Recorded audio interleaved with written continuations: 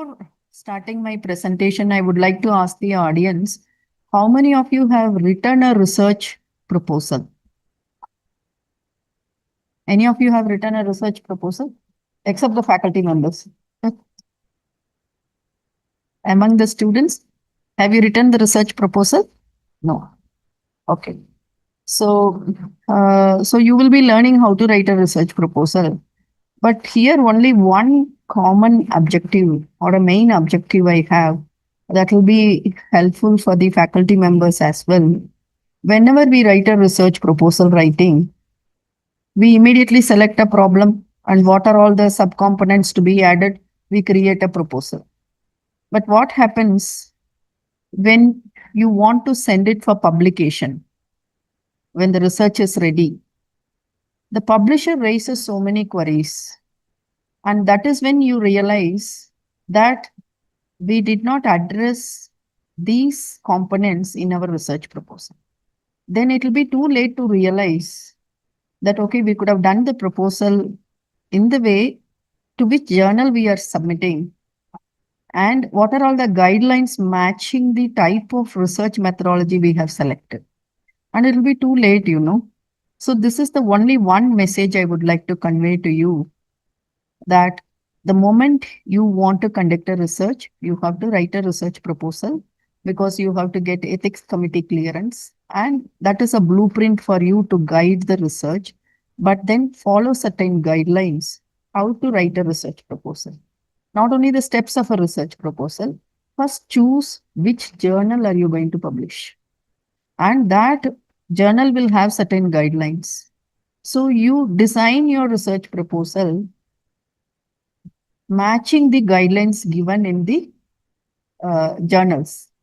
And you need not narrow down a single journal. Take very popular journals which has high impact factor and follow those guidelines.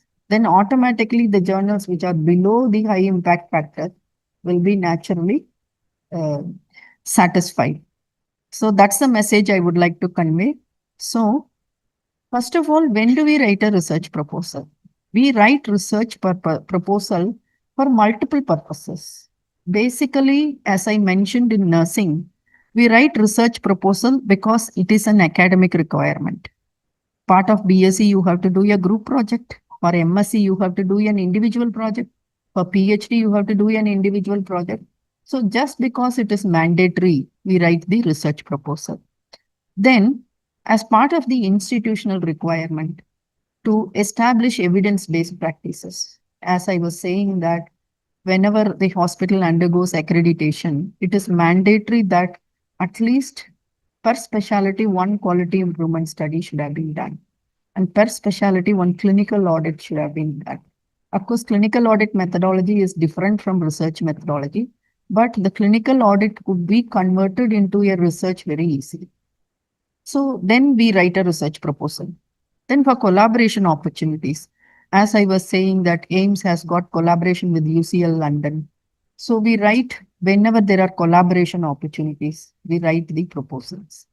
And for funded projects, it may be intramural. Intramural project means your own institution has allocated research fund and it is been awarded only to the internal candidates. They might be students, they may be employees, or they may be faculty. And there are extramural projects. Extramural project means there are certain agencies which are funding, you know. Currently, I am doing, we are involved in a project which is supported by Novo Nordisk Foundation. They are the insulin manufacturers. So they are supporting research in the area of cardiometabolic disorders. Because they are insulin people, they want to support only metabolic disorders research. So that is extramural research. This is extramural research can be international or it can be national or it can be state level also. Tamil Nadu always pioneers.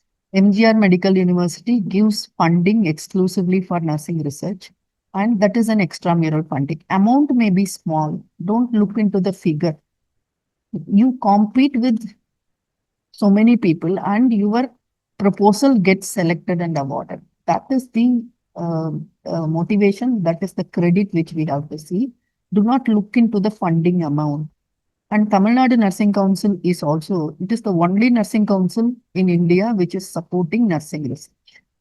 And they follow a very meticulous process for selecting the research proposal. So your proposal speaks about your vision, your ideation, and what outcome you are going to bring by doing the research. What new knowledge, what additional knowledge you are going to give to our profession. Most of our nursing studies are KAP studies, knowledge attitude patterns. Knowledge will definitely improve. Where is research there? Attitudinal change requires some intervention, but it requires long time to change the attitude. Behavioral modification also, it requires very long term and it is not stable. Behavior may change for some time and it will again we will resume, you know. How many of us are able to adhere to diet modification, lifestyle modification, being in the same field? So this is how our research is being focusing. We are not focusing on innovations. It may be product innovation, technological innovation, process innovation. You can even go for social innovation. Yesterday, I was talking in a forum.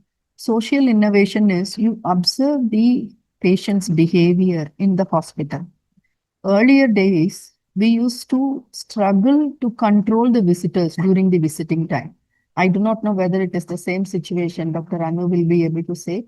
So many visitors will come, patients and family members will come. You have to control their entry. But if you look at the present scenario, just watch how the patients are entering your hospital. It is most of the time auto drivers and taxi drivers are bringing the patients to the hospital. And we do not know, they do not know who will stay with them. There are no attenders. And if they come, if they become sick, who will sign the consent form? They are hiring attenders. It's very unsafe. The hired attenders, they come and eat and sleep, and they do not know how to lift the patient, how to feed the patient. Patients are dying of aspiration in unsafe hands. This is how the social scenario is changing. So accordingly, we as nurses, we have to have social innovation also. Look at the real estate industry. All the advertisements, same apartments they are advertising. They are telling senior friendly, will take care of the seniors because only seniors are here. All the others are, we don't know where they are. So all the advertisements are matching the societal scenario. It is a social innovation. Similarly, we also have to be aware of what social changes are happening and how to have social innovation projects. So this is how when you write the proposals, many a times when you write the proposals for extramural funding, it is not accepted. No, many a times it happens to me also. But don't lose interest. Keep on sending the proposals and take it as an experience and continue to shoot your proposals. Somewhere it will click. You know? And importance of a research proposal is it is the roadmap for your entire planned study. Of course, as students, you may be doing a group project or an individual project. For you also, it is a roadmap. But once you're employed in research organizations, it is a team project. So you need to have a roadmap. So all the team members will be aware of the timelines, the activities, and how the proposal will be taken forward. And it is also a basis for ethics and funding approval. For the information of the students, when you want to do your research, many, even my MSc students, they just think that it is like another seminar of ANP or clinical specialty, you know. It's not a seminar like you do the content and submit it. You have to have ethical approval because we are going to involve the human subjects. You may think that, oh, this is only a survey. We are going to only collect the information from the participants and there is nothing invasive. You know, we need to register with CTRI. CTRI is Clinical Trials Registry of India. And earlier I was thinking the registration in CTRI is required only for clinical trials because the name implies it is Clinical Trials Registry of India. So I thought only the interventional studies and trials have to be registered. But when you read the guidelines given there, it is given if you are involving human subjects in your research, you have to register in CTRI. It may be even psychological studies, it may be survey studies, still you have to register with CTRI. That means invariably any research in the field of medicine and nursing have to be registered with CTRI. And don't become panic. Oh, what is this? How will I do it? It is all online. It is very simple. If your proposal is written well, acceptance chances are very, of course, they will accept every proposal. They also review. After review, if you do not want to get the comments, if you want your proposal to be accepted in one go, then write a good research proposal. Otherwise, they'll give you opportunity to correct your proposal, amend your proposal, and re-upload it. So CTRI registration is mandatory. But when you're submitting to CTRI, they will ask, is it approved by your institutional ethics committee? So every institution is supposed to have an ethics committee.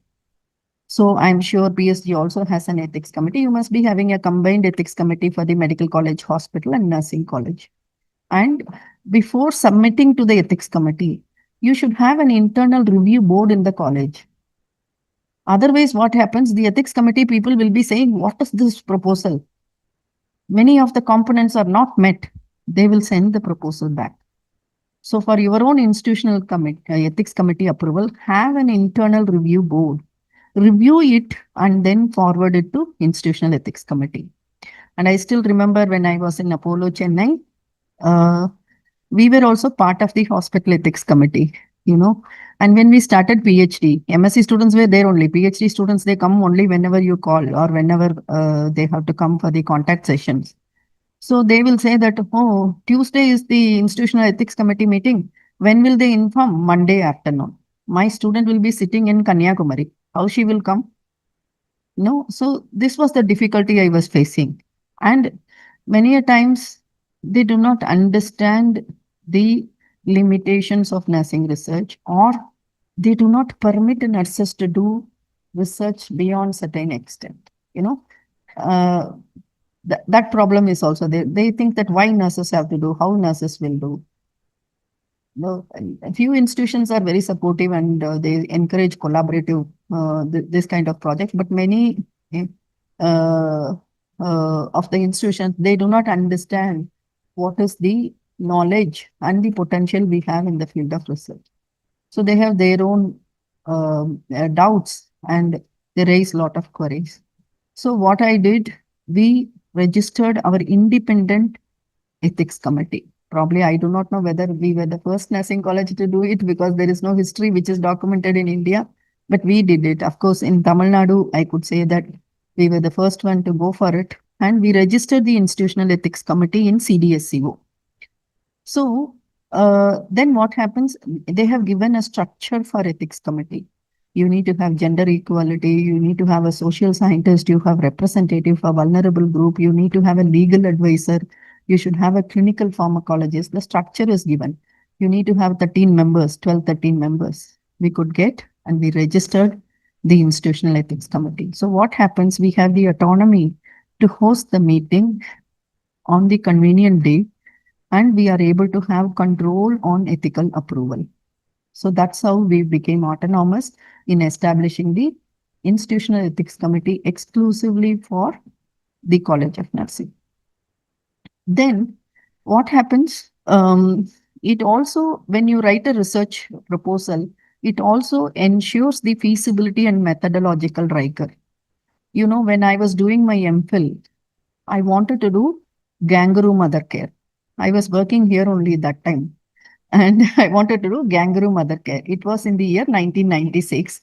Kangaroo mother care was not popular in India. So I did my MPhil in Manipal.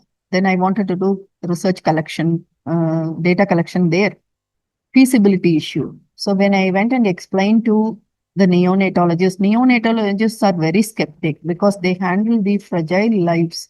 So they don't immediately accept the newer initiatives. They are always skeptic because they handle the newborn, which cannot speak for itself, you know.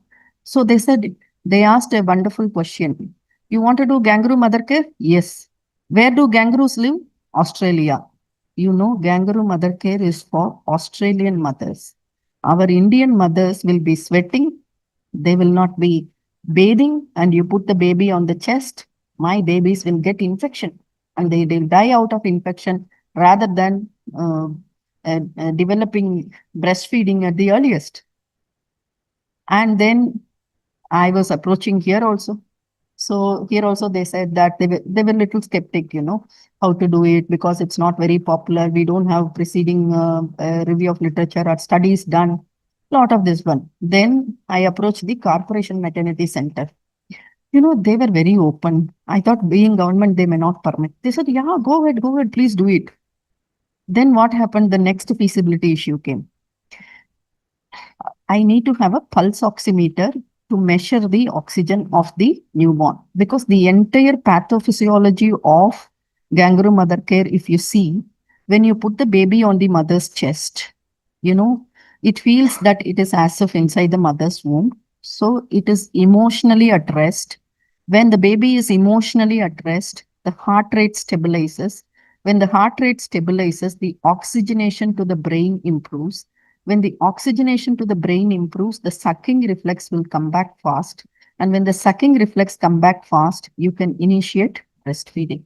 This is the basic ideology behind kangaroo mother care. But we need to have pulse oximeter to see how the oxygen saturation improves. Those days, pulse oximeter was like our radio, and then I need pulse oximeter. Where will I go? And I approached PSG hospitals, and entire hospital those days had only two pulse oximeter, one in ICU and one in the theater. And then they said, oh, we will not be able to spare. And among the two also, one was missing. They were searching that time. Finally, they found.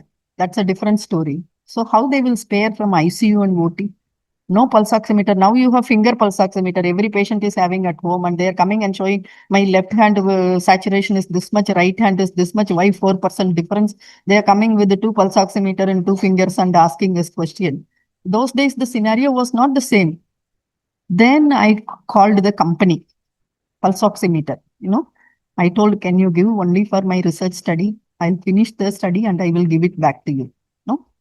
Then they said, okay, madam, we will be very happy to support you. We'll give you. But after your study, you have to purchase the pulse oximeter. After the study is over, I will be checking mine and my family members.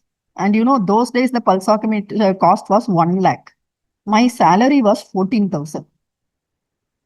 How will I buy a pulse oximeter for 1 lakh and then keep checking everybody after the study is over? So because of the feasibility issue of the equipment, I have to drop the study. So this is how when you develop the research proposal, you will come across with the problems of collaboration, problems of funding, problems of equipment availability, and problems of review of literature supporting the research which is already conducted earlier and proven results. These are all the issues you will come across. So when you write a research proposal, it will be easy for you to explore these issues, and so that your proposals will go forward smoothly when you want to conduct the actual study. And it is also building on the researcher's credibility. This researcher's credibility is also very, very important. Sometimes the students know, especially the postgraduate students, they find difficult to identify a research problem area. Undergraduate students are very smart. Now I made undergraduate students to present the problem. Thoroughly I enjoyed. It was very good, they are doing very nicely.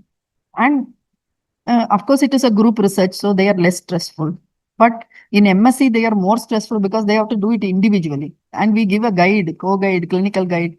And most of the time they come to us, Madam, please suggest which area I have to do the research. Never suggest anything. Because ultimately after that, they are blaming us. We had one student, a wonderful student, Dr. Helen Peredita is here. She must be remembering that we had a very brilliant student. So I thought that time I was so enthusiastic to do mixed method research those days, maybe 15, 20 years now. Then, mixed method research, she was a very bright girl. So I had a lot of confidence. Oh, she will do it. Whatever I want to do, she will do it.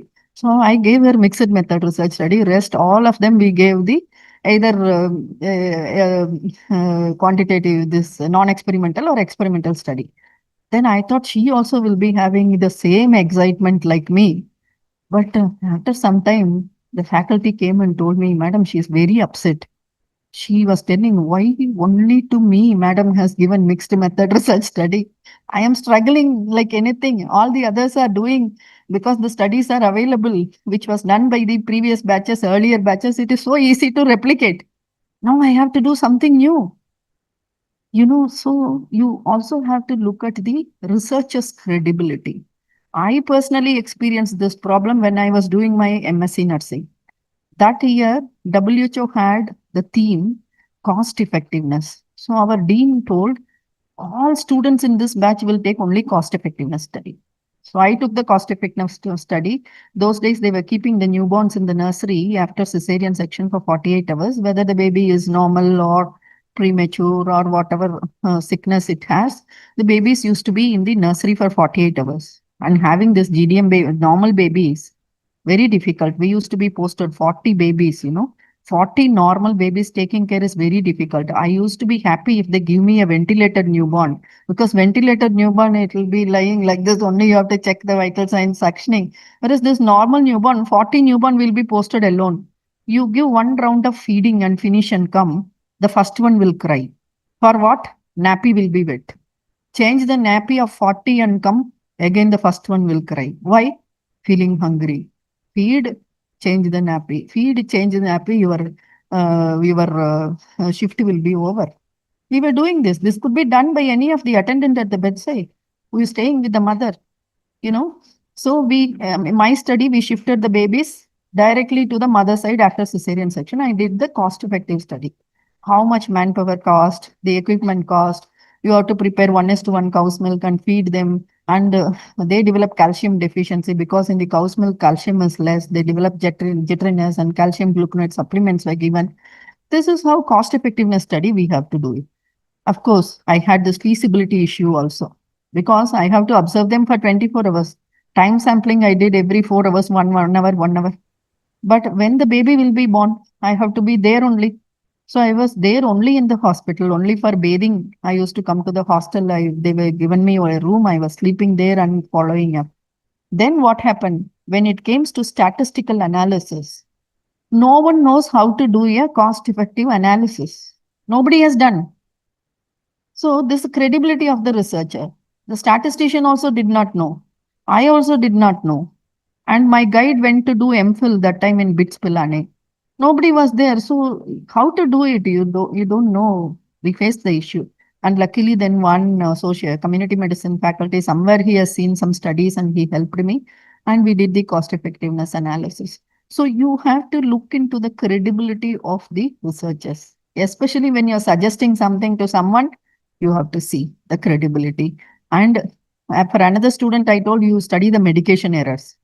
She didn't know anything about medication error. I taught her about type of medication error, showing that wheel, MERP, wheel, you do this one, that one. Then when she went to the hospital, they said, you want to project our data. We will not give you the data because actual medication error, which hospital will project, they will publish. So feasibility issue, collaboration issue. So all these things you have to see the researchers' credibility. Then it highlights it as a roadmap for the skills, the confidence, and the employability beyond academia. The same student whom I made her to do a mixed method research, immediately after completing her MSc nursing, she was absorbed in an ICMR project because of her study. Because those days nobody was doing mixed method research and she has done it.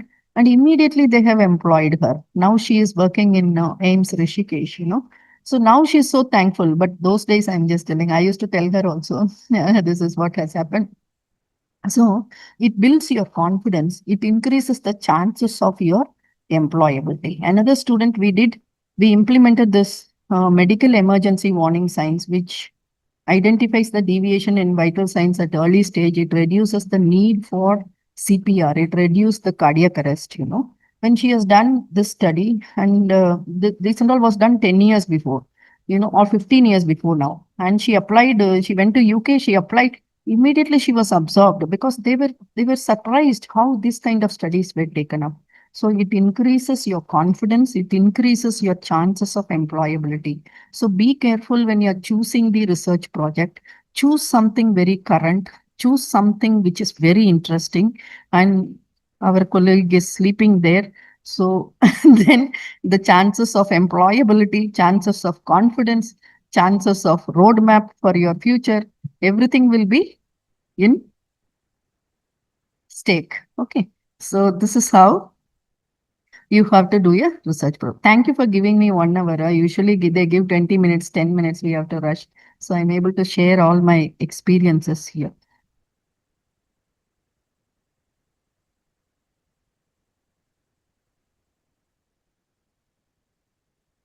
Now, the research proposal, you do not have a single template which you can take and fill up the details. It differs according to the type of research you do. It is not the same when you want to do quantitative research. It's not definitely not the same for qualitative research. And mixed method research also you have to use a different template. And for systematic reviews, you have to register and there is a methodology, try to register in Prospero and Cochrane. I was trying to register. I thought I would have done as well as the quantitative study, so much details they are asking. They have updated also recently. So many details they ask for systematic review registration. And if you don't register and do, it's not valuable. When you send for publication, they will ask that why it is not registered. So then if the new research area which is coming up is co-creation, co-designing and co-production. All these other methods of research you must be familiar. At least the faculty members are familiar with the types of research: quantitative, qualitative, mixed and systematic review and meta-analysis. But now the newer development is co-creation, co-designing and co-production. This co-creation, co-designing can happen within the departments in the hospital, or it can be between multiple centers within the country, or it can be outside the country also. It can be interdisciplinary and multidisciplinary also, because the projects are coming up in collaboration with IIT, with IIM. So co-creation, co-designing and co-production is the newer research area which is coming up. And it is also having disciplined methods and structure to be followed to do it. I'm working on it, and now we got the project with the University Colleges Denmark. So it is a kind of a co-creation, co-designing. They have identified partners: AIMS Delhi, CMC Vellore, and the 3 university colleges in Denmark. We are joining together, and next year Kenya will be partnering with us. So this is a typical way of developing co-creation, co-production, co-designing the research. So you have to match the partners where they will be connected and what will be their contribution. So this is a new area which is emerging now. So when you're writing a research proposal, when we wrote the research proposal for funding by NNF, because it's co-creation, the methodology was totally different. It was totally different. We did not follow any of the steps of the research proposal. Their requirement was totally different. They had objectives, and I could not explain here without having the proposal in hand, but then the methodology was completely different. So this is how the research proposal differs based on the types of study which you are going to select. So keep in mind what study you're going to do. Accordingly, the research proposal will uh, and you can also have evaluation proposals.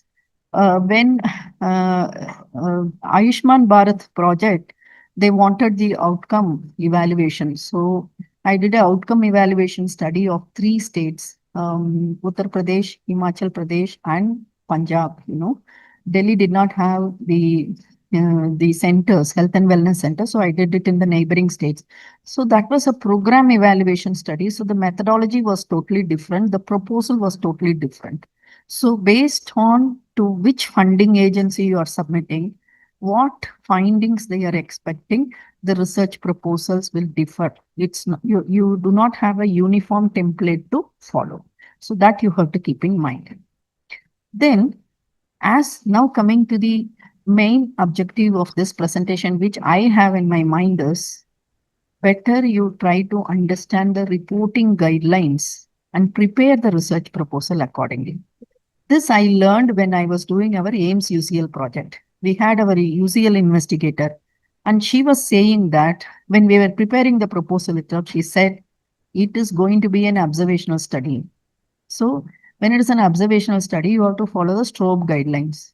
So she said, prepare the proposal based on the Strobe guidelines. I was not referring the guideline. Simply, I was just like writing our proposal. I was writing, thinking, oh, I know everything. I wrote everything.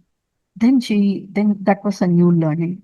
This is one advantage when you co-create, co-produce, and collaborate. There will be mutual learning. So then she said, you follow Strobe guidelines. And when I saw the Strobe guidelines, I realized that most of the requirements of Strobe guidelines were missing in my proposal. So I again refined the proposal to meet the guidelines.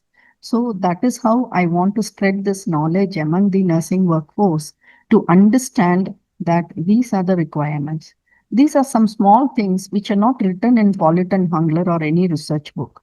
This comes out of your research experience. So when it is quantitative studies, you have to follow the CONSART diagram. Many of you must be doing intervention studies. Are you making it compulsory for the students to put the CONSART flow chart? The faculty members, have you made compulsory to have the CONSART flow diagram? Yes. But many institutions are not having. So the CONSART, Consolidated Standards for Reporting Trials framework is there. That has to be used whenever you are doing an interventional study. And the contents and all I'm not explaining because you can go through the guideline and understand by yourself because that will be beyond the scope of the time given for this presentation. And when you want to do observational studies, you have guidelines called STROBE. This is applicable to cohort studies, case control studies, and cross-sectional studies. And this STROBE is strengthening the reporting of observational studies in epidemiology. I don't know the students, they don't know the words, this cohort study. Cohort study is a group of people suffering from same condition and you study them. For example, in a neonatal ICU, all the newborns developed diarrhea. Then don't admit any newborn into the nursery. Don't discharge anybody from there and do thorough sampling of the environment and the sources of infection, identify the source of infection and remove the cause of diarrhea. Until then, they will be a cohort and they will be studied. So similarly, this can be done in community also. A community is affected with cholera or some epidemic. You will quarantine, nobody, new people will enter the village or go out of the village. So this is a cohort study. Case control study is somebody is having a disease, somebody is not having a disease. You want to identify only why a particular population has developed the disease. We did this for hyperbilirubinemia in newborn. Hyperbilirubinemia, why the newborns are developing. And we gave this project to one of our MSc nursing student and she did it in the IOG Chennai. And the theory is whenever you give oxytocin infusion, the babies will develop hyperbilirubinemia because of the stress. That is the common assumption all the treating physicians are having. So we wanted to see why some newborns are developing hyperbilirubinemia and some are not developing. And my student came panicking. Ma'am, oxytocin is not causing hyperbilirubinemia. I told, be happy if something is not causing. We did a case control study, compared the normal newborns with hyperbilirubinemia newborns. Then we found, she said, ma'am, only mothers who are, then who is developing hyperbilirubinemia? What did you find out? She said, mothers who had premature rupture of membranes, they developed hyperbilirubinemia. The study is published. Until this day, the logicians are believing that oxytocin will cause hyperbilirubinemia, and neonatologists also believing. But this study has shown PROM is causing. The principle behind is the same. Whenever the fetus is undergoing the stress, there is hemolysis. When there is hemolysis, the end product is bilirubin. So the level goes high. So the baby should not be under stress. When there is premature rupture of membranes, there is infection. Infection is causing the stress to the newborn. Of course, you don't have a thermometer until now to see the fetal temperature. So when it is born, it is hyperbilirubinemia newborn. This is a wonderful finding. So these kind of findings you will come across when you do a case control study. Then cross-sectional studies, go and study what is happening. For example, a newer technology is come or newer disease has come, you want to understand and do a cross-sectional study. For all these, you have to have stroke guidelines. I did a study what digital health tools the pregnant women are using. Is it the mobile app? Is it the YouTube? Is it the website? Or is it Instagram? We wanted to know and for what purpose they are using. Because you have unvalidated content circulating in social media. Today they will say you eat curry leaves, your sugar level will come down. Another YouTube will say you eat moringa leaves, your sugar level will. Another one will say you eat bitter gourd, it will come down. Another will say that you eat fenugreek, it will come.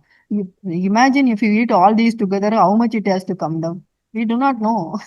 Yeah, then people has to go into hypoglycemia, So we don't know. And so you have to see what digital health tools the patients are using. Simply to increase the viewers, they will tell you do this, that you sleep right side, left side, you wear green bangles, 7 bangles, 9 bangles. There is one lady, she has so many viewers, and she is living with one of the in the same apartment where a medical faculty is living in Chennai. The medical faculty was sharing, we see so many patients and do 36 hours duty and struggling. She made one of the room with the camera and this one, and she is having she purchased a BMW car and all. How she says you should keep green bindi. Then so money will come to you. You wear 7 bangles, 9 bangles. You get this one and small things. And you sit in this direction and pray. You do this one, that one. And she is having lakhs of viewers. And she is very popular also. So, why I'm mentioning is uh, this is how the digital tools are being used. So, same thing, our people also will be following. You don't know how many people are telling for pregnancy and other disease conditions, and they land up here with the complications. No, so this is the study I took it. Okay. We can also do diagnostic prognostic accuracy studies. For that, you have to use the STARD guidelines. That is standards for reporting diagnostic accuracy. You may be saying, "Hey, I am a nurse. I am not a biochemist or I am not a biotechnologist to do this." But nurses also can do it. Simple one. Again, I quote all student studies because all our ideas are given to them and we realize our dream through the students. We wanted to see serum protein level and what is the birth weight of newborn. So we wanted to do a correlational study. It is a kind of a diagnostic one. Um, and one of our faculty is doing serum prolactin level and breast milk quantity or something. One project is going on. So we can also do laboratory studies. We can also do diagnosis. Simple one. Just see the temperature. Temperature also, no. When I was pregnant, I was feeling very warm. And that time only this digital thermometers came. They kept the digital thermometer showing 97 subnormal temperature. And they said nothing is there. All investigations were done. Nothing was found. Then they said maybe it is psychological. Only I was not referred to psychiatric OPD for counseling. Then I thought, what is happening? Then I had this old mercury thermometer with me, which was purchased when I was a first year BSc nursing student. Still, I'm having that. I took that and I kept in one axilla this mercury thermometer, one axilla digital thermometer. Mercury thermometer is showing 101 and digital thermometer is showing 97. Accuracy of your own equipments, predicting the findings. You can do this. These are all a kind of diagnostic studies. So when you do these kind of studies, then you have to follow the STARD guidelines. Okay. Now that is with the quantitative research. Now when you want to do qualitative research means you study the feelings, you study the experiences, you study the patterns of behavior and come up with a theory. So these are all qualitative research. So when you want to do qualitative research, you have to follow the guidelines called COREC, that is Consolidated Criteria for Reporting Qualitative Research. These guidelines have to be followed. Of course, you can also follow SRQR, that is Standards for Reporting Qualitative Research. So when you follow these guidelines, then you will be meeting the requirements of the publisher expectation. Then when you do mixed method research, those days I didn't follow any guidelines. Simply we did one quantitative research followed by qualitative. Or you can do vice versa also, you know. You can do first qualitative, then quantitative. You can do parallel. Those designs and all have come up now. But 15 years before, all these were not there. 15, 20 years maybe now. So then you have to follow this Graham's model, that is good reporting of mixed method research study. This is the Graham's guidelines have to be followed for mixed method study. And when you want to do systematic reviews, of course, PRISMA guideline, which is developed by John Hopkins University. PRISMA guidelines need not be limited for application in systematic reviews and meta-analysis. Even normal studies also, when you do review of literature, you can do PRISMA. When I was in Apollo, we took permission from John Hopkins and we did it. Entire batch has used. You know, John Hopkins was so happy that I think that time we had number of students, admissions were better in MSc. So I think around 37 students, they have used it, you know, and they were so happy when we took the permission and used it. So there is no limitation, or it is a myth that Prisma has to be used only in systematic review and meta-analysis. It could be done in part of any research. And then for you also you can also use Muse guidelines for systematic review. That is when you do meta-analysis, Muse guideline. For only systematic review, Prisma guidelines are enough. So these guidelines have to be used when you want to do a systematic review. And you know, if, in the evidence-based triangle, systematic reviews and meta-analysis occupy the topmost level of the pyramid. And then, you know, we also have to, we can publish case reports and case series. We see many interesting cases, but we do not publish, you know, we need to publish. And so for that, you can use the CARE report guidelines. This is the guidelines for reporting the interesting cases which you're coming across. All of you write the case study and CARE note, isn't it? But what happens once you get the mark? Then what happens? You're giving it to your junior. Junior tears off the first page, changes the name and submits. They are doing it. Never give, tear it, shred it, and throw it in the dustbin. No. So you can publish. You can publish. Imagine each student writes at least a minimum of 10 CARE note and case study. If we publish, then what will be the volume of output coming from nursing research? So we can encourage all these. You can also go for publishing, and whatever tools you are developing, you can go for the copyrights, patents, you know. So these guidelines have to be followed. And when it is a quality improvement research, when it's a QIP hospital side, you all must be doing. So you have to follow the SQUARE guidelines. So it is 2.0 now. Probably they are revising and must be updating periodically. So you have to follow the latest guidelines of SQUARE, that is Standards for Quality Improvement Reporting Excellence. So these are the guidelines which will be helpful for reporting quality improvement study.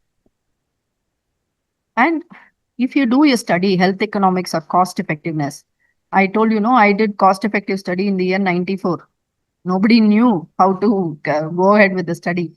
But now there are guidelines. CHEERS guidelines are there, that is Consolidated Health Economic Evaluation Reporting Standards. This has to be followed.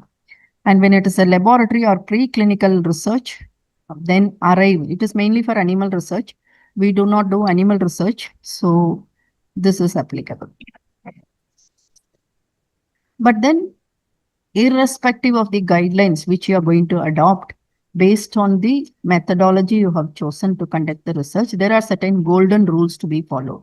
These golden rules are, first of all, be clear what are you going to do, be objective and realistic in objectives. You have to show the research gap and originality. You have to justify why it is important at this point of time, why it should not be done little later. Then COVID is gone. Now, if you say you want to do COVID research, nobody will be interested. You have to do during that time. You know, one of my PhD students, she selected Ebola. That time they said Ebola is coming, be prepared. So she took Ebola. Ebola never came. Whereas her research study was presented, then they told that Ebola is not here. Why did you select this study? You know, so we should also understand the relevance of the time period when we are doing. So explain why you are the right person to do it. Do you have the competencies to do this particular research? Many a times we say that they would have never worked, got a seat in MSc cardiothoracic nursing, and you ask her to do the research. She has never worked there and finds very difficult to identify the problem and use clear style. And then, of course, this is the general structure. This is based on ICMR, National Institute of Health, and WHO guidelines. You need to have title and abstract. You need to have an introduction component, which will include the problem statement, significance, objectives, and hypothesis, review of literature, projecting the gaps and significance, methodology, which will include the design, setting, sample, tools, data collection and analysis, ethical considerations, whether you got permission from your own institutional ethics committee, is it registered with CTRA, and what are the expected outcomes of the research. This is one component which is missing in nursing research proposals. Once this is clear, entire research proposal will be successful. Many a times expected outcome will be, I will see the knowledge gain. That is not research. So expected outcome must be very clear and it must be interesting.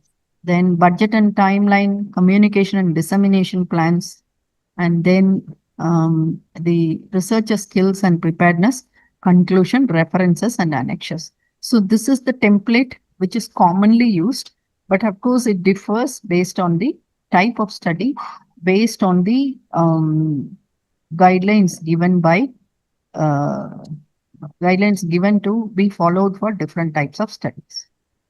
And when you submit the article for publication, they will ask which guideline did you follow.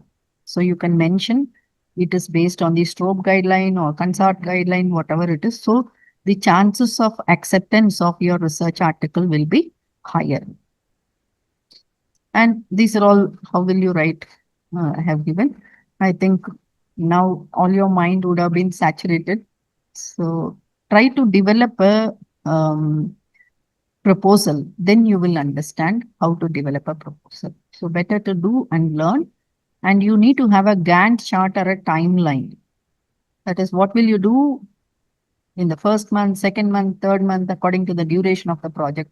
We have a 5-year project. So our Gantt chart is Q1, Q2, Q3, Q4 for every year for 5 years. So it differs based on the duration of the study.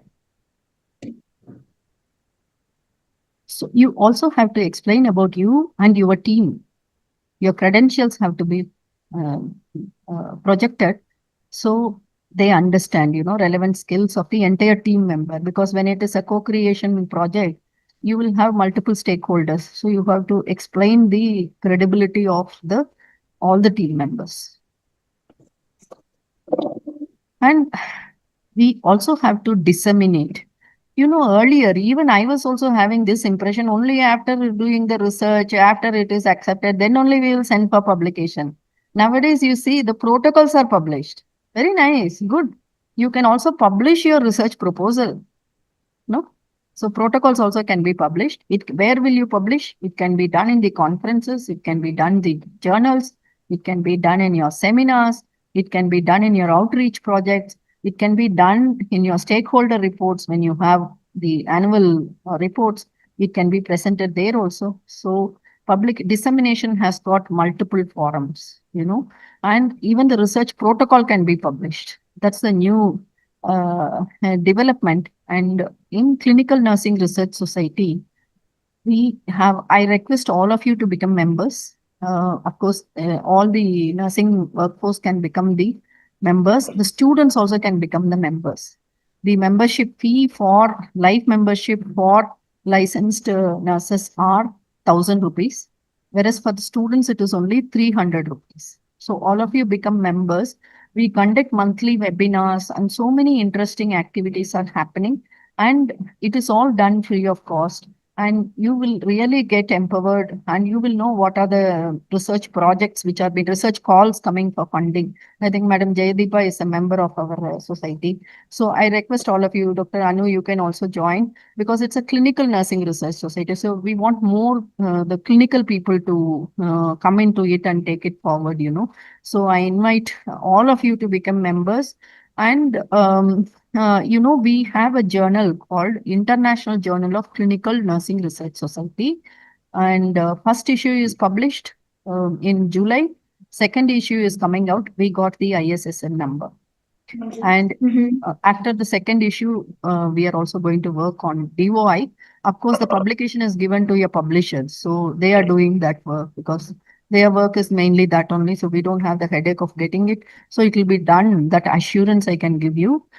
Because nowadays you look for publishing in index journals with impact factor.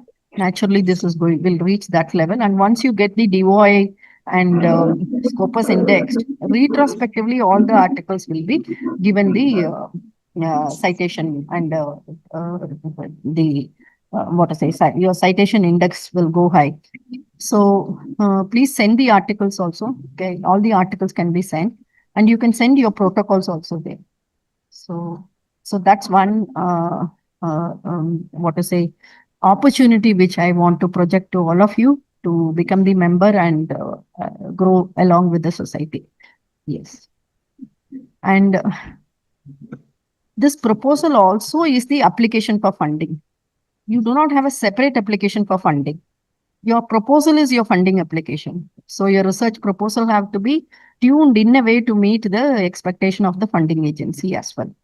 So you have to follow the rules and guidelines given by the funding agency. Some funding agency, they do not give for equipments.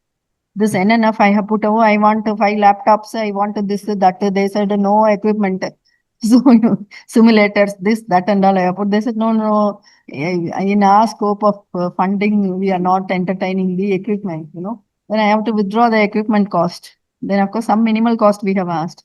So, but some agencies, they promote. And some agencies, they give, you can use only for this equipments. MGR University, I did one anger management among alcoholic clients. We wanted to use virtual reality therapy. I wanted to buy a sensor based equipment. And they said, why you want to take this? Who will use it? Then finally they agreed. And when we purchased after that, they said, you have to return it back to the university. I don't know. It must be lying somewhere in the store. If it was in the institution, at least somebody would have used it, So you have to follow the rules and guidelines of the funding agencies. And if formatting errors, if it is not based on their format, then the chances of acceptance are less.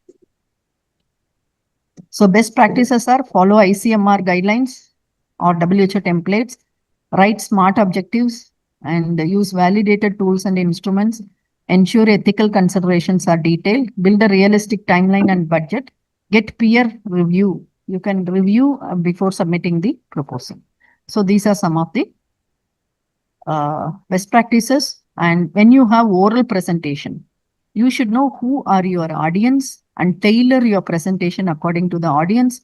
Be very concise, justify your research, and be prepared, because some of the funding agencies, they want you to physically present. For example, our own intramural project in AIIMS, we have to present. We have committee members, which will involve a medical expert, a dental expert, and a statistician, an epidemiologist. So we have at least a minimum of 5 members, Dean Research. So 5, 6 members will be there. So you should be prepared. Who are your audience? They are listening. So you must be prepared to present your proposal verbally also. And this happens with all the students, MSc nursing students, BSc students. You have to do a research proposal presentation, and the institutional review board reviews it. So you should know your audience, and you must be prepared for oral presentation of your research proposal. So challenges are, first of all, identifying the problem, and then getting the relevant review of literature, and doing a feasibility analysis, and addressing the ethical dilemmas, and time and funding constraints, and weak writing and presentation skills. This weak writing skills, now AI has taken over. Put into AI, it will give you in 1 minute, it will give you, and you have to only examine. Yeah. So I have added some stories related to proposal writing. Just stop me if I am exceeding the time. My time was 8:30 to 9:30, but we started little late. Okay, so I'll finish in another 5 minutes. So, the $1 million typo. A PhD student once submitted a research funding proposal where they mistyped the budget. 1 0 was put extra. The funder said, they will give only $10,000. But the proposal was submitted for $1 lakh because 10 was a typing error. Then, so they were all laughing. And anyway, you have to check your numbers, especially in the budget. Otherwise, the numbers will go beyond. They will say funding, they will give you only 5 lakhs. You will think that let me submit for 10 lakhs. So at least I will get 5 lakhs. This is the Indian mentality. And they will reject you have not met the funding guideline. So be within the limit what is promised by the funder. Don't give an budget which is exceeding the funder's proposal. Then this is Einstein's bad proposal. That is Albert Einstein, when he applied for his PhD, this first proposal was rejected because they said it is too vague and lacking in detail. And again, he reworked it, submitted, and later he produced some of the most important physics research findings in the history. So when your proposal is rejected, don't take it as a failure. Again, rework on it. And the coffee fueled proposal. That is, a nursing researcher preparing for an NIH grant once joked, my entire methodology section was powered by 14 cups of coffee and 1 bag of chips and the fear of missing the deadline. Despite the stress, the proposal was accepted because then the project influenced to prepare the National Nursing Practice Guidelines. So the lesson is sometimes the pressure can produce diamonds. So your experience will bring in the guidelines. Like cost effectiveness study, I did not have the guideline. Now there is a Cheers guideline. So sometime when you are under pressure, you will bring out diamonds. Of course, I didn't bring the guideline. Then lay summary. One PhD student in public health wrote their proposals lay summary. And, the members, they said, after reading your proposal, we understood what epidemiology is all about, so that much clear it was. So your proposal must win the hearts of the people. They should have some new learning. So you should know who is approving your research project. You should present which they do not know. So your chances of acceptance is more because everybody learns. So they also want some learning experience, And the ethical hurdle. A researcher proposed studying child nutrition in rural schools. The ethics committee initially rejected it, concerned about informed consent from children. The student revised the plan to involve parents and community meetings, making it stronger and more ethical. Eventually, the project was approved. And because of this project, the model for community-based research came up. So every challenge comes out with some outcome and new products.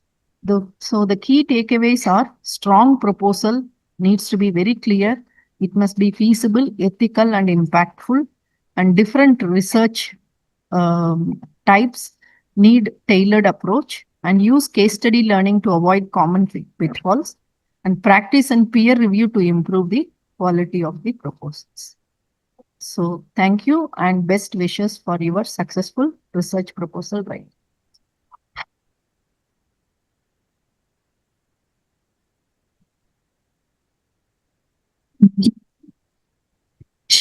Request our principal, Dr. Jaideepa R, to bestow the memento to Dr. Latha Venkatesan as a token of love.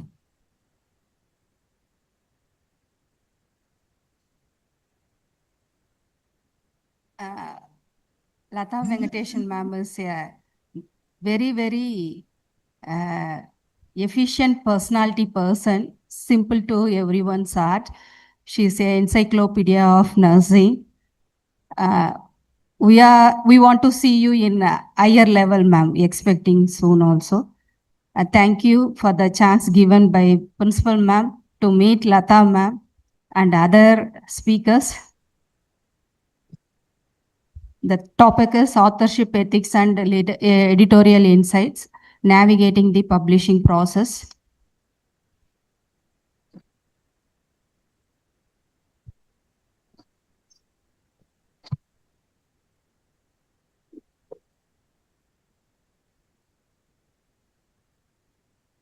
Importance of research publication, just an overview.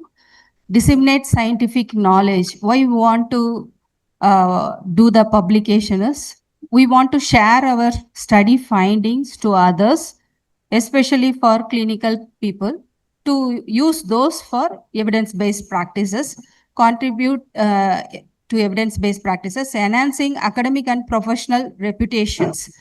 If we are updated with recent innovation in health field, we will be acknowledged very well. We will be confident in practices. Publishing nursing research can influence clinical protocols. What is this clinical protocols? In nursing, with proper approval, we should have a clinical protocol in different nursing care settings. Without anybody's order or instructions, we can follow those protocols. Those are evidence-based from the others' research or own research. With full authorization, we can follow those protocols. Overview of the publishing process: ideas, research, manuscript writing, peer review and publication. Ideas and proposal, as ma'am said, identify a clinical gap. Example, low hand hygiene complaints. To design it should be a simulation based study and get a ethical approval. Research and data, conduct a study and collect reliable data ethically. It should be always all research studies we have to do through ethical clearance. Manuscript writing is present result using IMRAD format with clear tables and figures. IMRAD format, introduction, methodology, results and discussion. Peer review, submit to a journal and review based on expert feedback. Always reviewing our manuscript is very much important. It gives us to correct or precise our presentations. Publication, finalize proof and share results through journals or conferences.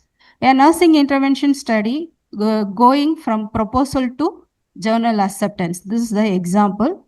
This is the idea at overview how the publication process takes place.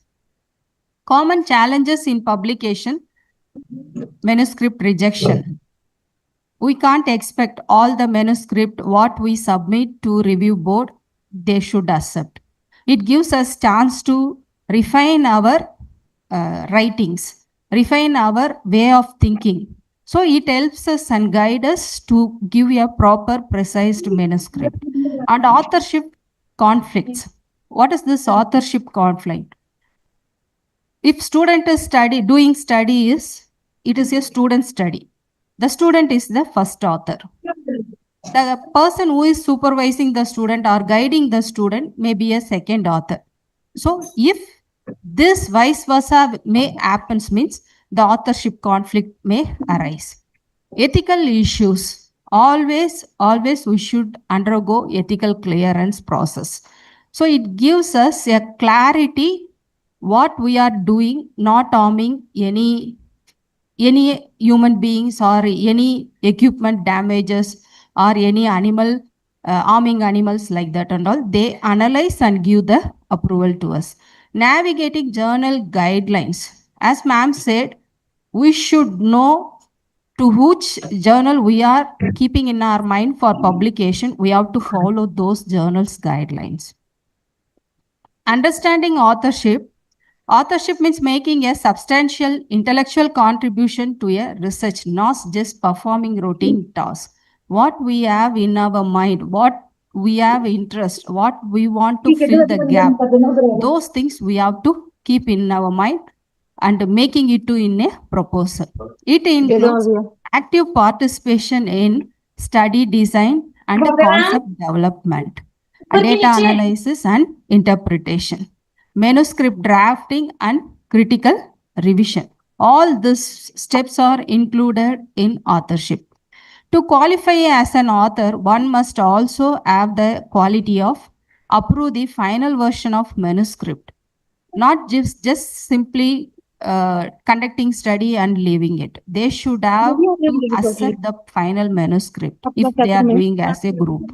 Agree to be accountable for every part of the work, from thinking of the proposal, all this we have seen, no, all the steps of the proposals.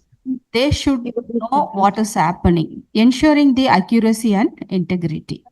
Example, a researcher who helps design the study, analyze data, and co-write the discussion sections qualifies as an author, not merely a contributor. So they are the people involving complete process of the research is the author. ये ना दिया उन बच्चों को दे देना जो बच्चे ICMJE, this is a International Committee of Medical Journal Editors. They gave the authorship criteria. It has a 4 criteria. The key criteria created, designed, collected data and analyzed data. Those are first criterion. Second criterion is wrote or critical revision manuscript. Third one is approved final version. Fourth one is accountable for the work. This is the authorship criteria. Who are all involving in which stage? Those people are considered as author for the research.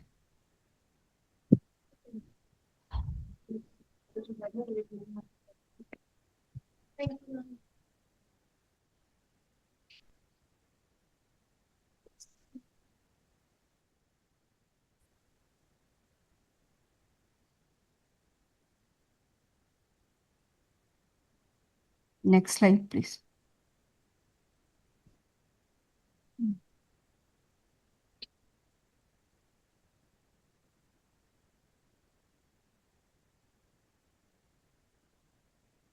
Orders of authorship.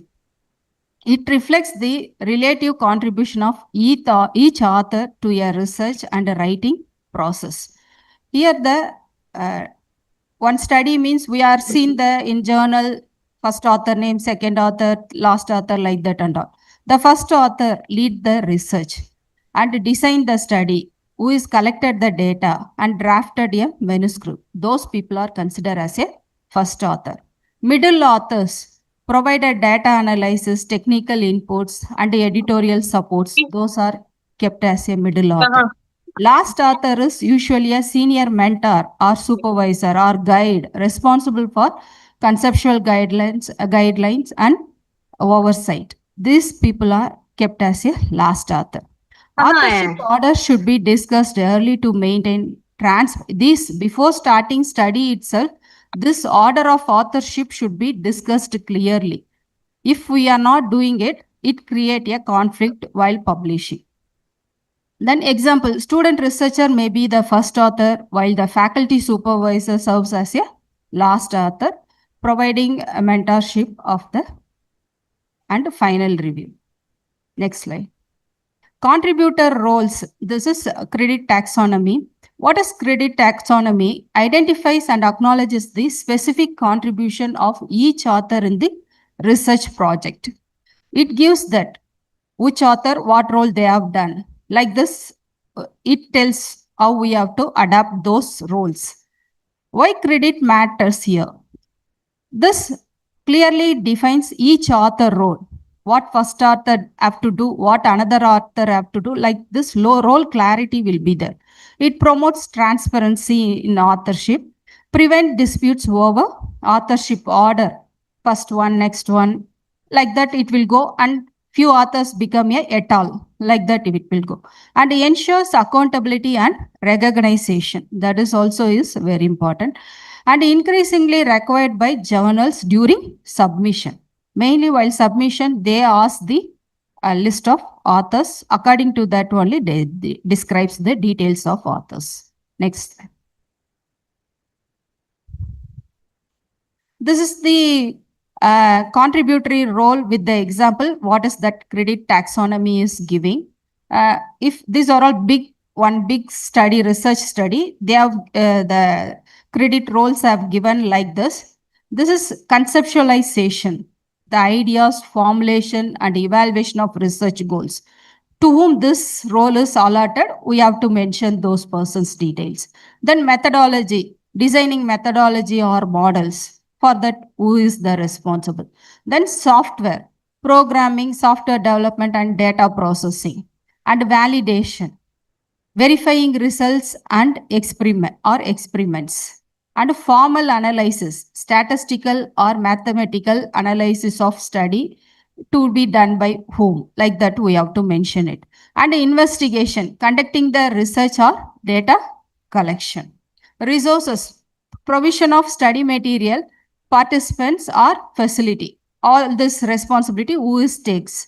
And data curation, managing and maintaining data for reuse also. Though who is the person responsible for that? And writing and original drafting, who will take this role? That also it should be clear. And writing and reviewing and editing, critical revision for intellectual content. This is the role to whom we are alerting. Visualization, preparing prefigures, charts, tables for presentation, all those things. And supervision, who is leading the project, who is taking care of that process is going on properly, like that. Then project administration, the coordination and management of research activity, and funding acquisition, obtaining financial support for the research. So all this credit taxonomy roles we have to list it, and the role description, who will be have to take what role, and all those things it should be clear before starting research process. Next. Corresponding author role, act as a main point of contact between the research team and the journal. So what is this corresponding author role? It is a something person who is not involving directly in data collection, analysis, all those. This person will have the contact between the research team and the journal team, and manages the submission process, including uploading files, covering letters and declarations, all those things the person will do. Handles peer review communication also, what they are suggested, what revision they have given, those things to the he communicates to the research team. And respond to post publication queries or corrections, and ensures ethical compliance. If what clarity based the ethical clearance have given, those things are followed while collecting the data. That should be ensured by this corresponding author roles responsible. Next slide. Authorship misconduct examples. What are all misconducts may happen in authorship is gift authorship. This is listing someone who did not contribute intellectually, nothing they have done in that study. Example, for calling friend or putting friend name or senior name or family member's name. All this authorship are called gift authorship. Ghost writing, it is someone writes the paper but is not acknowledged. Somebody writes paper for one person. So that is called ghost writing. We are not acknowledging the person who have done the work. And guest authorship, adding a well-known person name to improve the acceptance chances. If we are adding a person who is in ethical committee member, adding those person's name, thinking that ethical clearance we will get easily, like that. Those type of authorship is called guest authorship. How to prevent this? Follow International Committee of Medical Journal Editors authorship criteria. It gives the authorship criteria. Maintain transparency about each authorship contributions. Example, adding a departmental head name who had no role in the study. This authorship is called gift authorship. They have not done anything in that study, but as for the head of the department, adding the name. Next slide. Authorship disputes and solutions. Disputes often arises over authorship order. Always, I am the second author, you are the first author, or I want to be a first author. Because after 3 or 4 author, it will become a et al. Like.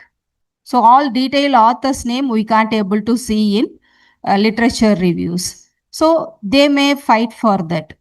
How to prevent this conflict? Use written authorship agreement at the starting of project itself. We have to make an agreement. Who will be the first? Who will be the next author? What is the contributor? Who will be the contributor? All those things we have to make it as a clear agreement. and maintain open communication throughout research process. It gives very clarity, avoiding conflict among authors.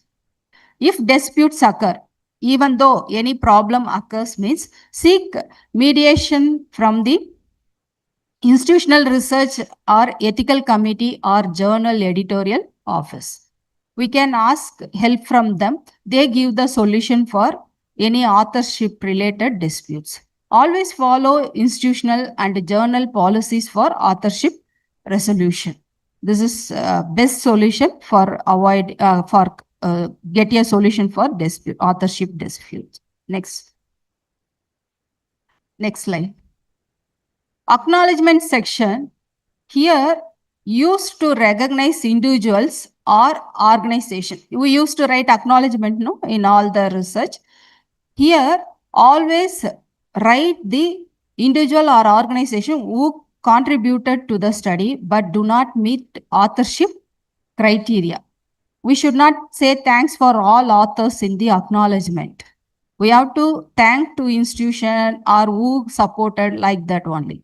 Include people who provided technical help, financial funding, data collection assistance, or administrative or logic support who gave for the study. Those people's name we can put it in acknowledgement area. Should be written briefly and transparently with the permission of the peoples. Without their permission, we should not include also in acknowledgement section. Next slide. Ethics in research. Is it very important? Is it very important? Nowadays, many researchers, not nowadays, maybe 1 or 2 years back, many research studies are publishing without ethical clearance. Now, many journals, they are insisting the ethical clearance certificate for publishing. That is, they are mentioning that ethical clearance acknowledgement number also in journal itself. They are putting it. So it is very appreciable to avoid all that is cooked datas, and those datas we can't able to use also. What are all ethics in research are avoiding plagiarisms. Plagiarisms, you know, copying one's write-ups using for their own study, that we can avoid. And confidentiality, how we have to maintain confidentiality, they ask us to give in write-up. And responsible publishing, they will follow up till publication. They ask us to review with the ethical committee. Data management, they ask question, how you will maintain this data confidentially, how you secure all this data, all those things they ask question. And protection of human subjects, are you utilizing any human fluids or human animals, all these details they ask. So if we are using, what is the separate protocols we have to follow, and how we are doing it honestly and integrityly. Care of lab animals, if we are using that, and respecting interpersonal relationship, who is the first author, all these details they are mentioning. Author role also in that application form itself is available, and always objectivity and openness. They ask us what is our expectations in this study, and avoiding scientific misconduct. Through proposal, they scrutinize and give us the clarity of clearance is there or not. If they have doubt, they come for direct presentation in front of ethical committee members. Next slide. Ethics in research and publication. What is publication ethics? Publication ethics refers to the moral principles of professional standards that guide author, reviewer, and editor in scholarly publication. It is not only supporting to the authors. Reviewers also are benefited and editors also are benefited. What is the purpose of ethics in research? To maintain credibility and trust in scientific communication. That is very, very important. What the finding is we are getting through our project, reliability of the findings, it should be analyzed. Those findings can be disseminated into the journals. And to protect the right of participants mainly for participants who are all involving in this study, what is their rights are protected, that also they analyze, and authors' rights and readers' rights also they consider, and prevent misconduct such as plagiarism and data fabrications and duplicate publications and authorship manipulation. All these things they analyze and they control it.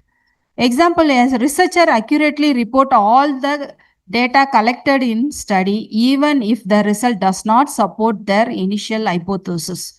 So that they have to do it properly. We formulate some objective, we keep some hypothesis, but findings is not supporting our hypothesis also, the researcher can able to present those findings in the publications. So like that, the ethics we have to follow in research. Next slide.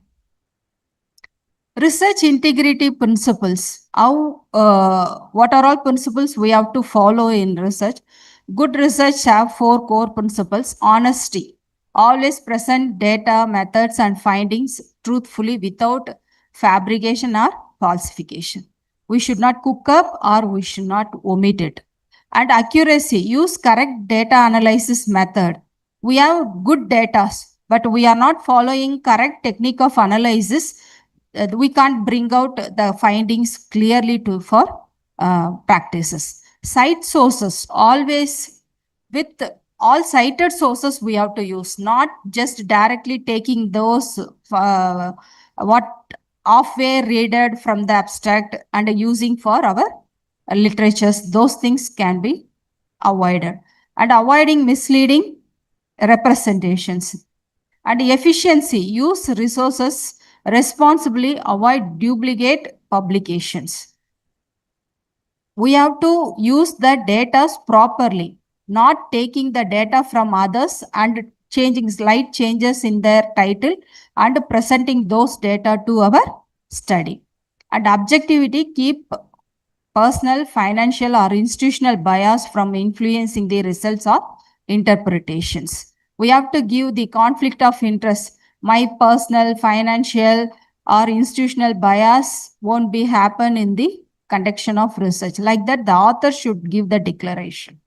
Example, if a study intervention shows both positive and negative outcome, all results must be reported to ensure honesty and objectivity, even if they are not favorable. What is the finding? Those findings have to presented in the journals. Next.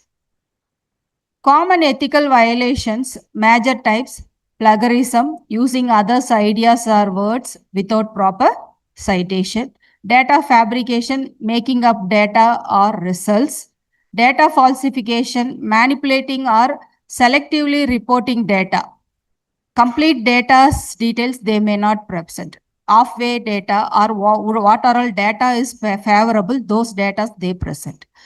And redundant publication, reusing the same data or content in multiple papers.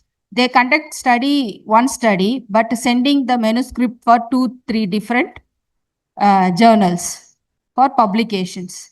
That is called redundant publication. And the salami slicing. This is, we conducted one study and partial study findings they publish in one journal. Then another partial study they publish into another journal. That also not a good, we are violating the research ethics. It inflates the account of publication for author, not we are ethically following the research process. Example, publishing the same data set twice under the slightly different title is unethical. Same data but little changes in title, publication is also unethical. Next slide. Plagiarism and how to avoid it. It act of copying text or figure or ideas without acknowledgement. It violates academic honesty. It is not a good researcher's behavior. It doubts our efficiency. How to avoid this plagiarism? Always paraphrase and cite original sources before using those things. and use plagiarism detection tools before submission. Example, now we are using Turnitin, all like that. It checks the plagiarism level. It is helps us to give a proper research findings to the practices who is citing those, and maintain notes on all sources used during writing. What are all reviews you are looking, or what are all information you are gathering, we have to make a note. Then only we can able to go and see the original articles. Without proper citation, we should not use those findings. When describing WHO breastfeeding guidelines, we have to cite the official WHO sources rather than copying text verbatim. So always go into that website, WHO website, and get the information. Next slide. Data fabrication and falsification, how to avoid this? A fabrication is creating a fake data or result. Data falsification, modifying or omitting data which is not favorable for the author, or manipulating the data. Both are serious form of scientific misconduct. Best practices is keep original data set, raw material, and audit trials for verification. Always what are all collected data, you keep it for some years, which is are all needed for future verifications. Be transparent about methods and limitations. Always what are all limitations the author faced, researcher faced during study, it need to be disclosed properly. And what methodology we followed also, we have to stick in with that. Example is reporting 100% positive outcome if the author is getting only 70% positive outcome. That is very bad reporting. That is taking the data. Next slide. Informed consent and ethical approval. Very, very important. For each and everything, we are getting informed consent. For each procedure, what are all we are doing to other person, we have to get the consent. Research, it is very, very important. Ethical compliance is mandatory for research involving human or animals. Obtaining informed consent, participant must vulnerably agree after understanding voluntarily they have to agree the risk and benefits what they faced during data collection period. Not just giving a paper and asking sign. It should be read by the person can able to read or explain it clearly to the samples or participants who are all involved. So what is their risk in this study they may go during data collection, or what benefit they will get. All those things we have to explain it clearly. In the form also it should be mentioned clearly before getting it. And a secure ethical clearance form and approved institutional review board. This is also is very important. And include approval number and a committee name in the manuscript. This is, as I told, while submission to the any journal, we should have this approval number, ethical committee approval number, and what is the committee, ethical committee name in the journal. Example, ethical approval was obtained from the Institutional Human Ethics Committee of PSG IMSRS. It will come like this. This is the approval number. Next. Conflict of interest. A conflict of interest exists when an author's financial, personal, or academic relationship could influence the study's outcome or interpretation. Always, many researchers, they set a hypothesis. According to hypothesis, they manipulate data or they collect the data according to that. It is not a good research.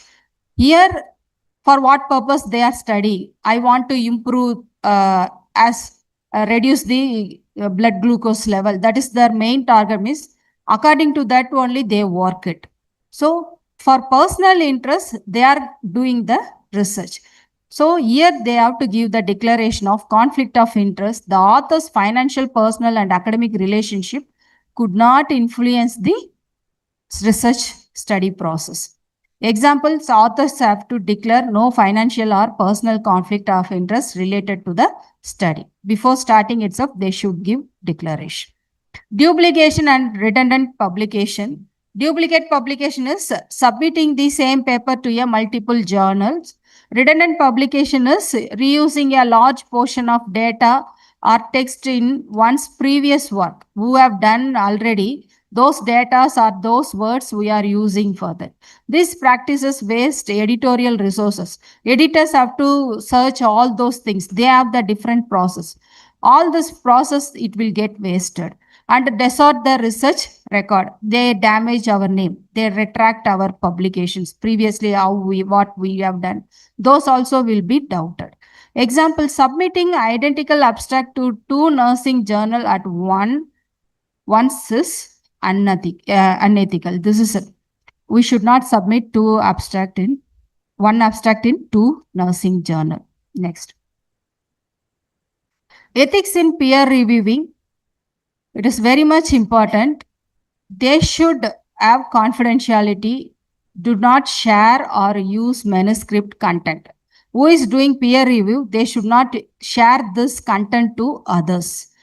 Impartiality. While reviewing the manuscript submitted by the authors, they should avoid bias due to personal relationship or competitions. Always they have to be loyal with their work.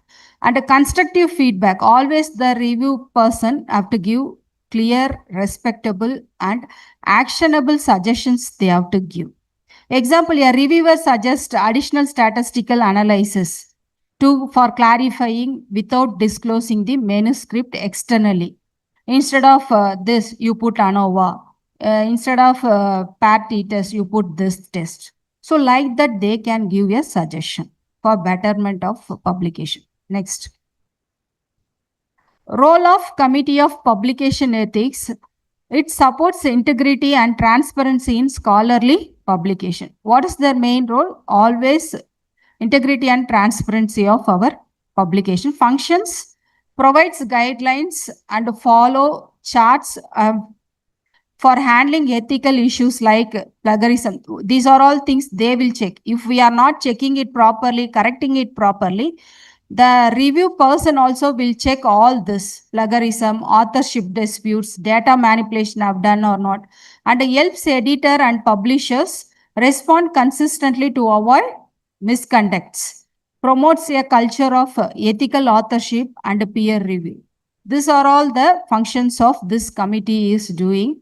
Example, if plagiarism is suspected, journals use this Committee of Publication Ethics flowcharts to investigate, contact authors and decide to either retract this submission or correction they are suggesting. So this they will do. This is the main committee is helping the author or guiding the author to do a good research publication. Next. Manuscript preparation and submission. Here the choosing a right journal based on does your topic fit the journal's focus. We have to see the scope. If example, one non-nursing journal submitting our content to non-nursing journal. So the people who are all a subscriber may not be a nursing people. With that data, they don't know how to use those data. They don't want also read that article. So whether the topic is fit with that concerned journal. Readership. While your target audience will read it or not. Some surgical journal, if your published content is not related to surgery, no one will read those things. Because subscribers are surgeons or who are all involving in surgical unit people. Then impact factor and credibility. How the higher the impact level of the journal also is very important. The more impacted journal will have more wider audience. Example, a study on nursing students' preparedness. Submit to Nursing Education Today. A journal focus on nursing education and research. The Nursing Education Today journal is focusing only on nursing education and research. So those related article can be submitted in this journal.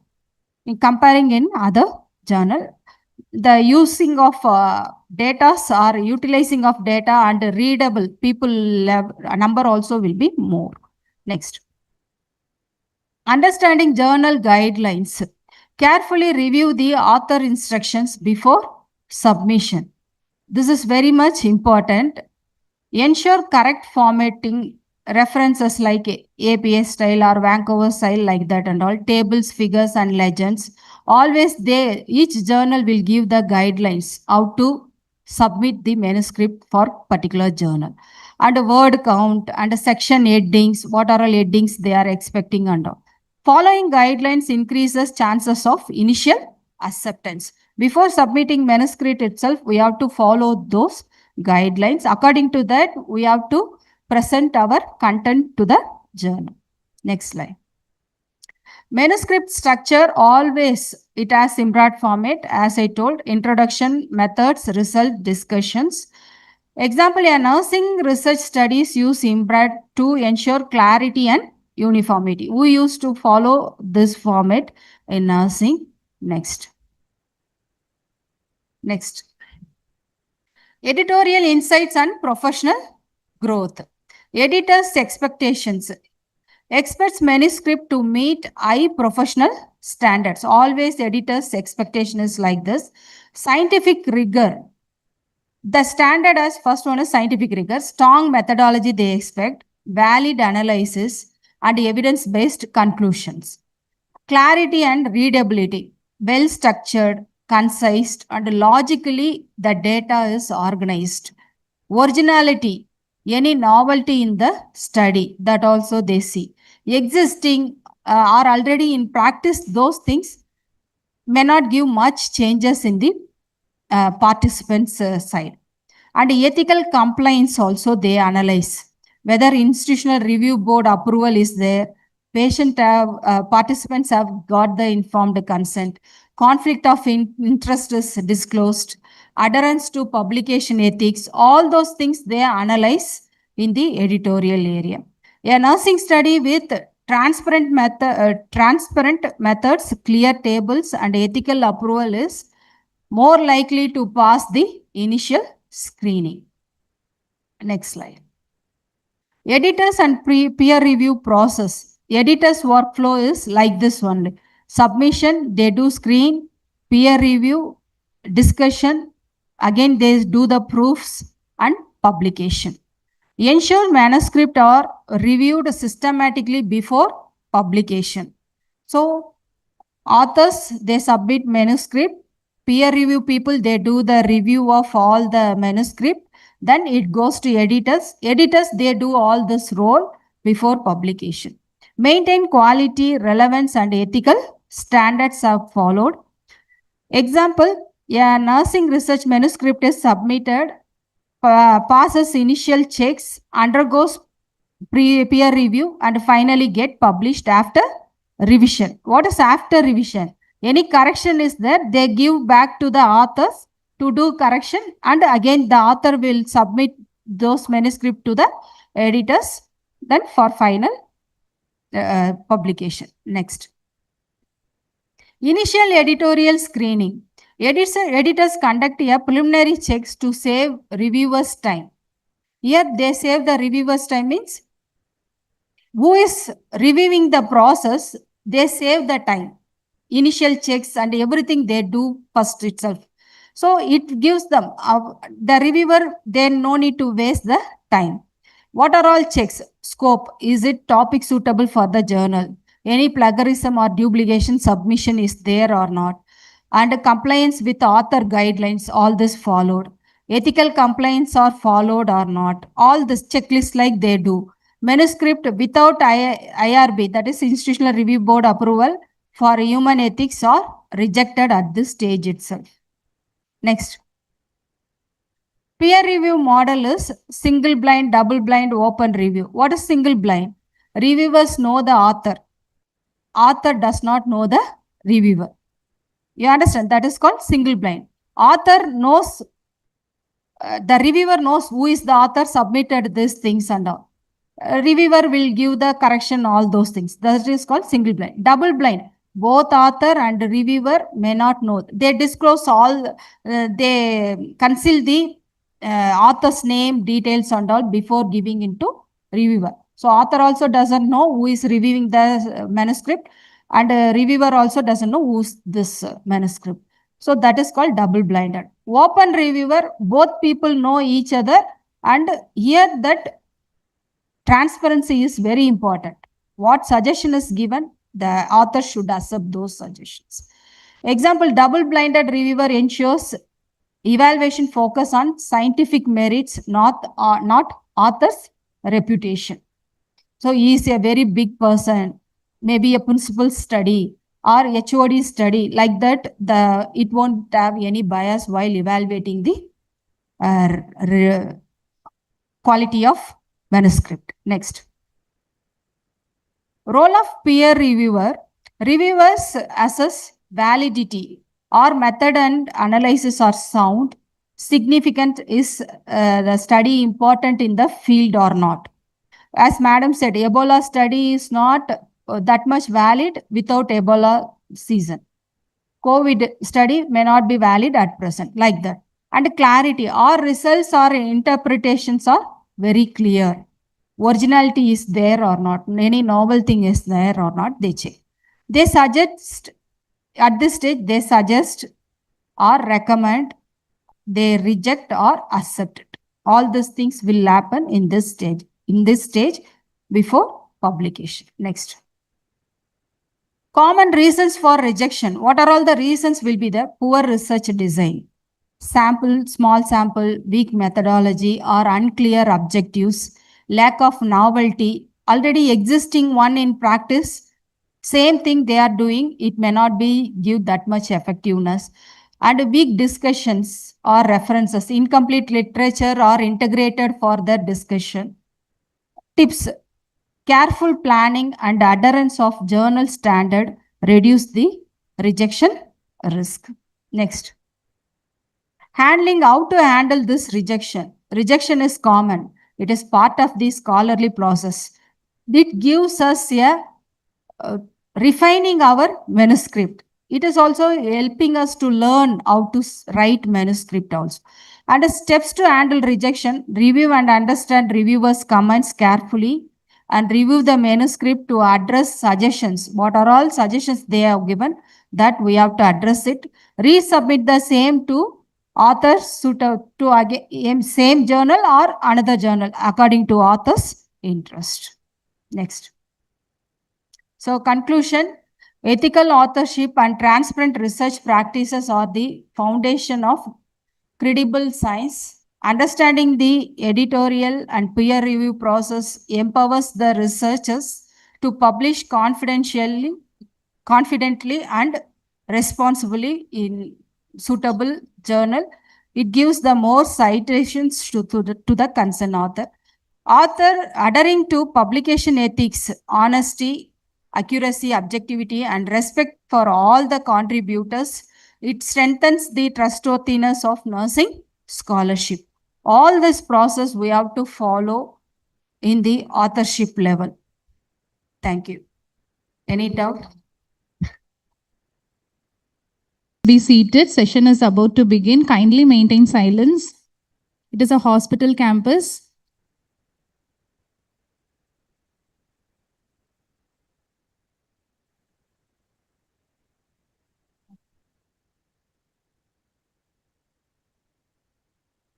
Good science is not enough. It needs a good storyteller to make it matter. The next on agenda is Dr. A. Helen M. Perdita.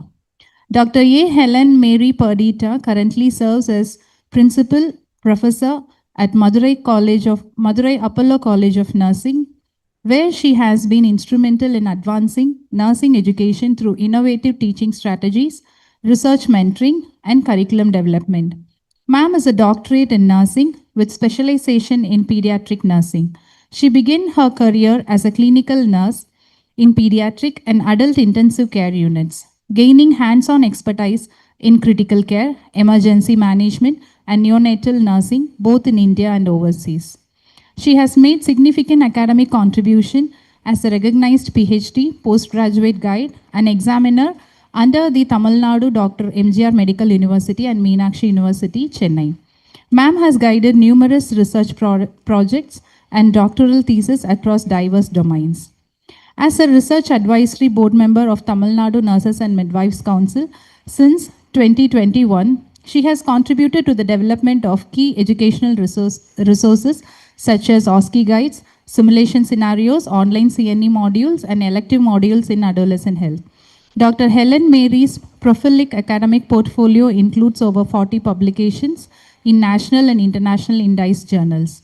She is also an author and editor of several nursing textbooks, a certified trainer of trainers by NACO and the Indian Nursing Council. She has conducted numerous workshops, CNEs, and national level faculty training sessions. Ma'am is bestowed with Best Nurse Educator Award 2011 by TNNMC, Best Teacher Award 2012 from the Tamil Nadu Dr. MGR Medical University, and the Best Teacher and Administrator Award 2019 from the Rotaract Club, Madurai. Without further ado, I request Madam to take over the session. Thank you for your brief introduction.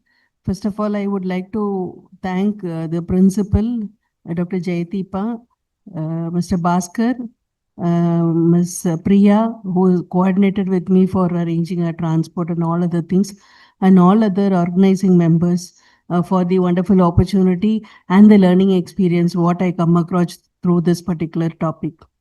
So going into the session, scientific storytelling on stage and creating an impact of research. So what is storytelling? It might be, we will be wondering like, how is it necessary in storytelling about the research? Are we doing this? Yes, it is not a very new topic. It's a very old topic. Only thing, we just do it in a very informal way. So nurses share their stories. It can be everyone, each one of us share our stories, especially our professional stories. Like it can be our own experience, what we come across during our work period, or it can be experience of patients. So how the story helps us? So this story will make sense about like what is the life event we come across, especially to understand about the illness and trauma or about the disaster. So this is the way we come across with storytelling in research.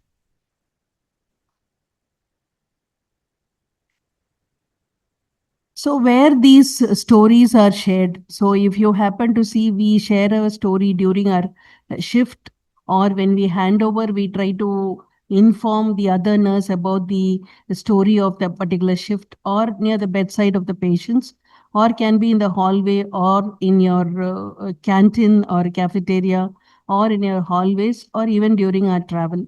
So these are all the areas where we try to tell the story about our patients or about our own experience. So why this is needed? This will help in communicating the nurse with each other, and it also helps in finding and meaning about what is an illness or what is the event we come across, and it also reflects our practices as such. So this storytelling now, if you focus in terms of research, it is considered as, it is called as narrative review or narrative research. So this narrative research is mainly used in building up the nursing knowledge or any professional knowledge of any particular profession. However, though the story has been informally used for a longer duration by every nurse or every profession, there are different research methodologies are available. Only thing is, we do that, but we don't know to do it in a correct way. And we are also confused to understand what is the right method of choosing in order to tell the story of patients or our own professional experience, so that it is going to support the body of knowledge. So what this story reveals about, story of nurses or nursing reveals about. One is it helps in understanding the nursing experiences. So whatever experience, it can be very small or big. So this experience can be shared with others. That will give an lightning effect for the other person so that it helps them to handle the same situation in a different way or in a better way. So another important thing is you can use right story for right research. This methodology will help us to understand what correct story, which type of methodology can be. There are different methodologies are there in storytelling itself. So that will help us to understand what is the right method to write research question. And it also helps in understanding the meaning of research knowledge. And another important thing is it helps to heal, reflect and understand the toughest life of the event, what a nurse come across. It can be her own experience, like for example, during a COVID time, so leaving the family and coming and taking care of patients. So that is going to be a nurse story. So likewise, each event, it is not only her own experience, plus patient's experience can also, or the family members who come across, how they talk with each other, all these things can be shared. And it helps in exploring or sharing the real stories of nursing practice. So these are all some of the important areas what a story revealed in terms of profession. So what is the main framework we are supposed to follow? This is the framework where a storytelling is used in order to transition of knowledge into a health promotion activity. So here we are supposed to use three important concepts. One is modeling, that is considered as what is your form of story.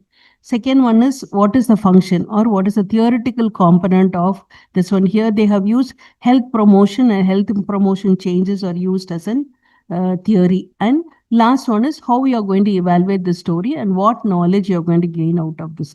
These are the three important concepts you are supposed to use when you are transitioning the research content into a story. So when you take theory, it includes first the goal or objectives and what is the mechanism of your work, how you are going to collect the data. That is considered as mechanism of action and work, and what is the technique you are going to use. That is considered as what is the data tool you are going to use, what type of methodology or what type of data collection tool you are going to use in order to get the information.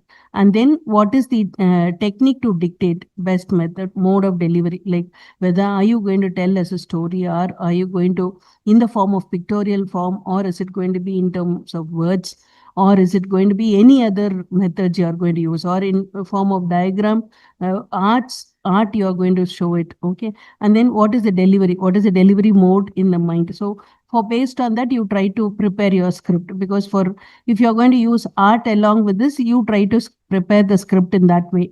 Or if you're going to only tell a story with the figure or like comic story, you have to do it in this way. So each mode is something different, and then you try to test whether all your methodology areas are included into this particular storytelling. That is, test the intervention ability, and then you have to choose what is the evaluation method, how you're going to evaluate your research content, what is formed in the form of story, how you're going to evaluate and develop an evaluation tool. So this is a framework, and ensure when you're evaluating whether you see whether your objective is fulfilled or what. So when you take the storytelling, there are three important methods are there, which is called as narrative research, which can be Murray's narrative framework, and biographical narrative interpretative method, and art-based narrative inquiry. So we'll see one by one with an example.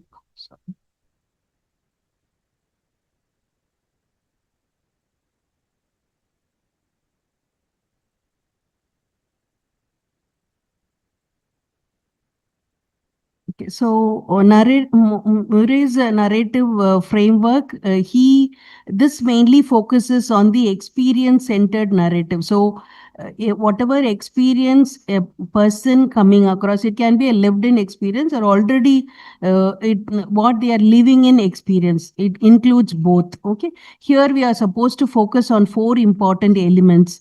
One is personal, second one is interpersonal, positional, and ideological.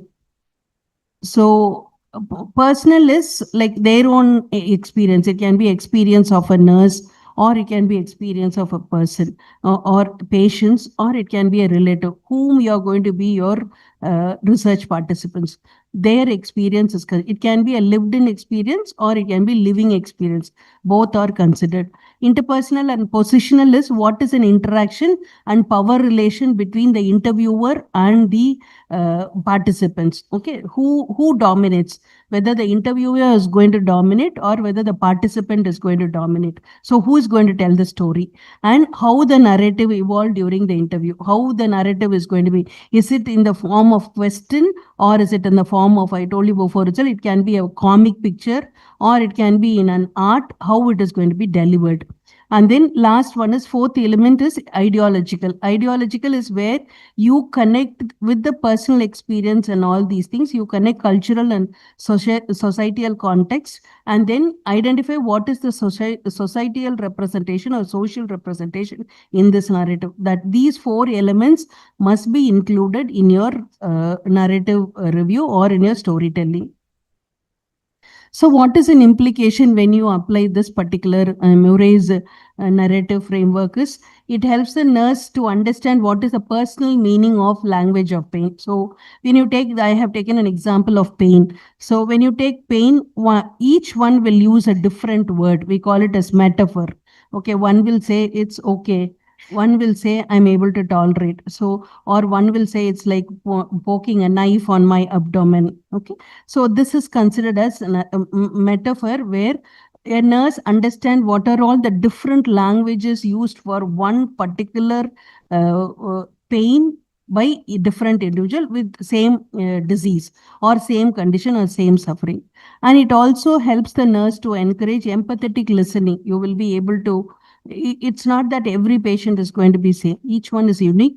So for someone, you have to listen to your ears more. For someone, you may have to just pass on. They'll be able to accept things. So that will help us to, and interpretation of metaphor will help in improving the communication between the patient and a nurse. And then it also helps in reflective practice, like what I did last time when this particular patient came to me. So can I use the same strategy for handling this patient, or should I have to use a different strategy? So that will help us to understand the influence, how you are influencing the listener. And it also helps in planning the individualized care of a patient. So this is the implication in terms of Murray's narrative framework. So I have taken an example like Sheldon and Johnson in 2006. They have used this particular methodology to explore the mother's subjective experience of delayed motherhood, like mother who has not got pregnant for a longer duration. So what is her lived in experience and living experience?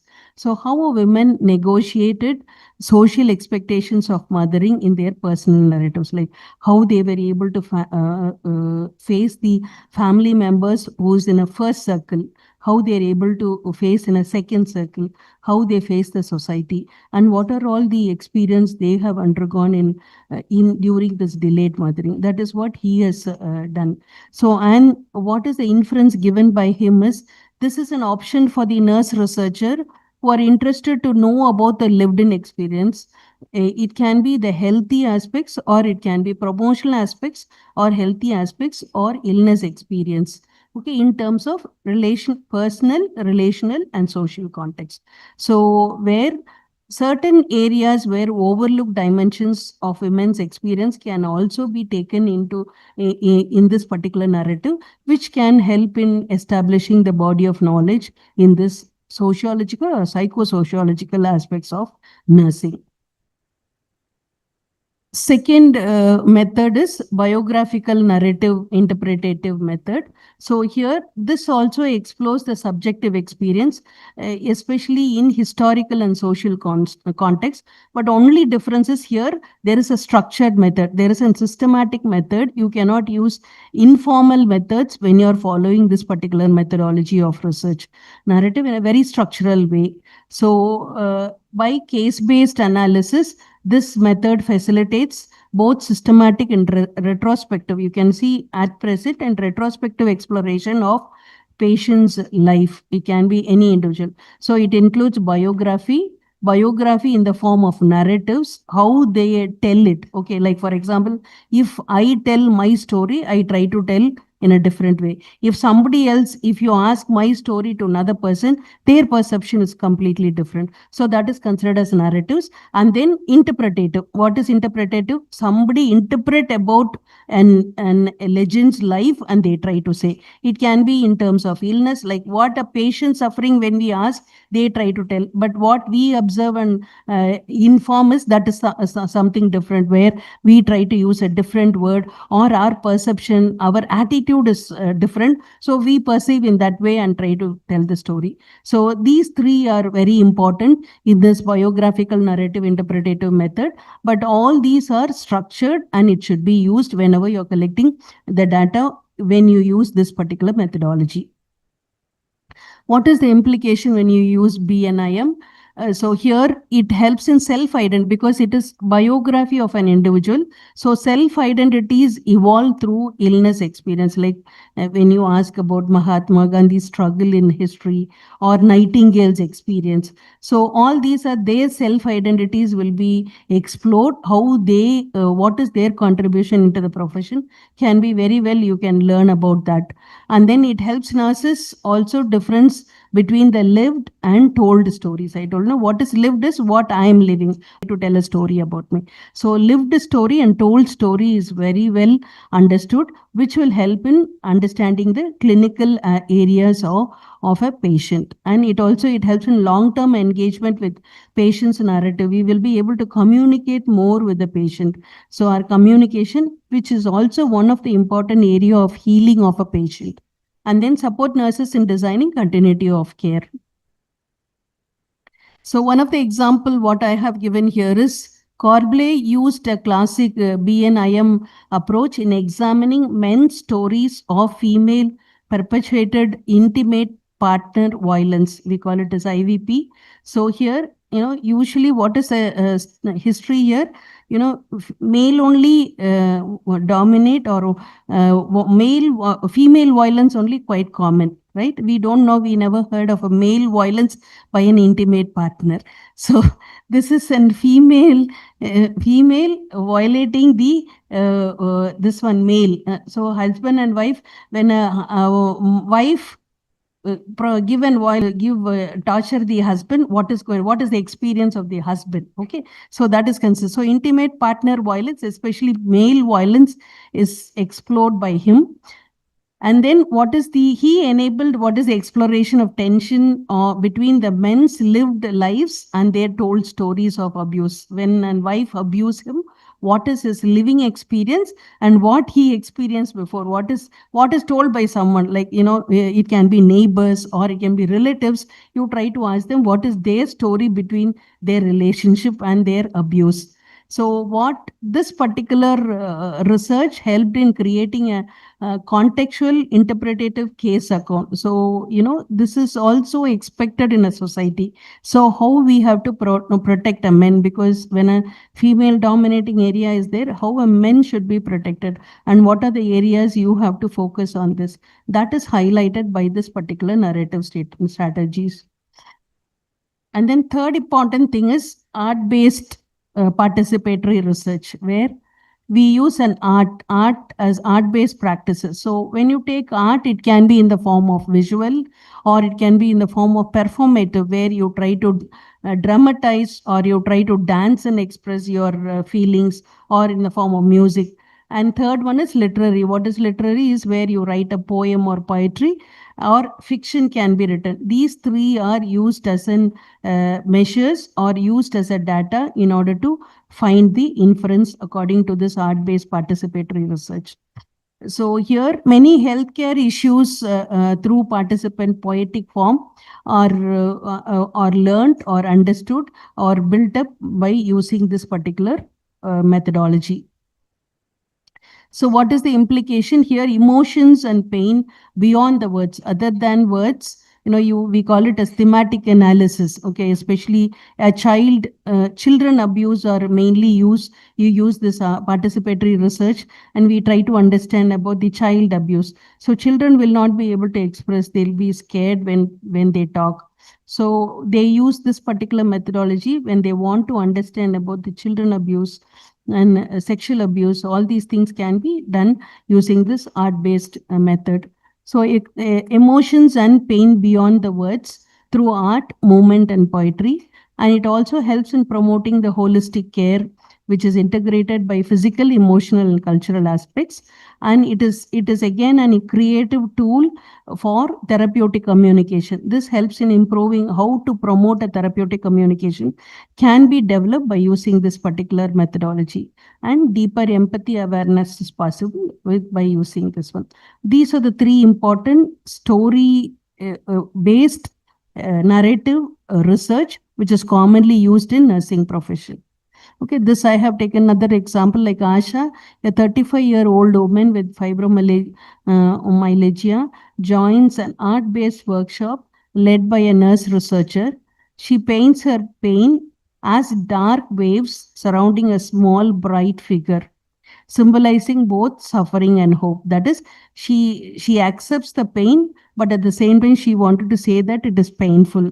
So that is why she has used this particular color when she is drawing her picture. During reflection, she discussed how art helps her express what words cannot. So the researcher was able to understand what she is feeling by this particular art. So this creative expression, she will gain insight into the Asha's emotional world and body image, guiding more on holistic, compassionate, and therapeutic communication is possible by using this particular research. So these are the three important methodologies in terms of research.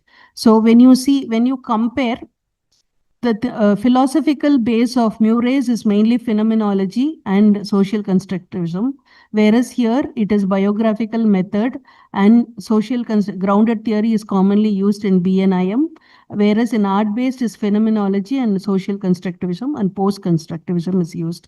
These are some of the important key contributors and researchers who use this particular methodology for building the body of knowledge in terms of psychosociological nursing dimensions. And methodology of data collection and analysis is mainly by semi-structured interview in terms of Murray's narrative framework, whereas here it is structured. So first they start with an unstructured interview and then they go in for semi-structured. Unstructured interview is nothing but a single question which aims in inducing the narrative areas. So one question is asked and you make the interviewer make the research participants to talk by following a semi-structured follow-up. So they use, in this particular BIN, they use 10-stage formula where 9 on individual case. So individually they try to ask a question and 10th is going to be cross comparison. They try to ask someone else and then all these informations are taken. They create a panel and they discuss and come to a conclusion. Whereas here participants is mainly already I have discussed, they create an art, it can be by visual analysis, it can be photographs, or it can be any other. Those things, their art, what they have drawn, or paintings, what they have done, that is taken and it is used. That is taken as an data collection data and that is converted into inferences. And what is the strength of these methodologies? In terms of Murray's, it is in-depth exploration is possible because it is a lived-in experience. And in terms of BNIM, it is individual's life story within historical and cultural context, but it also includes lived-in stories plus told stories. So both people can be compared and try to understand whether their informations are similar or it is different. If it is different, how it is different. So what way it can influence, what way you can help.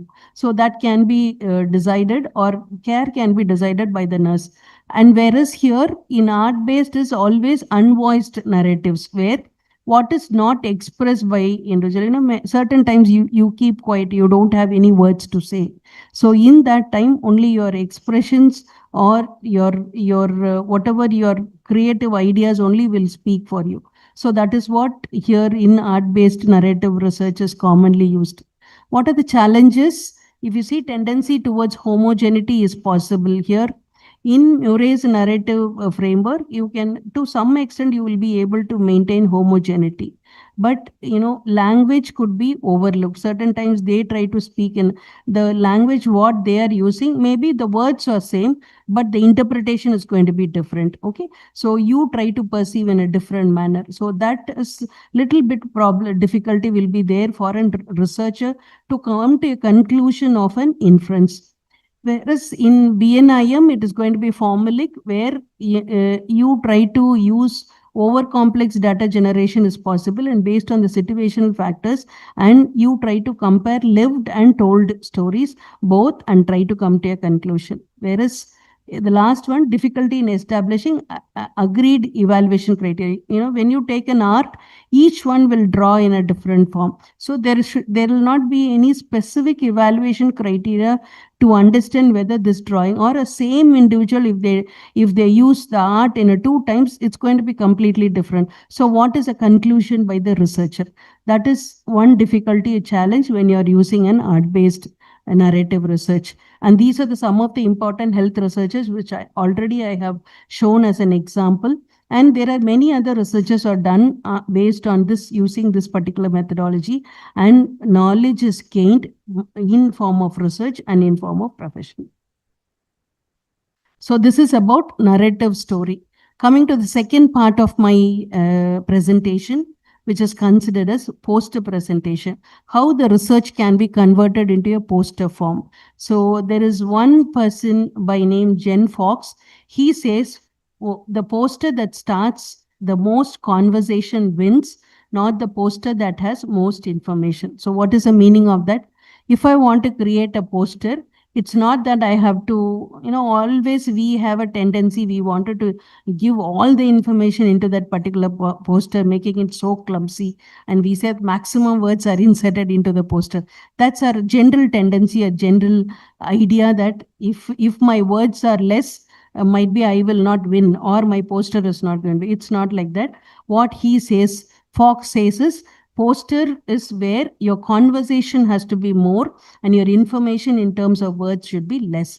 That is what poster is. So I think I don't have to explain anymore. This is a simple explanation of poster presentation. So why this poster presentation is important? You remember once upon a time we started presenting in form of writing, and we started in a podium presentation. Now any more podium presentation and all these have gone, and now we started with the handwritten poster presentation. Now that is also gone. We started with banner presentation, and that is also slowly vanishing. Now we have gone into digital presentation, digital poster presentation. So, evolution is taking place. So what is the importance of this particular presentation over? And people are not willing to listen for a longer time of presentation. So this will simplify the presentation, where within 2 minutes, you try to present your topic as such.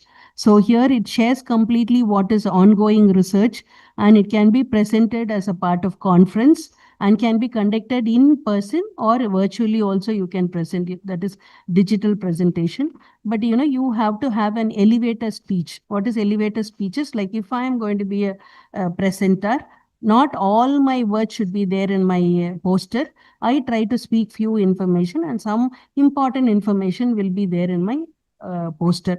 And what is there in my poster should not be talked by me when I'm presenting. Okay, this is what you have to keep in mind. So what is the power of the poster? How this poster is influencing in establishing the research area? So it is a common method for communicating the research most effectively. Research is commonly, because research is very huge, content is there. If you want to concise, you can concise and present it in one paper. And it's a very quick overview of your research project. And it highlights major points, and major key findings are only highlighted, and all other areas are rejected in this. And it can be presented in symposium or conferences. I think we have already seen outside. It is all, that is a way you try to go about. And it can be, certain times you can use the same posters in a faculty office or in the classroom or in the auditorium, where the students can frequently see that, and it can help in improving the knowledge. And discussions and knowledge exchange among peers. It helps in other person to know about the research content or what researchers have been done, and what future research can be done by you seeing this posters. So when you go for a poster presentation, first you are supposed to think who's going to be your target audience. So who are they? What is their background, from where they are coming? Like, for example, is it going to be a college student? If it is a college students group, what level, whether first year or second year or third year, whatever it is, and what they want to recognize, okay, what they wanted, okay, whether they wanted to know about the methodology or they wanted to know about the theoretical content inside, okay, and what is the language they are going to use, okay. Is it going to be, if I am going to use a scientific language or a research language, I think if it's going to be a basic student, she will not be able to understand. So I have to simplify my language, my presentation, and make it so that it attracts everyone. And then how they are going to, how they will relate to the content of your writing, how they follow, the person who's the viewer will take the information for them and how they are going to follow. This is the most important thing you have to keep in mind before starting with your poster presentation. When you take the audience itself, there are three types of audience we come across whenever you go for any presentation. One is primary audience, second one is secondary audience, and general audience. So primary audience can be the researchers, scientists, or postgraduate or doctoral who are very familiar with that particular area, okay. Whereas secondary audience are just conference attendees, like sometimes the teacher says your principal send you, so you come and sit here, okay. So that can be as conference audience or peer reviewers or collaborators or co-researchers, or certain times funding agency. They just wanted to understand what we are going to, what this particular person is going to present. So these are all considered as secondary audience. And general audience is policy makers who are not related, but they just wanted to know or try to understand and what is going on, and they try to think how this can be used into their areas. So these are the three important areas. So you have to understand what type of audience are going to view your posters. Second important thing is you have to understand before starting your poster preparation itself, you have to see what is your main message. What is a message you're going to give through this poster? Okay, and develop your content. Start writing your content first. We cannot directly go into the poster.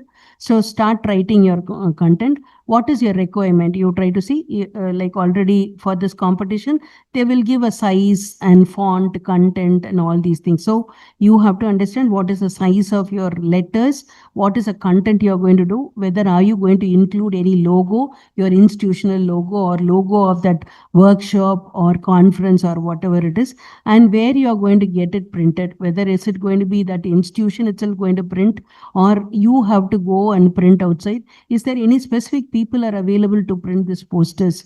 All these things you have to understand, and what is the deadline. So if it's going to be a digital presentation posters, you have to have additional understanding, like what is the file size. Okay, like for example, if it's going to be 200 MB, you cannot give more than that. So once you would have sent your poster, but when the evaluators open, it is not opening. So naturally it has been rejected. You will not be benefited out of the that. You would have taken a lot of effort in preparing that, but because it is not open, nobody will come, and again evaluator will not come and ask us like it is not opening, send another copy or reduce your file also. So try to understand what is the file size requirement, what is the file format. Is it going to be a JPEG or a PDF form? What is the format? So all these things you have to thoroughly understand. And then what is the screen size? Okay, it should not go beyond the screen size where, you know, certain informations will get cut. And what is are you going to use a link or multiple pages? Okay, what is a print scale down letter size? When you are going to take a print, whether you are going to take same digital is taken as print, or you have to reduce the size of that content. Okay, so and what is a printing option? These are the things you have to understand. And third area is consider the flow. What is your flow of your poster presentation, which is going to be your main area, and then your main important key concepts where you have to always keep it in the center. So which will come first, which is going to come second, what is going to be in the center? If it is going to be in the center, how all these areas are connected. Okay, and arrangements, leaving and white space, if you are going to use any charts or graphs, where you are going to keep that chart or graph. And then what is if you are going to use any images and icons, where, because you cannot keep the images and icons which is not related with that particular page at all. Okay, and what is a page setup and slide, what is the size of the slide or letter size. Okay, this is like one of the example, like how you can set your page and then start working on your poster. So this is an example, like you see the poster presentation, what is given. You see, it's very clumsy. The arrow is like this, it is going here and there. So when an audience read this, they will not be able to, maybe I am thorough with my research, but when an audience read this, they will not be able to understand like how a researcher has started, what is the sequence of flow, what is the end result, all these things, it is not possible. And you see, complete entire, the whole thing is completely used, and there are a lot of words are there, and colors are not proper. Also, it should not be like this. You have to very clearly understand what is the content here. So 2-3 times you try to keep on writing and then convert that into your poster. That is a better way, so that your poster will look very neat. And then another important thing, elevator speech. Elevator speech is person who's going to be a presenter. So like if I'm going to show my presentation, show my poster, I am the elevator, I have to give an elevator speech. So I am the deliverer of that particular thing. So what I am supposed to do, I should say that I'm so and so, a brief introduction, 1 word introduction about me, not a very lengthy thing, 1 word introduction about me, and 1 minute version. What is my research? Okay, and then what I can have an index card, or I can have a phone information where in between, if I want, I can just have a gist of it so that I can see, and without stammering or anything, I can talk without any correctly, coherently about my content, what I am delivering within that 1 or 2 minutes. And you are also expected to understand what is a question that audience may ask me, because all those answers I cannot put it in the poster. So I have to just think and understand what are the questions expected from the audience regarding my research or regarding my poster presentation. So those questions you try to prepare yourself and be ready, so that when somebody is asking, you will be able to deliver the answer without any this one, which will save the time of an elevator speech. And then color, when you try to use a photo or graph, and then it can be, if it is an institutional color or logo colors, you try to use that institutional color as such. Like for example, if you take us, we always use an yellow color and green color. So likewise, is there any particular institutional color is there, so that can be used, that will capture that particular institutional evaluator also. And then use a thematic color. Otherwise, that particular conference will have a color theme. So that can also be used. And white and black can be used. Along with that, 1 or 2 extra colors can be added. Okay, you are not supposed to use many colors in the poster. So other than white and black, 1 or 2 colors extra can be used for your poster presentation. Okay, so there are certain common websites are there which will help us to understand what are the different color patterns and how I can combine the colors. Like one is www.colorlovers.com. This will help us to understand what is a pattern, what is the colors, how I can, which color can be combined with which one, like in the form of letters, in the form of diagrams. All these things you can just understand when you go into this particular website. There is also one more website like Color Creator. It is an Adobe website. All these are free websites to some extent.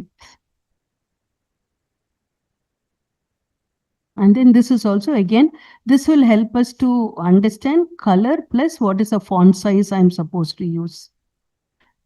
So I have taken an example here. You see, this is a right choice. I can combine these two with the white and black background. But these two combination is not very good. That is orange and brown. And this green and violet is good. So this is the way you try to understand how I can combine the color when I prepare my poster. And these are all some of the important web pages where you can directly go and give the informations of what is your requirement. The poster will come automatically. So there are certain websites are available which can be used, but this is all payable websites. But to some extent, it can be used as free also. See, this is again one more website which also gives the size and everything. You can give according to your requirement. You try to feed that will give a poster presentation. Okay, this is also again one more thing. Okay, this again poster resizing. What is going to be the original size and what is going to be the poster size? These are all where directly a ready-made poster will be available. You have to only feed the content, the poster will come out. Might be all criteria of combination of colors, everything. You have to feed into this particular area. What is a rule I'm supposed to follow in typology or typography? What is a rule? One is you have to use any two font only. See that two fonts are used. You are not using too many fonts when you prepare in digital print as such. So when you take font, you see there are certain font will coordinate with the other font. Like if you take Arial, Arial will have Arial regular. So you can combine only Arial with Arial regular. You cannot combine Arial with Times Roman, which will not give a neat presentation of your poster. So try to understand what for this one style you're going to follow and try to take any other font from that particular family so that it looks neat. So these are all some of the important things. Serif fonts, sans serif fonts are one family. You can use that for your, if you are going to use for an heading, subheading, you try to take from the similar family of fonts so that it looks neat. And then you have to see what is the visual hierarchy, like where is going to, what is a header, what is a header point, and what is a subheading, and what is a body of the text. And some of the example of good font pairing, how you can pair the font, like Montserrat and Laura can be combined together. Likewise, you try to combine and see which font will suit with other thing, that those fonts can be used for your poster presentation.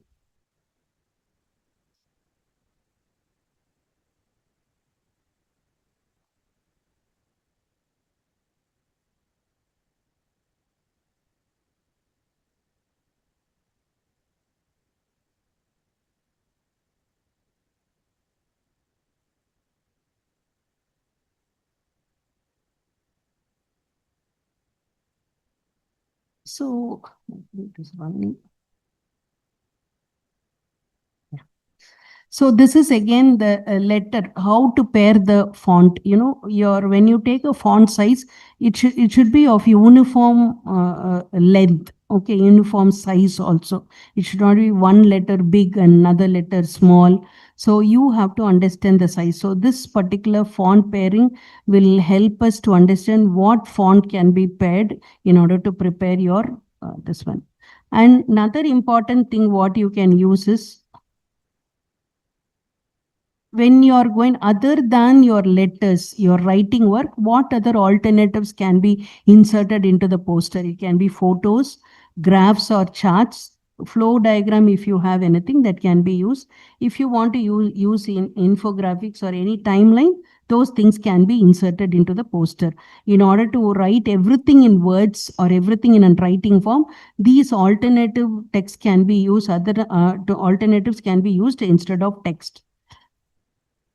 So when there is an headline or quotes, try to focus that, try to use, make it as a focal point so that people will understand that this is a headline and content. So you should be able to differentiate between this. It should not be same font or same size. And edit, try to keep on editing until you are satisfied with all the entire look, overall look of that particular poster. So rewrite wherever it is possible. Check whether all your images are clear. So till then you are supposed to edit. Whenever you are using an image, see that images should not be very big and occupying majority of space. So you try to select appropriate image. So when you are using an image, you have to understand whether it is a licensed image. If it is a licensed image, you are supposed to get permission. Okay. So for reuse, you have to get the permission from that particular licensure and then you can use. Without that, you are not supposed to use. And there are certain image libraries are there. You can go into that library and try to take free available without license images are there, which can be picked up and used for your this one. And free stock photo sites are also available with high quality visuals that can also be used. And there are specialized collections like these are some of the websites like Gender Spectrum Collection and USDA and ARS Image Gallery. These are all some image gallery where the freely available and payable images are available, which can be used according to the topic or according to the theme of the conference or the poster presentation. And check for open verse for public domain and creative common content. So if it's going to be public domain, if it is private, you are supposed to get a copyright. If it is a copyrighted one, you have to get permission. If it is freely available, you don't have to, you can very well use that. So better if you have your own photos, you can use that safely so that you don't have to ask permission from any of the licensure. So this is like various ways how the images can be reduced, but at the same time, you see clarity is not gone at all. It is very clear. When you enlarge the image or when you reduce the image, see that the clarity of the image is proper and it's very clear whenever and viewer is seeing that. So that is resize the image as much as possible wherever according to the need of your presentation.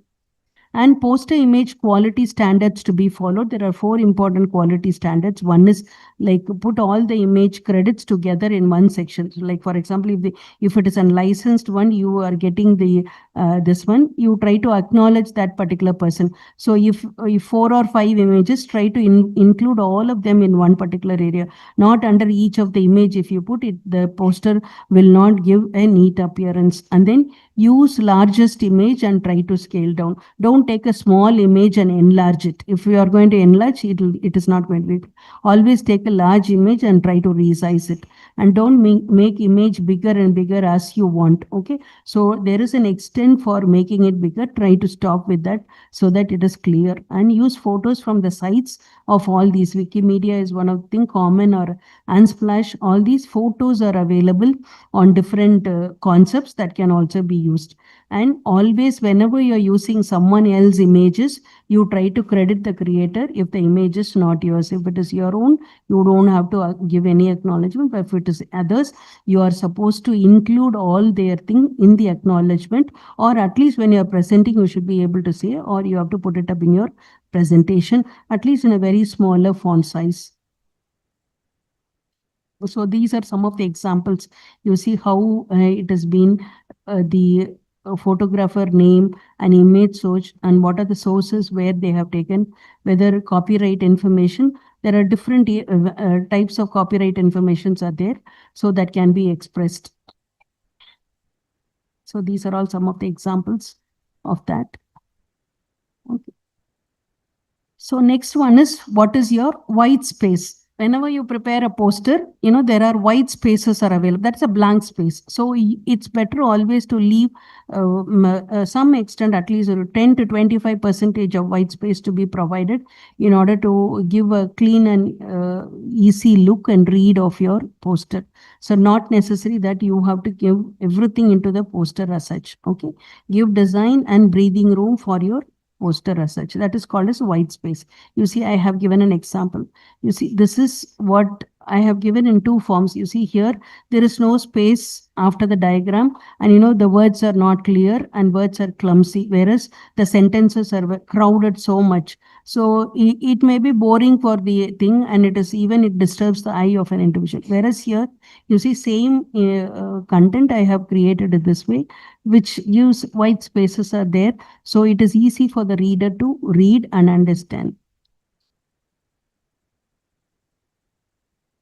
So this is again an example. You see, there are white spaces are available, a poster presentation where all the content is there.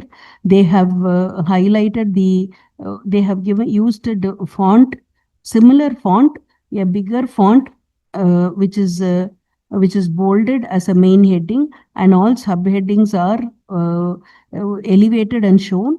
And then you see all other contents are shown in a different form. And there are majority white spaces also available. So it is easy for any reader to read it, even if it is at a distance also. You see, this is another wrong example. You see, it is so clumsy and it is not arranged properly. and we don't know where it is starting. This is the way it is starting here and there, and content is reorganized in different form. So we will not get a clarity or understanding by this particular poster.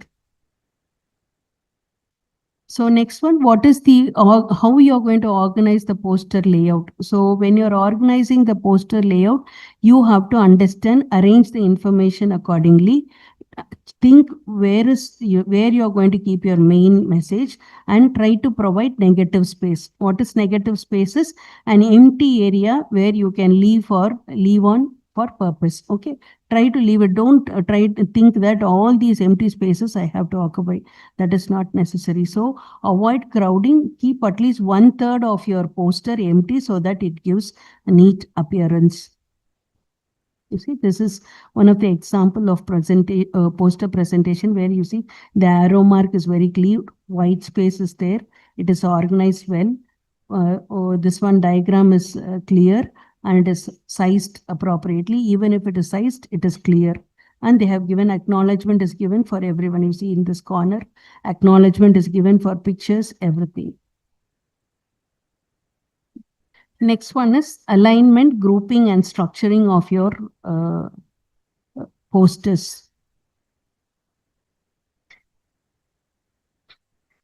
So suppose if I have to align in, I have to see what is my ordering of my poster.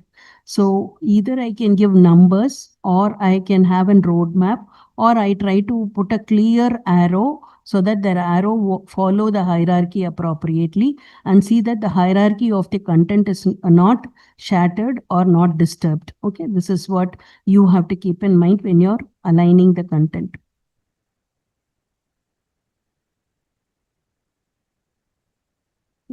And then when there is a visual hierarchy, see that it is clear. You see, it should not be very, it should not be without clarity. So see that it's very clear, and you have to keep all this in your mind. What is the size, color, shape, how you're going to align, and what is the structure. These things you have to keep in mind when you're understanding about the visual hierarchy. So this is again an example where they have used the visual hierarchy appropriately in this poster. And what is an attributing content? Give credit for all the medias, like you would have taken this one graphs from one area, pictures from another one, images from. So try to create, attribute everyone, whoever you are using in this, see that you are using. Okay. I finished this one. Okay, copyright, you see if the content is this one license, you try to get a copyright from individual. These are all various forms of copyrights. So based on the necessity, you try to adopt any one, and be the judge for your poster. You try to judge the poster first, and then you try to send it to the your evaluators. So this is an example. I have done what research I have done, and I have converted into the poster. You see, I have given an introduction, objective, methodology, tool, and I have kept whatever intervention I have done, I have shown in a form of this one. And major findings I have showed as in this one. And I have shown ethical consideration, references, and my logo is there. These are all the criteria you have to keep in mind whenever you are preparing the poster. So to conclude, for poster, understand the purpose, plan the poster, design, finalize, and prepare the presentation. For this, for storytelling, try to understand what is going to be the incident, raise the action, what is the climax of your story, and what is the falling action, what is going to be the conclusion, and what is your resolution, or what is your answer or conclusion. So these three, the beginning, middle, and conclusion, should be always connected with each other so that the story is complete. So these are all my... So to conclude, a poster uses it should use in clear design and storytelling, share the research effectively, and turn your data into a dialogue and your presentation into a journey so that everyone will be benefited out of that. And these are all my references, and thank you so much. Sorry for my late presentation. Thank you, ma'am, for your expertise information in storytelling. May I now request Professor Dr. Nirmala, HOD of Medical Surgical Nursing, to bestow the memento to Dr. A. Helen M. Perdita.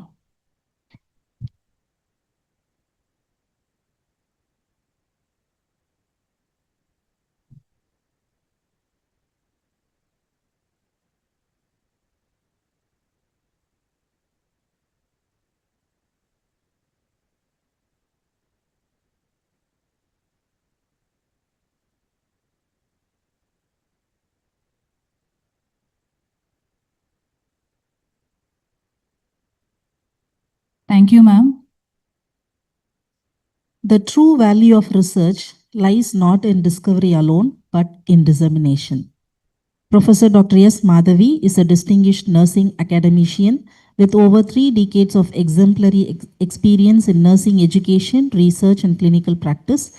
Currently serves as the principal of KMCH College of Nursing, Coimbatore, and also functions as advisor to nursing services at Kovai Medical Center and Hospital, where she plays a pivotal role in institutional quality assurance and the NABH accreditation process. Madam began her professional journey as a staff nurse in the cardiothoracic ICU at the Southern Railway Headquarters Hospital, Chennai, before moving into academics. Her expertise in medical, surgical, and critical care nursing, coupled with her research specialization in cardiac nursing, has established her as a leading voice in nursing education and evidence-based clinical practice.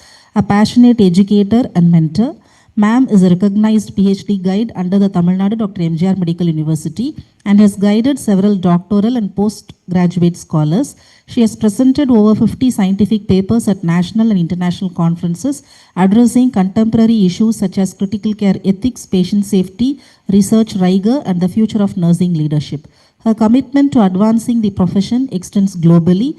She served as visiting faculty at the University of Wisconsin, USA 2000 to 2003, where she presented scholarly work on ventilator care and curriculum administration for nurse practitioner programs. Madam has made remarkable scholarly contributions, serving as executive editor of the Tamil Nadu Nursing Council Journal of Medical Surgical Nursing in 2013 to 15, and as a South Asian Advisory Panel member for Lippincott, Williams and Wilkins Publishers, Philadelphia, USA. She has co-edited the first and second South Asia edition of Brunner and Sadat Textbook of Medical Surgical Nursing 2018 and 2022, and the Clinical Handbooks 2019 and 23, with the third South Asian edition set for release in 2025. Ma'am has done extensive research and has publications over 30 indexed journal articles. Notably, she has secured 3 Indian patents, including devices for vaginal tissue rejuvenation, remote monitoring for diabetes, and AI-based mental health screening. Ma'am has bestowed with the Best Nurse Educator Award in 2011, Best Teacher Award in 2012 from Tamil Nadu Dr. MGR University, and the Excellence in Nursing Education Award in 2019. She has also received multiple research grants for projects. In addition to her administrative and academic leadership, she has contributed to several statutory and advisory roles as Senate member, Board of Studies member, and Research Board member of the Tamil Nadu MGR Medical University, co-opted member of the Indian Nursing Council and TNMC. Ma'am continues to be an inspiring force in shaping the future of nursing education, research, and clinical leadership, both in India and beyond. May I now request Ma'am to take over the session.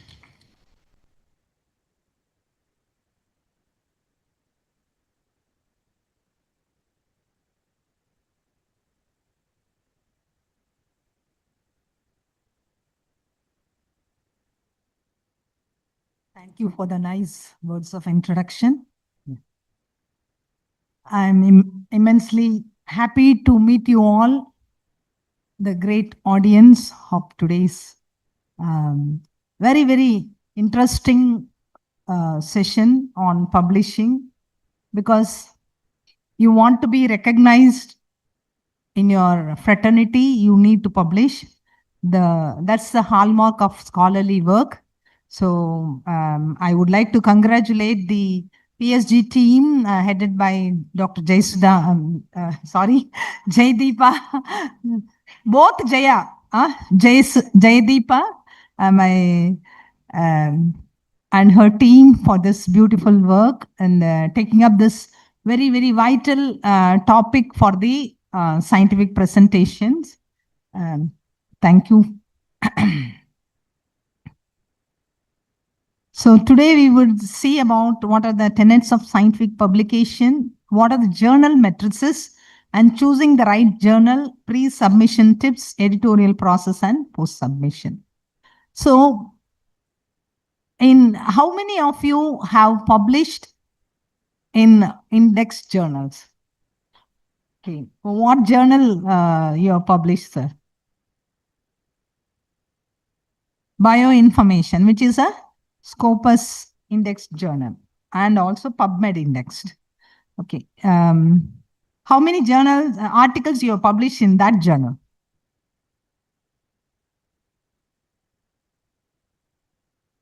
No, I just wanted to know in bioinformation, how many articles you have published? Yeah, 3 articles. This is a very important question I asked you because if you want to be versatile and you need to publish in different articles, different journals, because the journal matrices or journal indexing is keeping on changing, not it is dynamic. The previous year it is Scopus index and next year it is not found. And a few years back, if you see the Nursing Journal of India was the Scopus Index journal. Now it's no more in the Scopus Index list. So that's why I want to tell you all, don't try to publish in the same journal. If you want to be smart, you have to be choosing the article journals very wisely, and it should be different, not the same particular journals. So choosing the right journal is very, very smart issue, very important. And you want to increase your visibility, then definitely you have to publish. And the published articles, we can see, I think in India, you might hardly see 10% of research work is getting published. And the only in all over the world, only 17% of the research that are published and is coming into actual clinical practice. So there is a wide gap between theory and practice. There is a wide gap between research activity and publication. So you need to improve the scholarly work and you want to improve really the practice. You need to address these things by choosing the right journal and then now to bridge the gap between the theory and practice. That's why now we are having lot of a bigger momentum towards what do you call secondary analysis or meta-analysis, systematic reviews. And systematic review and meta-analysis based guidelines are emanated by different agencies and organizations. And so that the valid research findings are coming into effect and it is being utilized. So that is the idea of conducting the research. So when you publish, your peer recognition goes higher and definitely career movement and choosing, the possibility of getting appointed in a prestigious institution goes very high when you publish, when your publication profile is better. So for all that, you need to choose the right journal. That matters. So what are the common matrices? How do you choose this particular journal or the other journal? Why do we do that?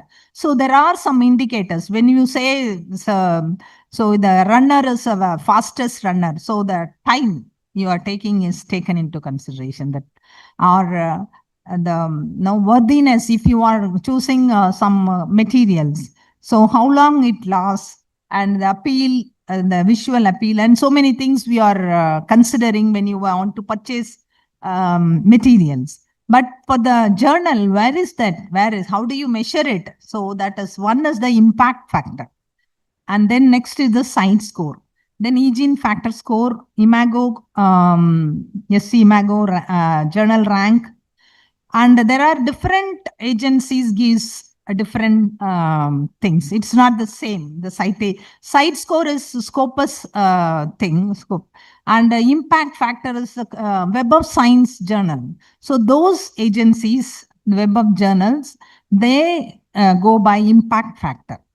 and the site score is deciding the journal impact and the quality of journals whenever we consider the Scopus index journals. So metrics look like article downloads. How many articles are downloaded? These are all the other indicators, and how many views nowadays, because you're all we have a lot of Gen Z kids here. You're not just you want to view. So now the articles are promoted on the online platform.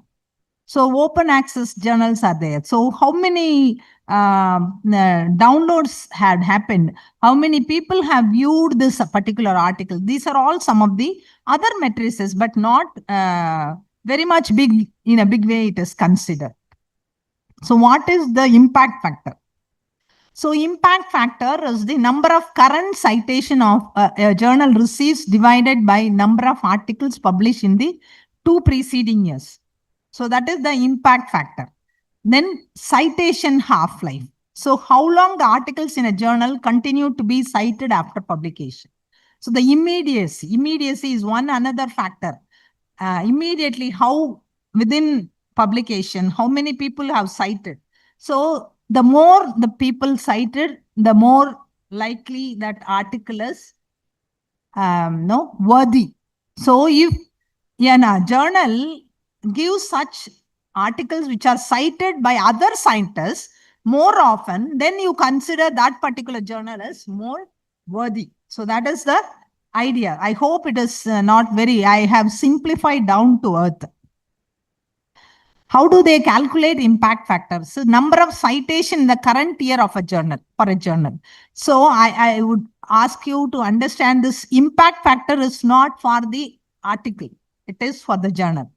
In the journal which has a high impact factor, still you may have articles not worthy, not very, but they screen it so well, you may not get, but there some journals, some articles may be have large number of citation score and relatively very few citation you may have for the other article. So it is not indicative of the work of the particular researcher. Impact factor is not the value, that is not giving value of the author. It is the value of the journal. It's a quality matrices of the journal.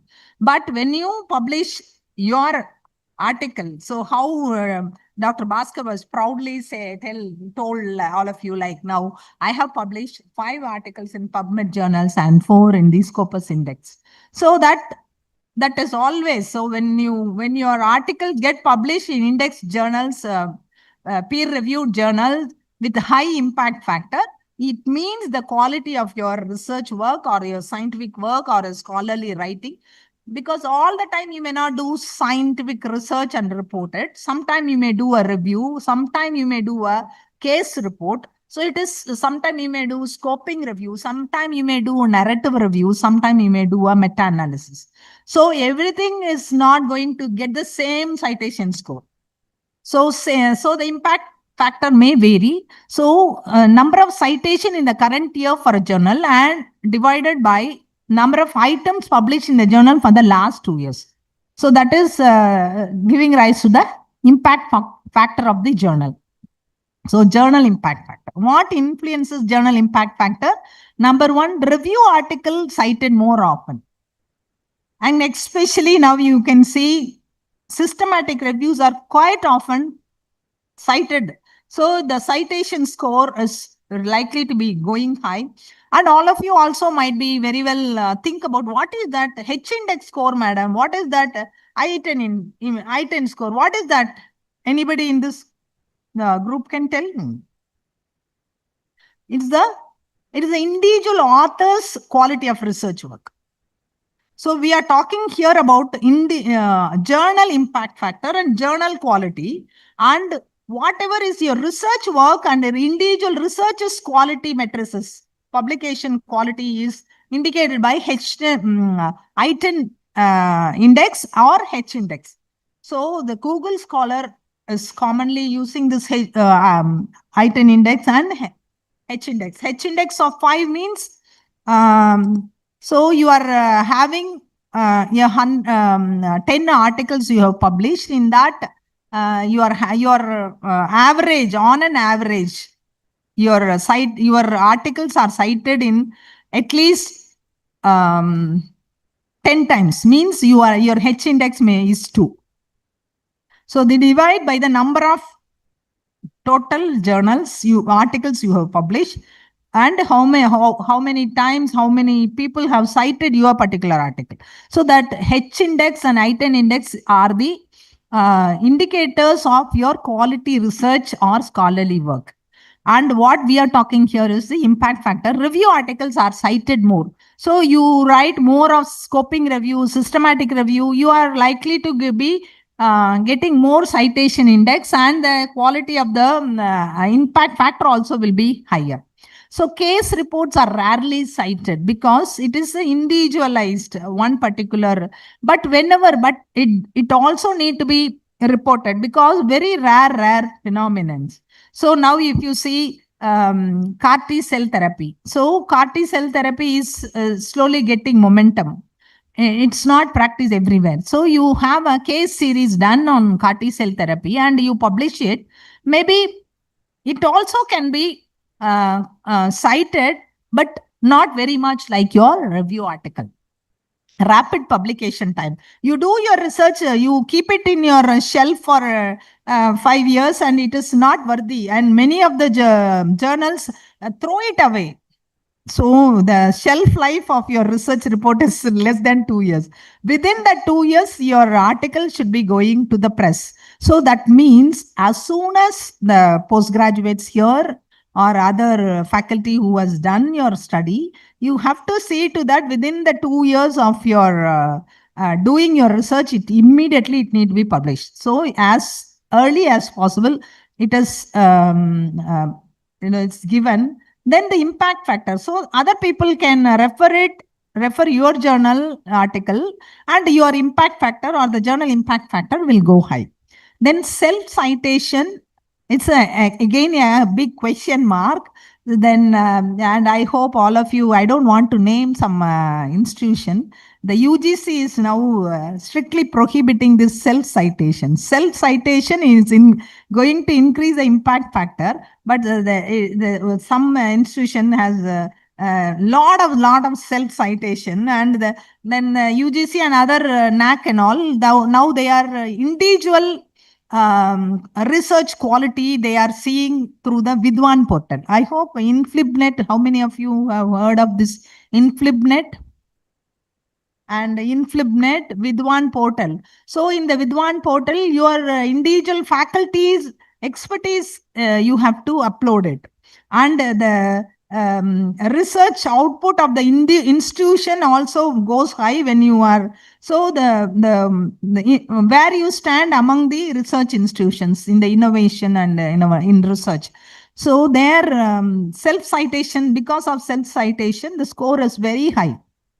And NAC ranking was high. So now that they are telling, UGC is now discouraging this self-citation. Then bias towards rapidly evolving fields, you can have less number of citations, and your impact factor maybe go cites not counted after 2 years.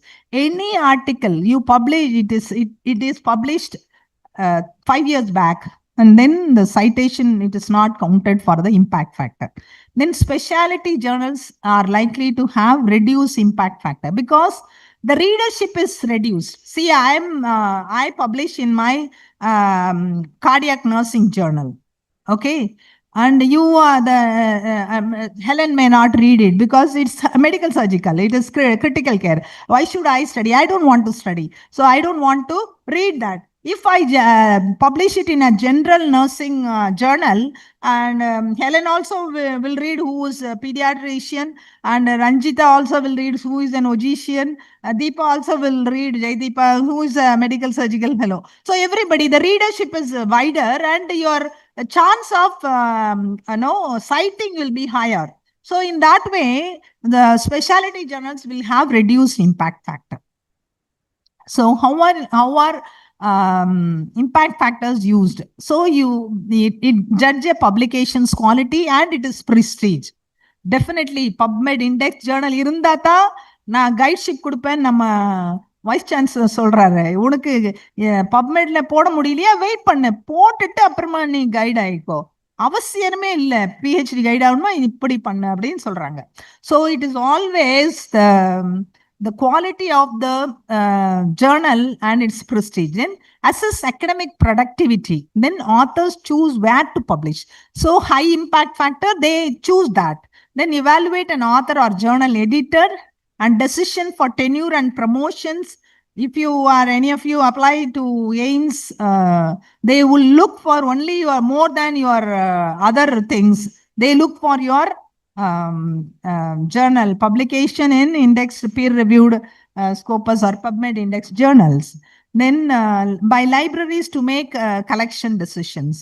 So for all this, impact factors are used. So instead of buying some useless journal, let me go pay higher, but still we will choose it. Like that, we that's impact based on that only. The library make the decisions. Then it is that what is JCR, journal citation? This is Clarivate is Web of Science, one of the Web of Science area where Clarivate is where that impact factor is decided, and they are having the database of all impact factor. So what are the issues? Prestige and quality is a murky concept, and recent articles not enough time to be cited. Then citation not evenly distributed among articles and an issue. Journal impact factor, not article impact factor. Already I told you, pure clinicians read the clinical articles but do not cite. I think when I was walking through the corridor, I saw one of the abstract being displayed. The nurses, staff nurses attitude, knowledge, attitude, and in publishing their research work. So that's probably that is true. Then rapidly expanding fields tend to have more impact factor. Letters, editorials, and news items not counted in the article, but if cited, because some editorial content is cited by somebody else in the introductory pages or in the to substantiate the need for study, the gap analysis. For that they are citing, but that is counted for site score, but in the article list it is not coming. So the impact factor may be high, but not really. So these are all some of the issues. Limited number of evaluated journals. Not all journals are evaluated. So the journal tend to submit it for evaluation. Only then it can be evaluated. So that is another issue. So then what is that journal quartile ranking? Q1, all of you will be thinking about Q1, Q2 journal, Q3, Q4. What is that Q1, Q2, Q3? So I told you the impact factor is the Web of Science journals, the matrices. But the Scopus journals, they are going by site score. How many times the citations happened about the journal, and based on that journal quartile ranking is given. Q1 to in the 100%, first percentile, Q1, Q2, Q3, Q4. How based on the number of citation scores, first quartile, second quartile, third quartile, and fourth quartile. So we can see some the research ranking or research output. Institutions proudly presents how many Q1 articles, how many faculty have published in Q1 journals, how many faculty publish in Q2 journals, like that they are telling. So Q1 means high impact factor, but widely read and cited. So it is more substantiatively used. That means rigorous peer review. So when publishing in Q1 journal means you have to undergo rigorous peer review. And example, Nature, Science, Lancet is a very, very famous Q1 journal. And I will give you examples of Q1, Q2 journals, nursing journals in the next coming slides. The Q2 is moderate impact factor, good visibility and leadership. It again, so those journals again as have a substantial scientific value and balance between general and niche content. Examples, BMJ Open, Gastroenterology, Cancer Causes, and all these are all some of the examples. Q3 is specific audience focus and fewer citations, but still reliable research. An example, open access rheumatology, research reviews, oncology, letters, and something like that. Then Q4 is emerging journals, limited citation and readership. And example, so I'll give you examples of Q1, Q2 for the nursing journals. Q1 nursing journals in 2025, International Journal of Nursing Studies. Then second, the International Nursing Review, European Journal of Cardiovascular Nursing, and the impact factor, if you see, US journals have high impact factor compared to European or Australian and Canadian. That's what the thing says. So the European Journal of Nursing is also considered as Q1 journal, Journal of Advanced Nursing, Journal of Clinical Nursing. The daily publishers are doing this. BMC Open Nursing, the Nursing Research by Lippincott William Wilkins, Journal of Pain and Symptom Management, Nursing Education Today, JBA Evidence Synthesis. So it's a JBA Evidence Synthesis, a very, very beautiful journal which concentrates mostly on the systematic reviews and evidence-based guidelines. It focuses mostly on that only. It is not working on individualized, very, very rarely it works on individualized. Journal of Nursing Scholarship by the Sigma Theta Tau Honor Society of US. Their journal is that Journal of Nursing Scholarship, Nursing Education in Practice, AACCN Journal of Critical Care Nursing. These are all some of the Q1 nursing journals. The list is more, but I have very important ones I have put it.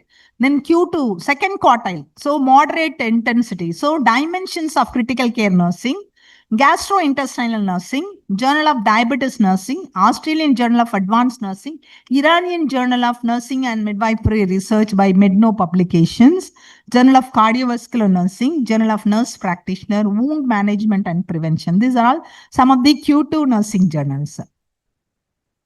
Then Q3, American Journal of Nursing, Home Healthcare Now, Journal of Korean Academy of Fundamentals of Nursing, Clinical Nurse Specialist, Orthopedic Nursing, Korean Journal of Women Health Nursing, Creative Nursing, Journal of Doctoral Nursing Practice, Journal of Infusion Nursing, Critical Care Clinics of North America.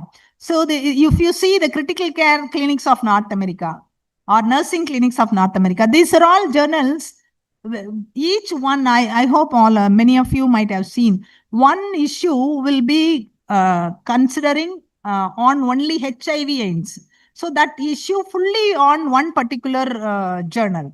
It may be one adolescent health. One issue may be dealing with only adolescent health. Like that, it will be having. So nursing clinics of North America, critical care clinics of North America, one time it may be focusing on sepsis management. The next time it may be dealing with ARDS and like that. So that is it's a highly reliable, but still more third quartile only. So still the readership is, because it is focused on some issues, it is not widely read. Nursing research journal, if you see, it will publish high impact research from OG or from pediatrics or from medical surgical or contemporary issues in nursing. Some of the nursing education, innovative nursing education methodologies, AI aspects, everything will be considered in nursing research. So that's why the wider readership and wider and Q1 it is. British Journal of Nursing is Q3 nursing journals. So what is predatory journals? Predatory journals are fake journals. They are trying to no, they try to cash, take money from you. They want to exploit you at the cost of your enthusiasm to publish. They will look like they are true scientific journal with scientific rigor, and they have open access and everything. They will, but truly they are not of high quality, and they are called predatory journals. So as novice novice scientists, you have to be very much aware of this and alert, being alert while you are choosing your journal for publication. Predatory journals or publishers are entitled that prioritize self-interest at the expense of scholarship, and are characterized by false or misleading information, deviation from best editorial and publication practice, a lack of transparency, use of aggressive and indiscriminate solicitation practice. So you give so many dollars, I will publish it in a week's time. And so quickly I'll get the everything done. So if someone is telling, they are telling now predatory conferences, because in the name of international conferences, people are making money. Your journals, your articles will get published in the indexed, peer-reviewed thing like Scopus indexed journal proceedings, where you will get it like that and all they are telling. But you have to, there also you have to see the worthiness of the participation and presentation in those kind of predatory conferences. Not just predatory journals, there are predatory conferences now. You have to be aware of it. And many a time I see, and I after I published one journal in the Web of Science, I got from some X and Y. He is telling you, we have witnessed your, now we have seen the journal, journal article, and we invite you to present your topic in Belarus and in some place in Spain and some place, 2-3, same citing the same article. From for 3 conferences you are invited like that. So they are inviting me, and I don't know, predatory conferences also you need to be very much aware of. And are they really truthful? You have to be aware of it, and then you have to spend your money, your time and energy. So what are the pros and cons? I think we have process endorsement by the community that your research is worthy, translates into prestige value by grant donors, job hiring communities. Publishing in high impact factor will give more credibility to your work, high chance that your work will be read and cited. So it is very much, every one of you wanted to be read and want to be heard, right? Every one of you want to be heard. So that is why that's pros and cons. Aggregate does not equal individual. Your research results are the same no matter which journal they are published in. Some fields just do not have high impact factor journals. Definitely very few journals we are having. And lower impact factor journal may not get published faster, and high impact journals tend to be expensive. And if you see, you want to, now there are different types of journals, and I'll tell you that. Then high rejection rates in high impact journals, that is another important concept.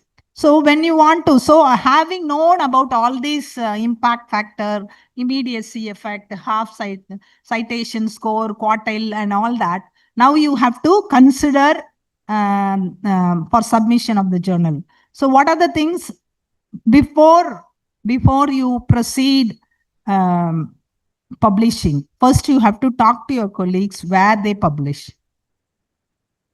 Then considering the journal impact factor, you have to, if you go into the website of the particular journal, you can say about the journal, and if you can see all that in the then in the impact factor you can read how much it is there. So you can choose like that. who are the readers of the journal. So if you are publishing in Journal of Biomedical Research and Pharmaceutical or Pharmacology, like that, if you are putting, it's not just the nurses. It is a wider audience. So you have to choose like that. Then understanding the aim and scope of the journals. The journal information will give you what are the scope, what type of articles they are publishing. They are interested to be published. So that you can decide then what type of publication. So whether it is going to be original article after completing your research, you are going to send the research article, or it is going to be a review article like Scopus review, and scoping review, or integrated review, or narrative review. What is that you are going to do? Or you are going to do a case study, etc., etc. You have to, based on that, you have to decide. Then publication mode and rights. Publication mode in what is that? Publisher type. Traditional journals. We are having earlier, they used to say in பட்டிமன்றத்துல எல்லாம் வந்து முன்னாடி வந்து குளவி ஆடும், இப்போ வந்து இந்த ஆட்டாங்கல்ல ஆடுது, குளவி அப்படி இருக்குது அப்படி சொல்றாங்க. அந்த மாதிரி தான் முன்னாடி எல்லாம் வந்து you want to gain knowledge, you have to publish. நீங்க குவாலிட்டி ரிசர்ச் பண்ணீங்கன்னா people will pay for you and you get royalty and you give the copyright to them. And one important thing is original article, traditionally you give the copyright to the publishers and you don't own the copyright anymore, and they pay for you as royalty. But now what is that? It is the open access journal. It is a different other way around. இப்போ வந்து ஆடாங்களே ஆடுது, குளவி ஆடல. So அதனால இப்போ publishers are getting money from us. You are doing research, you want your work to be recognized, you pay for us. Pay $80, 80,000 or 1 lakh. Some first Q1 journals, they are asking somewhere 2 to 3 lakhs Indian rupees. It is 2 to 3 lakhs or 5 lakhs money. And what is that is in adile kuda golden access, golden open access, green open access. Golden open access na you pay the more, and so you are paying more for gold. No, nowadays lakhs you are going. It is like venom, it is increasing. And golden open access, you in the open access you are having two types of journals. Golden open access, the higher the pay. Then green open access, you pay little less, and it is a type of hybrid. Hybrid means it is a traditional print journal plus open access. So they collect some amount from you, and they collect some amount from the subscribing people, libraries and things like that. So in a way, it's konja manageable. Hybrid journals you can go for. So what are the publication fees? APC. People openly they are declaring author processing charges, APC. First, you must see that what is that APC? How much I have to pay for my journal to be getting published? You have to see that, and then you have to publication frequency. If it is a monthly, you are getting more opportunity to get to know your chance of getting published in that particular article. But if it is a quarterly or biannual, only 2 issues in a year, so the likely chance of getting, but Journal of Advanced Nursing monthly and voluminous thing. But they very rigorous. You get your articles. So one of my student, so from New Zealand, my journal, my article is published in Jan. Please read this, and I'm so happy to share my work with you. Like that, she is telling. So that much the proud, the prestige. So you have to consider before selecting this. You have to select the journal like this. Then other consideration, reputation and peer review process. If it is thorough and transparent peer review process, you can thinkchecksubmit.org is one place where website you can check you can identify predatory journals like that. Then author support services. What are the author support? Now many of the websites are there, author support, reviewing, referencing. For everything there are, you have to pay for it, but author support services are available. Sometime no, in the English is a foreign language, so we don't have that free fluency. Then the way of writing. So a very beautiful, very worthy research is reported poorly, it may not get published. But very, very useless average work, if it is written in a very beautiful way, and it may get opportunity to be selected for publication. So you have to be getting those services for paraphrasing and all those things. Then commitment to diversity, equity, and inclusion. Then open access and affordability. So if you are open access, if you put one journal, one article in open access, it will get more than hundreds of citations. Your citation score will jump like that. H index will go high. So the predatory publishers, you have to be very, very careful with them. So this is the thinkchecksubmit.org. You can get those information, how you can so take the help. What to prepare and consider. So you have done a very beautiful research. You want to get that published in a PubMed article or Scopus Index article, Index journal. So what you have to do before you are preparing the manuscript, always decide which journal you have to. So you are preparing the manuscript and then decide which journal. You are wasting your time, and because they will, if you are not following their format, so some guidelines they will give. APA style. Some journals say you have to follow Vancouver. Some says other type of citing, quoting, and all referencing styles. And they want this many pages, this much, this. The focus itself, if you read the journals, they will give you, they call for articles in particular topic. So you can choose like that. So identify at least 5 journals to submit your manuscript of different impact factor. Then check their schedule for open submission. Is it quarterly, annually? Look for special issue option. So the special issues, when they are telling, they will easily, so obesity, adolescent obesity, there is one, this issue we are going to concentrate on that. So if you have done that study, if you submit, then you are likely chance of getting accepted, because they have to give that many journals in that thing. So they will accept your thing. Then if special issue, tailor your manuscript to place it within the special issue scope and topics. Ensure that you meet all submission requirements of target journal. Consider form, covering letter, formats. Because if any of these 1 or 2 is missing, you have done your journal very well, very worthy, but you have not followed the APA style, but you have done it in a Vancouver style. When the journal asks you to do it in APA style, they will outright reject, or sometime if the editor feels okay, opportunity will give, like that, they may send you back with the corrections. So you should not give opportunity for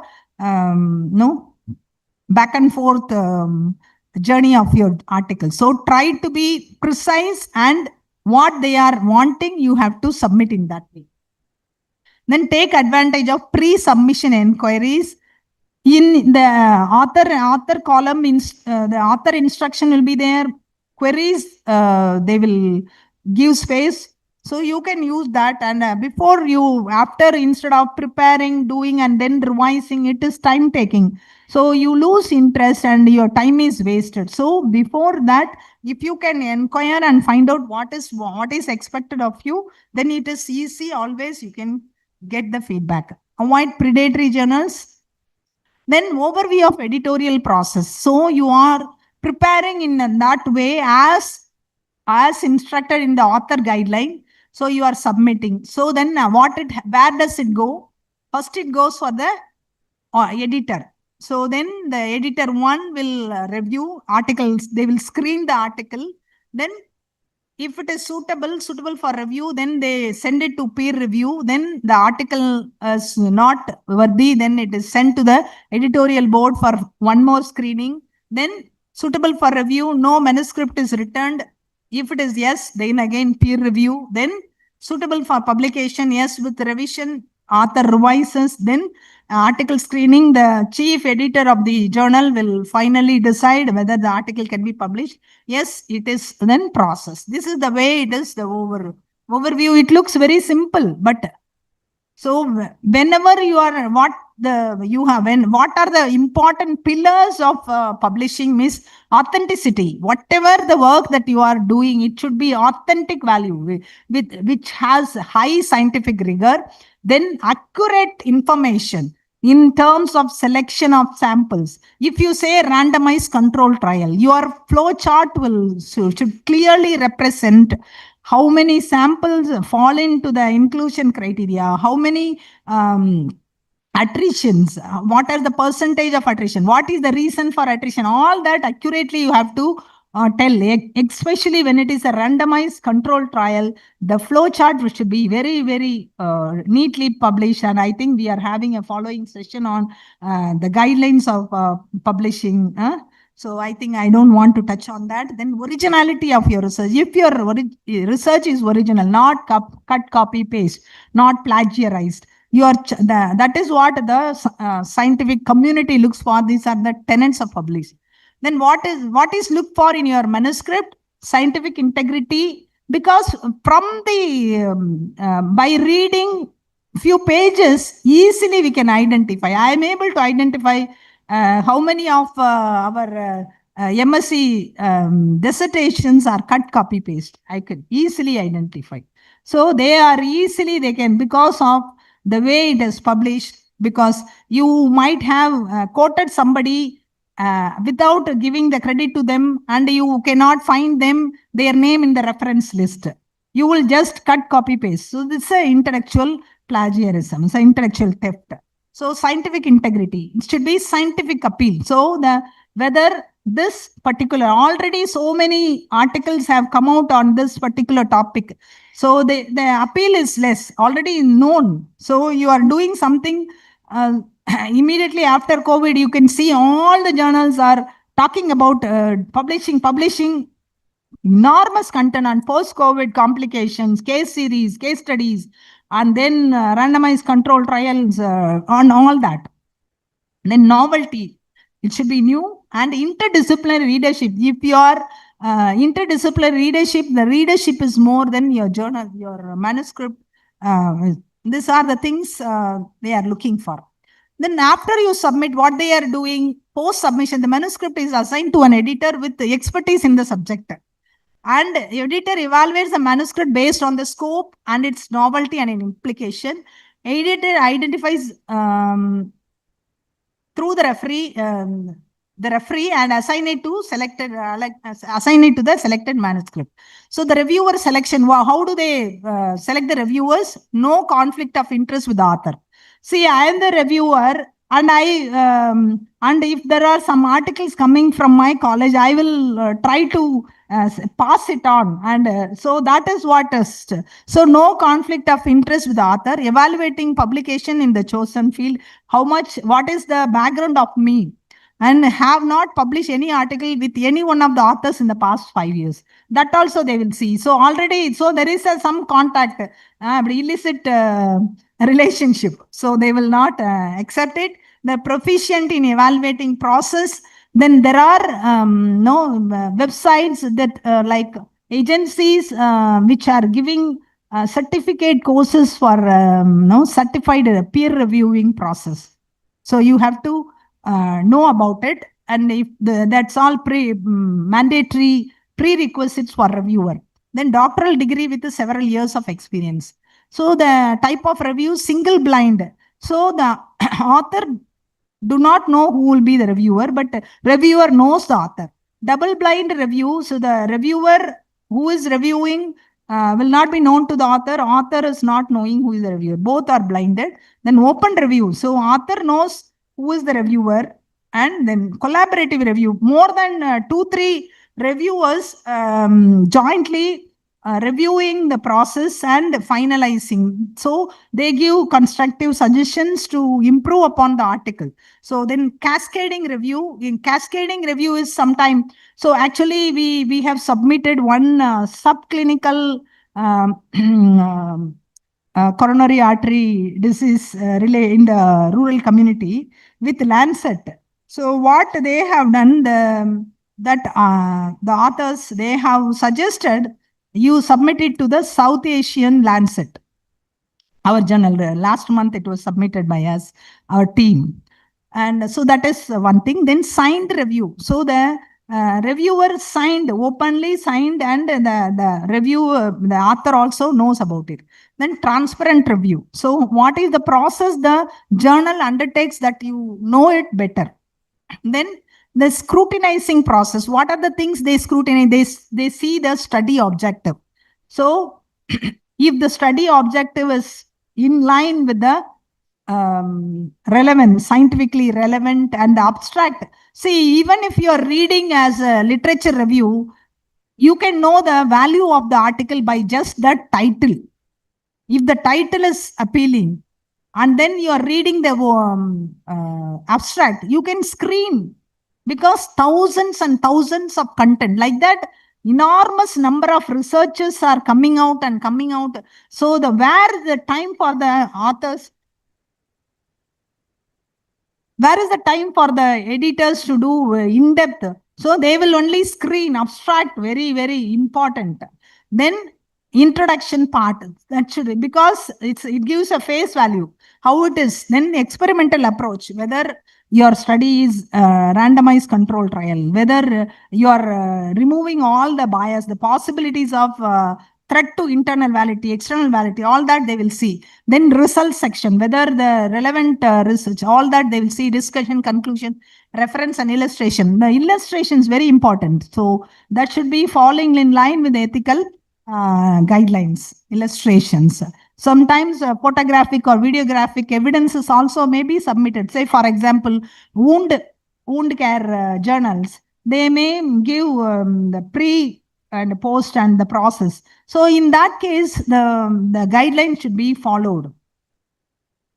Then components, what are the, how do they give? They give overall impression of the manuscript, major and minor revisions. They indicate specific points you have not included. So in one of the journal, Indian Heart Journal, we published one article, and they asked the entire manuscript. First time they asked this, there is some lack of some clarity. So you submit the whole content. So then we the whole content we submitted. Then after that the thing was accepted. Then confidential comments to the editor. They will give confidential comments to the editor. So this is how the review report will be like. Reason for manuscript acceptance.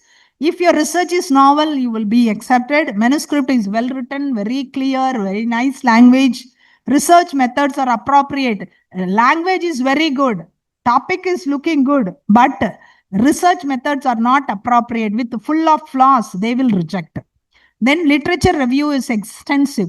Whenever you are wanting to accept your article, you have to substantiate with what is the gap, what is the previous literature, what is the gap, and how this article will contribute. There is many of the journals have a section like that, a box with that. So research gaps. So you have to, if you do extensive literature only, you will be able to substantiate so that your article can be accepted. Then study reports facilitate the clinic. If your study can facilitate clinical decision, then it may be accepted. So you have to comply with the publication ethics. You will be likely to get accepted. Manuscript may be getting accepted. Reason for technical rejection.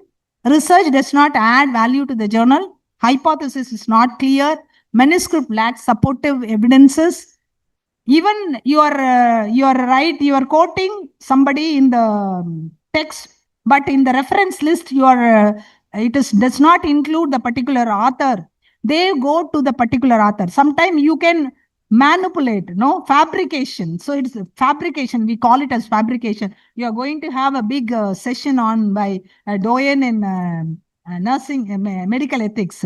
So she will tell about fabrication. So they will check all that. Peer-reviewed journal with high impact factor will look into all that. So there is a possibility of rejection. Research methodology, results are inconclusive. The study violates research ethics. In all these cases, technical reasons your manuscript will be rejected. Then other manuscript not within the journal aim and scope. Sometimes you are doing a study on, for example, scoping review of intervention for diabetic patients in India. If you submit this article to a global journal, they will not take it. Okay, so you have to select appropriate journal. You want to do a research study report on a metabolic syndrome, then you have to go to a journal on metabolic syndrome or diabetes or cardiovascular disorder, something like that. Then it will be accepted. Then dual submission. You are submitting in more than one places, it will be rejected. Manuscript written poorly, it will get rejected. Manuscript not adhere to the journal guidelines, then also you will get rejected. So the tips for effective appeal letters. So they are giving your journal is rejected, stating that some reasons. Then you can clearly explain the reason why you disagree with the reason and present the point of the reviewer. Sometimes reviewers also human beings know. Then you can appeal. Then if reviewer has pointed out certain shortcomings or suggestions, you provide additional data and rectify and resubmit it. If applicable, discuss why you believe the review report is biased. So these are all the possible methods. So helpful proofing tips. So when you are after submission, post submission, they are bringing some things. So what are the things, post submission things, what are the things you can do? Check and update citations, because citation is so very important. Then check the typographical error. Don't make extensive changes or move contents block of text, and pay attention to deadlines. Refrain from submitting without co-author's approval. Many of the high impact journals, they are if you are quoting somebody, because like ghost author, ghost author, guest author, like all this are all so they just say no. So if you are submitting to some article so and so as co-author, you have to tell them to accept. The letter will come to you. The co-author will get also a notification. They also give acceptance. That is very important. So if that is not done, you may get rejected. So you have to do it. So final step, all of you will be very happy. Your journal gets, your article gets accepted. Will you all be happy now? You are get rid of all these boring classes. I hope you understood and you are enjoyed. And so you will finally end up with getting a place. You want to see your name, your institution name, your work in a very prestigious journal. You'll be very blooming and happy. And that is what we are aiming. That is what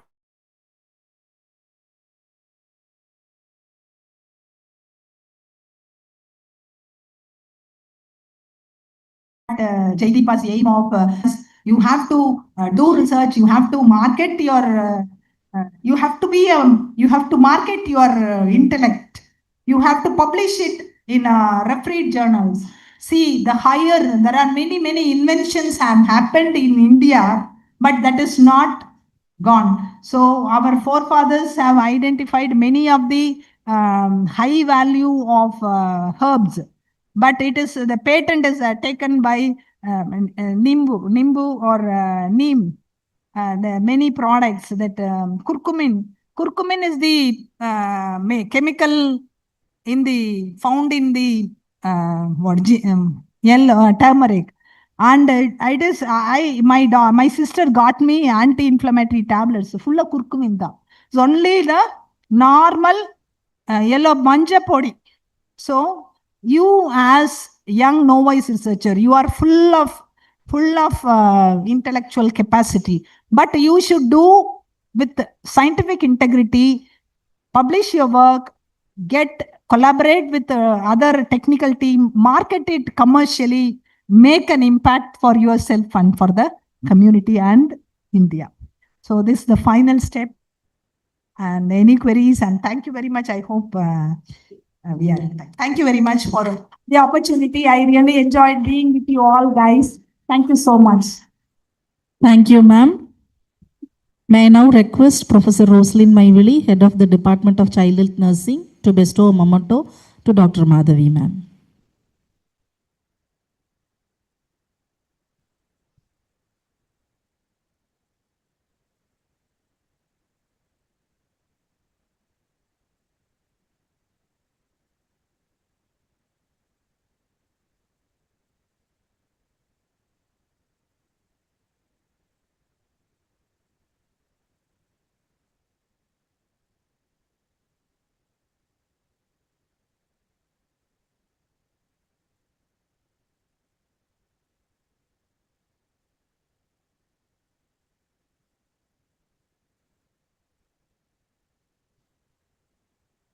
Thank you, ma'am.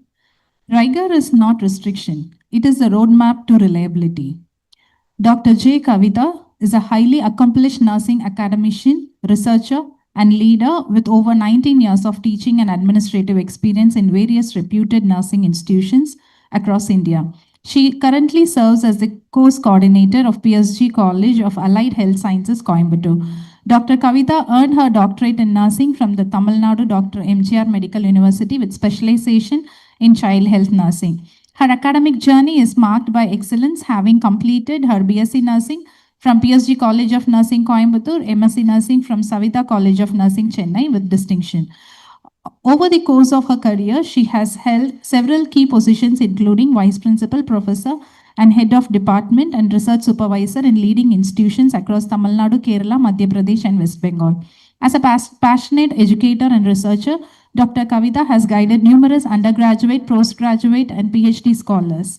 Her doctoral research on doula care among patriarchal women was highly recommended and contributed to improving maternal health practices. She has also supervised multiple doctoral projects under LNCT University, Bhopal.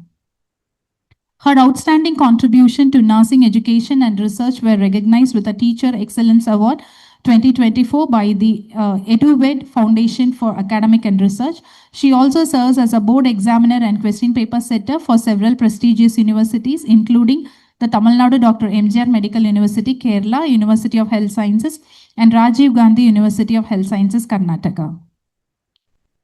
Without further ado, I request ma'am to take over the session.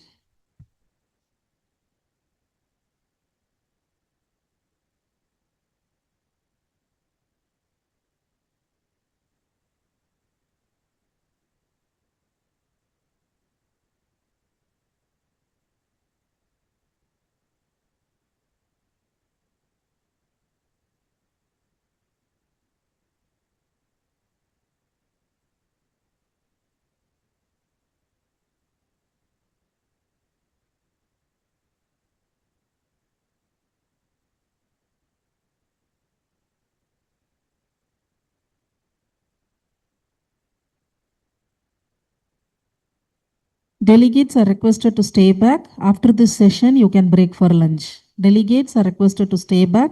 After the session, you can break for lunch. Thank you.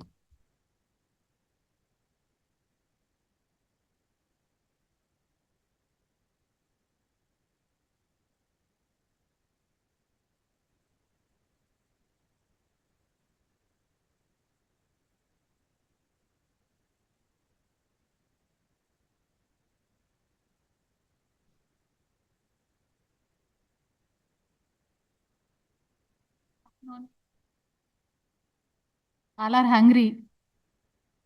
Half an hour, please. Okay. If you are actively listening, half an hour la vitruven illa full session 2 o'clock da mudiyum. Deal okay va? Yes? Yes? Yes. Okay.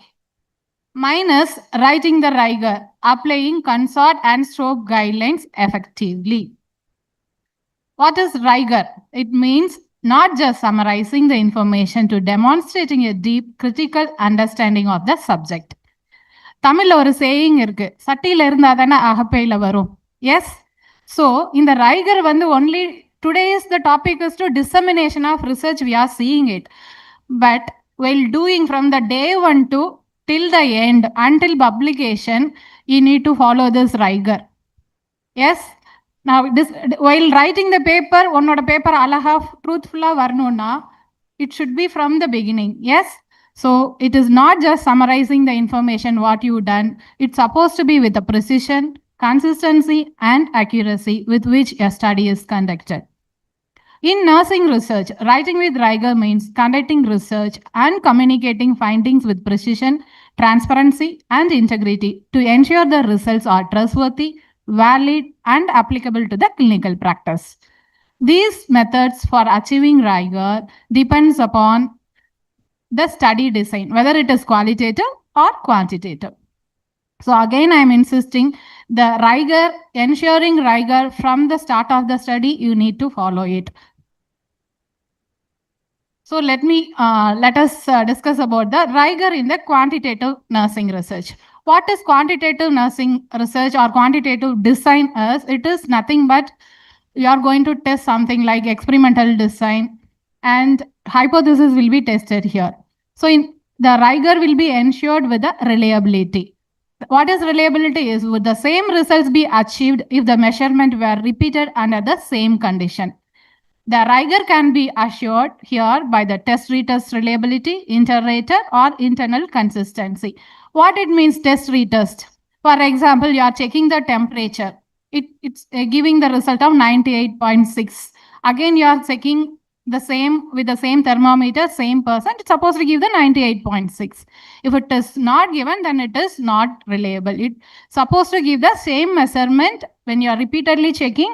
Inter-rater is when some other observer is checking also, it's supposed to give the same measurement. Then internal consistency is about statistical support. You are going with Cronbach's alpha. Then validity. What is validity? It's supposed to measure what it's supposed to measure. It can be ensured with content validity, construct validity. Content validity means that is you need to, whether it's supposed, for example, you are checking the pain level. You should not checking the anxiety level. It only supposed to measure the pain level. And other example is when you are assessing the quality of life, it's supposed to include physical, emotional, and social factors. Construct validity is demonstrating that is measuring the tool that accurately reflects the theoretical concept. For example, depression. Now everyone used to say the trend is I am under the depression. Yes, it is a fantasy word telling that I am under the depression. But actually, theoretically, what it is depression? It is a clinical symptom, clinical condition where you cannot simply tell the depression. It has its own tool to assess the depression. Objectivity, ensuring that the findings are not influenced by the researcher's bias. That can be ensured with blinding or masking. It is nothing but that researcher itself, that is observer will not be knowing about the outcome. That is observer seeing the outcome. For example, one interventional group administering with some medication, that is any, for example, you take iron tablet and other group, control group may be going with placebo tablet. But researcher will not be knowing which group is getting iron tablet, which group is getting the placebo. But the researcher will be observing the outcomes between these groups. Then internal validity. The degree to which independent variable caused a change in the dependent variable as opposed to confounding variables. It is nothing but you have to go with the randomization, matching, and statistical controls to reduce the influence to the factors. Then about external validity, the extent to which the study's findings can be generalized to other population or settings. So you have to go with the sampling strategies and your sample supposed to represent the target population. So these are all the methods by which you can ensure the rigor in quantitative. Next is we are moving on to qualitative. This qualitative research is nothing but experiences and meanings generating rich descriptive data through methods like interviews and observation. So this rigor in this context is often discussed with trustworthiness of your study. So these are all the methods by which you can ensure rigor in qualitative: credibility, transferability, dependability, and confirmability. So let us see one by one. Credibility, what it means: it is a truthful and accurate interpretation of the participants' data. It can be ensured with member checking, triangulation, prolonged engagement. What is this member checking? It is nothing but getting feedback from the own participants. Triangulation is using the multiple sources of data so that you can go observing the participants by interview method as well as observation. Then prolonged engagement is nothing but the researcher should be being available in the field with the participants. Transferability, the degree to which the findings can be applied or transferred to other population. That is ensured with thick and rich description. It provides comprehensive description of the study setting, participants, and findings. This allows the researcher to determine if the findings are relevant to their work. Next is dependability. An external researcher should be able to follow and audit the process. It can be ensured with audit trail. It is nothing but each and every step of your nursing research should be documented, analyzed. Stepwise replication is nothing but 2 or more researchers will be analyzing your study and they will be discussing their findings. Conformability, degree to which the findings are based on the participants' data rather than the researcher's bias. It can be ensured with reflexivity. What do you mean reflexivity? It is nothing but it is own critique. You have to critique your own study. Pure debriefing is pure critiquing. They will be evaluating your study. Next is, so these are all the methods by which you can ensure the rigor in based upon your study design. Then how effective application will be helpful is, see, 2 things. One thing is select the right guideline. Morning Lata ma'am taken so much of guidelines you may be aware of. Yes. So you have to know which guideline to be chosen for your study. Then use the checklist in each and every step while you are writing the paper. Before going to this guidelines, CONSART and STROBE, I would like to tell where it is evolved. It is the Equator Network. Anybody heard of this Equator Network? Yes, it is nothing but enhancing the quality and transparency of health research. It is one-stop shop for writing, publishing, high-impact health research. Equator Network is an umbrella organization that brings together researchers, medical journal editors, peer reviewers, research funding bodies, and other collaborators with mutual interest in improving the quality of research publication and research itself. Equator Network is an organization where is with the help of all the stakeholders, it producing the many guidelines and it gives a standard tool. Little more about Equator Network. That is, it has so many branches worldwide like UK, French, Australian, and it is further developing with the goal of adoption of good research reporting practices. What is a reporting guideline? A reporting guideline is a simple, structured tool for health researchers to use while writing the manuscripts. A reporting guideline provides minimum list of information needed to ensure the manuscript. It will be useful for, and that is, it's supposed to be understood by the reader, replicated by a researcher, used by a doctor to make a clinical decision, and it included in the systematic review. See, research is nothing but research. You have to search again and again. See, dissemination of the research is the end point. You are completing your work with the publication of your article. But for the new researcher, it is a base. Your research will be your base. It's supposed to be fruitful, worthful to utilize for their research and for the systematic reviews and all. So always don't think that you need to supposed to give to complete information. How many of you here MSc students?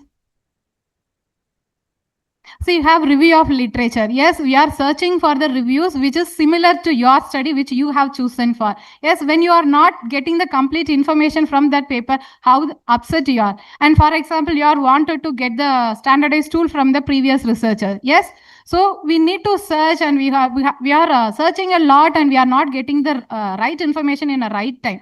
நம்ம study முடிச்ச பிறகு தான் அந்த researcher வந்து டூலே அனுப்புவாங்க. Yes, so that you whatever you are disseminating the research through your paper, give the adequate information, it will be useful for the new researchers.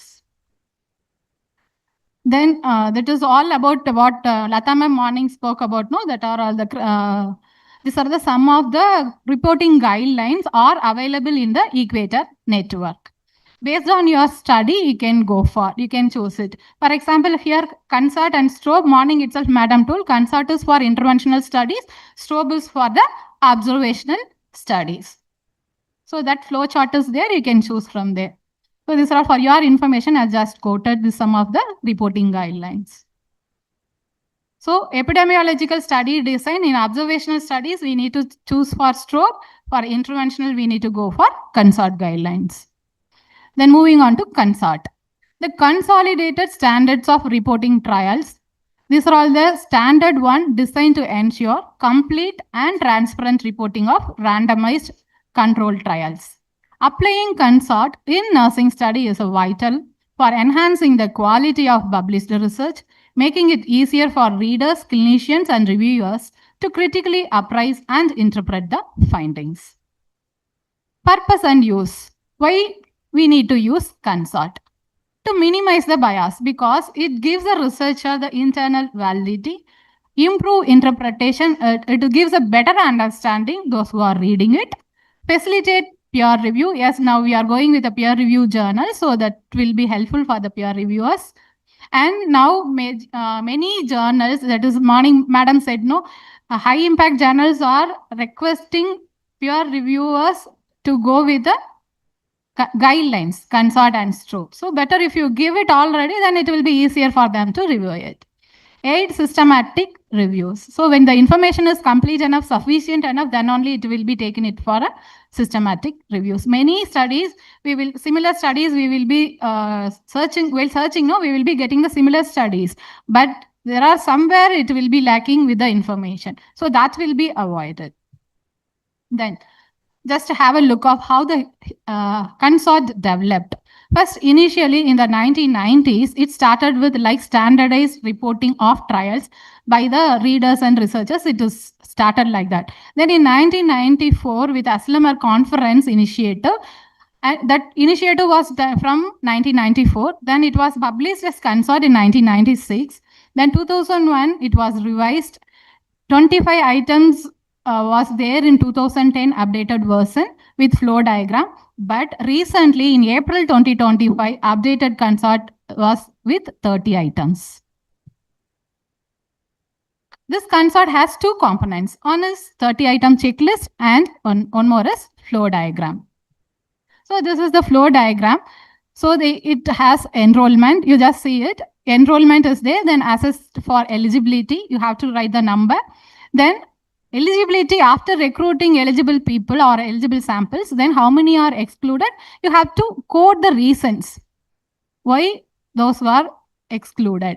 Then at the end, you are coming to randomized, and how among randomized samples, how many are allocated to interventional group, how many are allocated to control group. Then even then, how many are lost due to they didn't come for a follow-up. That reason you have to mention it. Why they discontinued the intervention. Final analysis for primary outcome, how many were there. So this is a CONSART flow diagram you have to follow. Next is, this is an example. See, it is, I just taken an example of nurse-led education program. Okay, on that is readmission, effect of nurse-led program on readmission rates. So you see just assess for eligibility. For example, if you take as a 550, excluded maybe 150. This 150 in who excluded in how, what are the ways? You just see cognitive, due to cognitive impairment, 45 may be excluded. Then not being discharged home is 30.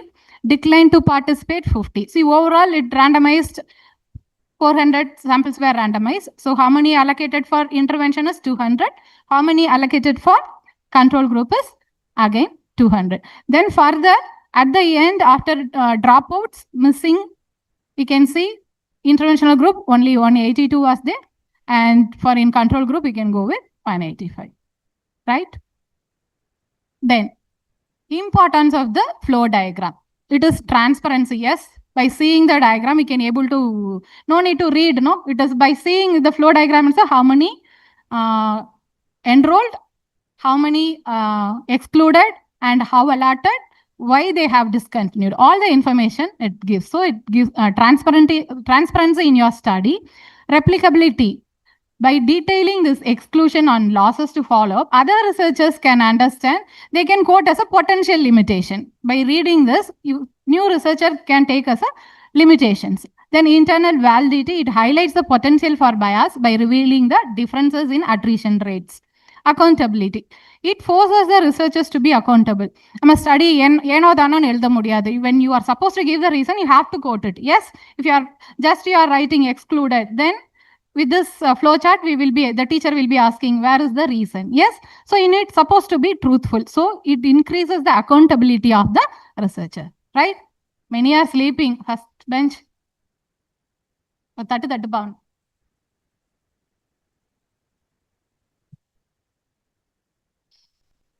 Okay. Then we'll go with this consort 30 items. See, as such, this items with self-description, and even though with the explanation it is given. Yes, it is self-explanatory. So I just read fast. Okay. So it is about title and abstract. You have completed the study. Now you are reporting your study. So how the title supposed to be? It is, consort is for which design? Quantitative, observational, quantitative. It is for interventional studies. So usually this randomized clinical trial medicine they will be using for drug trials. But for the nursing studies, we are not using the randomized trial, but we will be like how you will frame it, study to evaluate the effectiveness of. So this effectiveness of meaning is it is an interventional study. Yes. So that title itself supposed to denote whether it is a RCT or interventional. Then regarding abstract, abstract is nothing but writing the summary. Yes, the summary is supposed to include from the objectives, design, methods, results, conclusion, and if case any sources of funding is there, that also to be included. Then second one, trial registration. So morning madam told, now CTRI registration is mandatory, Lata ma'am. So if in case any registry is there, that to be mentioned here. Then where the trial protocol and statistical analysis plan can be accessed. DOI, what is this DOI in open science framework? It is nothing but where you can access your statistical analysis and data. It is a digital object identifier. In web address, they will be giving the URL. So where it means that in that URL, if you click that, your study will be available. And the researcher should mention which are all the aspects it's supposed to be available. For example, many researcher will not give the tool. We need to ask for. If you given in a open science framework, you will not search the researcher who done it. But if you need for it for your further studies, you will be searching it. Then you can mention in the quotation, it will be available here, or it will be a secondary source of information. In that, it will be available. Like the researcher have the right to mention it. So that is what the fourth one is. Where and how the individual de-identified participant data. It is nothing but what is de-identified participant data is just removing because when you are doing the study, you will be getting the consent. This confidentiality will be maintained. Yes. So when you put it in the open access framework, then everybody will be access it. So you have to de-identifying the data. That is, you have to follow the principle of confidentiality as possible. As openness can be maintained, as necessary, it's supposed to be closed. So whichever the information you're supposed to remove it. For example, you can remove the name, gender, address, those things you can remove it. Otherwise, you can give the zip code and you have to put it in the platform. Okay, then next one is sources of funding. It is like now university's grant is there. Yes, if your study is under any grant, that to be mentioned. Then financial other conflicts of interest. That is mainly for the pharmacological study or a drug trial. But in case of madam told, it may create a financial conflicts of interest. Someone is funding you or giving the grant, there may be the influence during drug trial and all. It was happening during COVID-19 vaccines, no? Many companies, they are coming with many vaccines for the COVID. Yes, but those times there will be a conflicts of interest to accept their particular product. Yes or no? Yes? Yes, சொல்லலைன்னா நான் அடுத்து போக மாட்டேன். Then scientific background and rational. This is nursing part. We coming to nursing part. It is a first chapter. Yes, first chapter is about nursing background, that is scientific background and rational.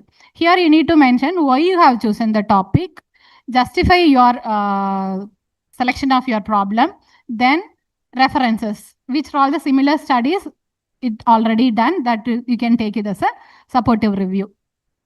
Next is seventh item is specific objectives related to benefits and harms. Is usually for drug trials, because immediately after any administering any injection, it may cause harm and there will be a benefit ratio that should be assessed. And in this guideline, they are telling you have to have a tool to assess the harms and benefits. Then details of patient or public involvement in the design. Usually we are doing with the patients either in the community or in the hospital setup. So that to be mentioned. Next is trial design. So it is, we have seen the flow diagram, no? That is a trial design, that same, you can write it. Then important changes to the trial. So it is nothing but in nursing research, we will be doing the pilot. Yes, after pilot study, if any changes you are making it in the main study or in the tool or any specific changes you made it, that to be mentioned. For example, you are giving teaching a yoga for the patients. Okay. But you don't have the plan to assess the satisfaction level. But after teaching, after attaining your session, yoga, patients வந்து சொல்லுவாங்க, I have practiced, I'm feeling good. அப்போ நம்மளுக்கு என்ன ரிசர்ச்சருக்கு என்ன தரும், why we cannot assess the satisfaction level. So you are not in the plan to do the assessment. But after their statement during the process, you may be arising those, why can't we add it? So like that, if anything you are adding on it, that should be mentioned. Then settings. So settings you have to mention either in the community or hospital locations, and between pilot and main study, what, how much the kilometer distance. So description of the setting should be mentioned. Then eligibility criteria for participants. That is about inclusion and exclusion criteria. So if applicable, eligibility criteria for individuals, or you are going with researchers also, that should be mentioned. Then 13th will be intervention and comparator with sufficient details. It is nothing but you are comparing the intervention and control group, the details of the intervention, who is administering, where administered, how long it is administered, how many times it is administered, in what point all the outcomes measured, that all should be mentioned. And what is the usual care. Yes.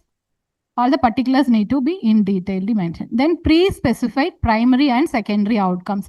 So for example, if you go with a nurse-led teaching program, what is your objective? You just evaluate your nurse-led teaching program. Yes, secondary thing, maybe you may be finding the association between the variables or correlation between variables.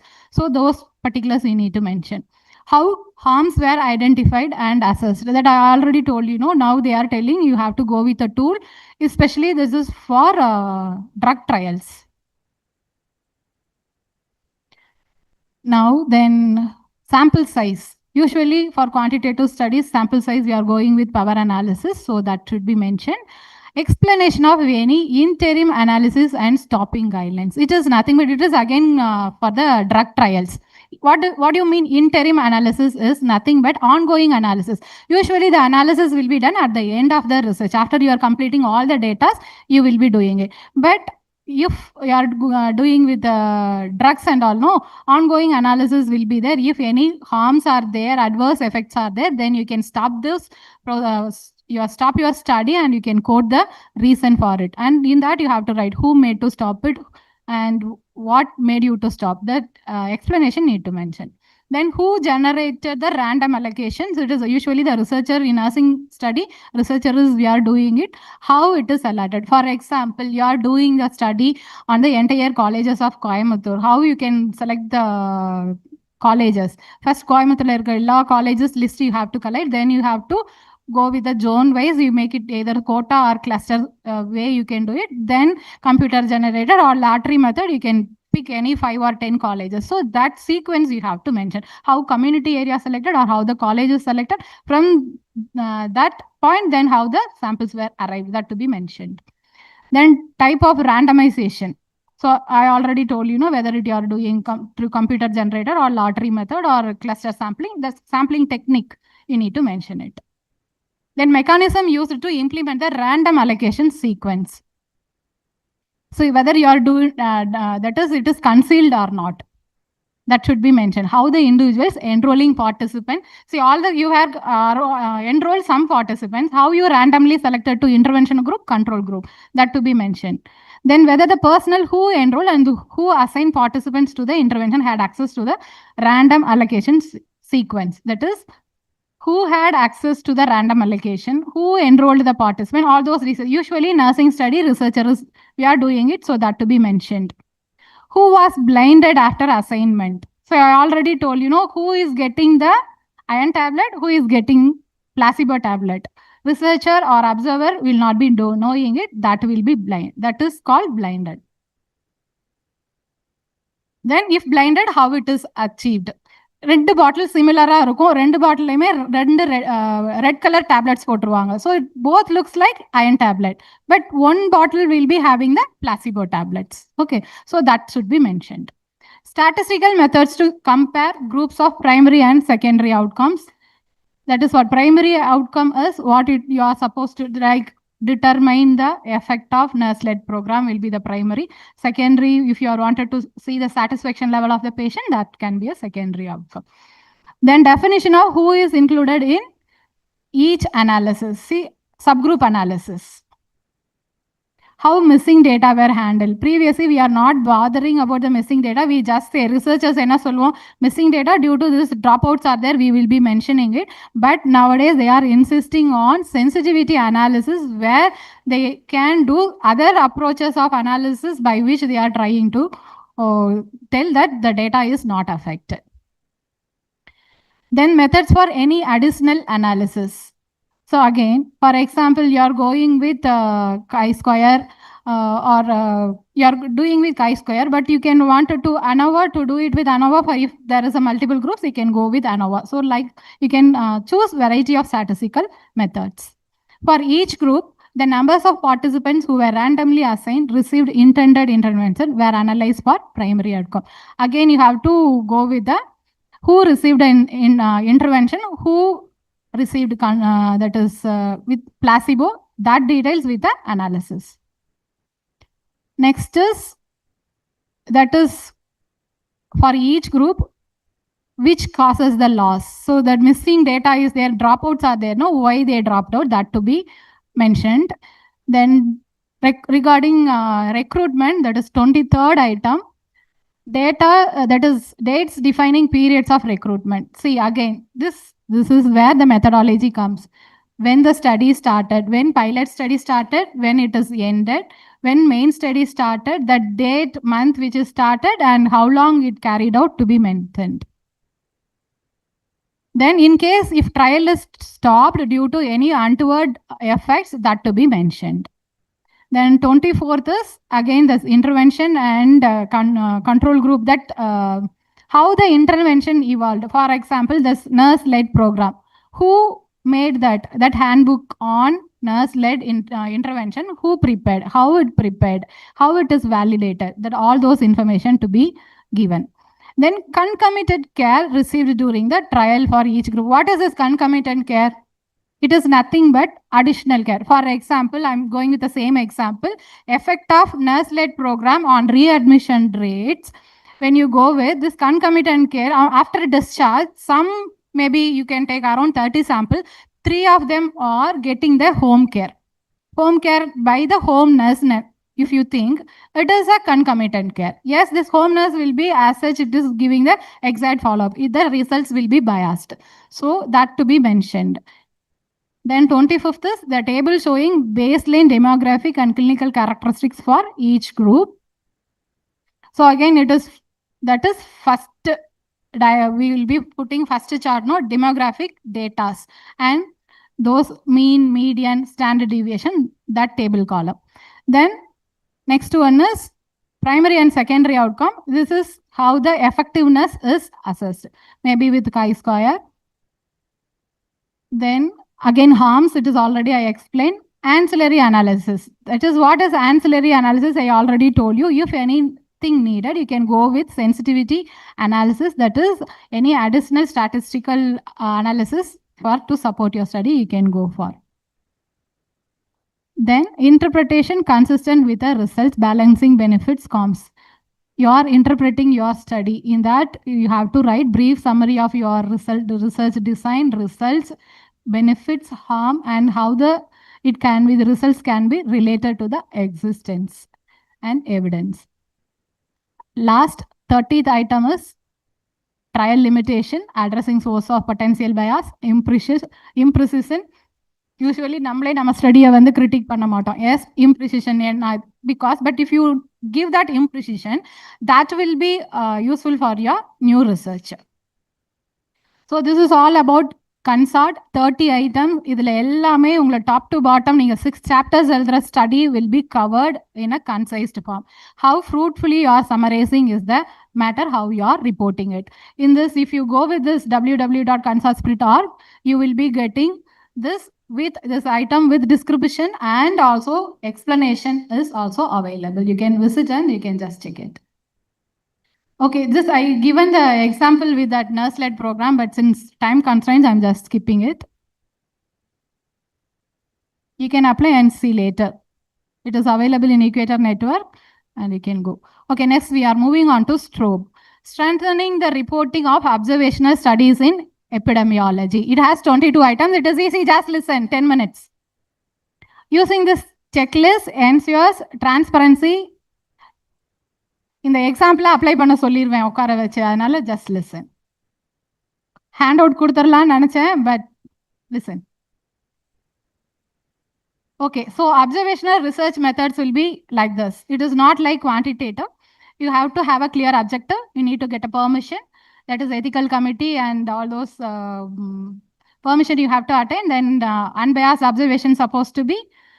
Observers will be hidden. Then documentation, data analysis. Okay, so this cohort, this STROBE is to apply for cohort, case control and cross-sectional. This is morning itself, Lata ma'am explained. So I'm moving on to what the key functions of STROBE. It is again, it gives a standardized reporting, applicability to the specific designs only for these designs. Then it will be reduce the bias and enhance the replicability. So these are all the pattern of STROBE checklist. First one is title and abstract. You have to, again same, like what we have seen, title should be specified, whether it is cohort, case control or cross-sectional. And abstract, you have to summarize your study completely in a fruitful form. Background and rationale, you have to explain the scientific background. Objectives, again the same like quantitative. If any pre-specified hypothesis there, that to be mentioned. Study design, setting, all which all I already explained. Okay, see, in STROBE, I wanted to tell you one thing. STROBE is available only for cohort separately, cross-sectional separately, like that's also available in network, Equator Network. I have chosen a combined one. So that is what they have given a clarity. Cohort la enna irukono, case control what it's supposed to be, but it has a separate checklist. So variables should be explained. Then data source of measurement, bias, study size, here maybe effect size you can go for. Quantitative variables, how it is handled, that should be explained. Statistical methods, which are all the methods. Usually observational studies, we can go with regression, linear regression or logistic regression analysis it will be. Then you have to explain with the, you can go with the same flow diagram and explain about the participants. Descriptive data, how it's supposed to be in different like cohort or cross-sectional, it is mentioned. Just follow the guidelines. Outcome data, main result, other analysis if is there. For example, subgroup analysis there and it is mandatory, that can be given. Then limitation, interpretation, generalizability, funding information. That's all about the STROBE.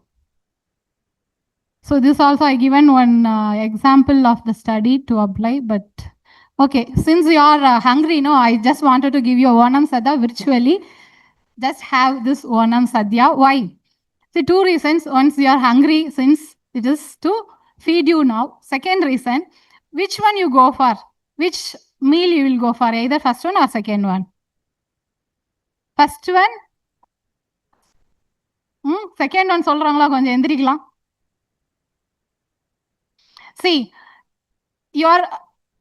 if you use the reporting guideline, your paper will be Lux first meal. It will give all the necessary information, but in a fruitful summarized form. நீ இவ்வளோ பெரிய book 200-300 pages you are putting your thesis, but you have to write maybe 3 to 4 pages according to the journal advice. Each journal tells இது this much of words, this much of pages. Now they are telling not page wise, they are increasing their quality. Yes, quantity illa. 4 pages the article kudukononu ipa categories illa. They are instead for going for quantity, they are going with a quality, asking for this, apply these guidelines and write your research paper. That is what they are insisting.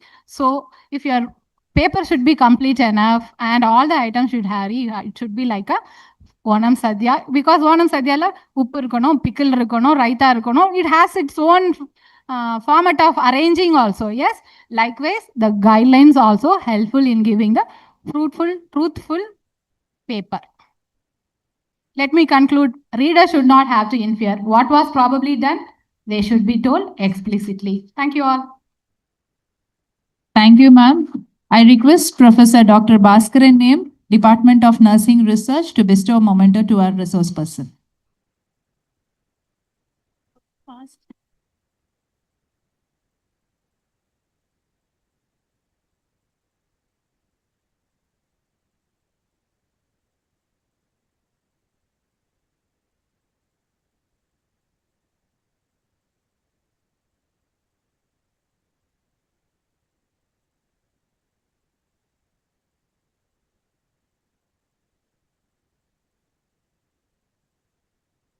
Thank you, ma'am. I request the invitee speakers and delegates to join for the lunch outside the auditorium. Delegates who have brought their own lunch are requested to go to College of Nursing, 3rd floor classrooms. Our student volunteers will guide you, and kindly be back at 2:40 p.m. Thank you.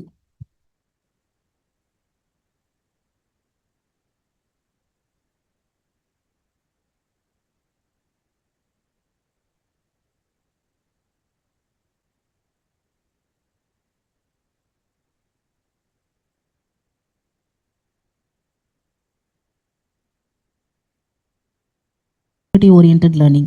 A PhD scholar from Bharatidasan University.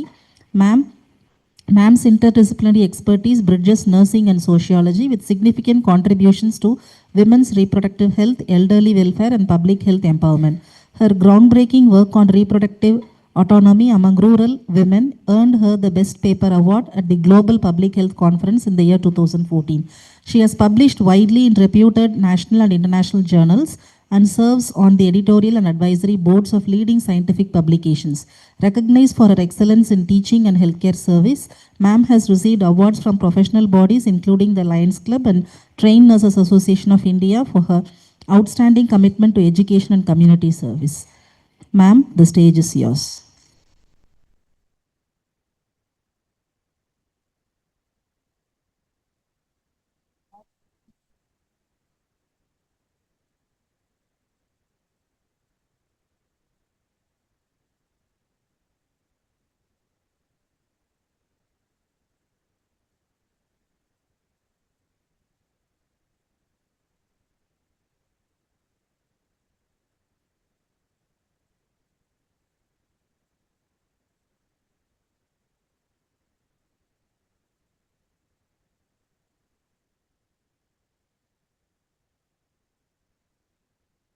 Good afternoon, everyone.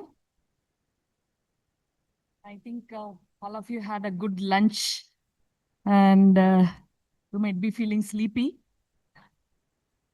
But still, the time is given to me, planned, I think so. I do not know. Okay. Okay. I'll finish my job. That is my duty over here. Actually, it's what I'm going to talk about now is about the framework, essential framework, which is needed in scientific writing as a IMRAD format.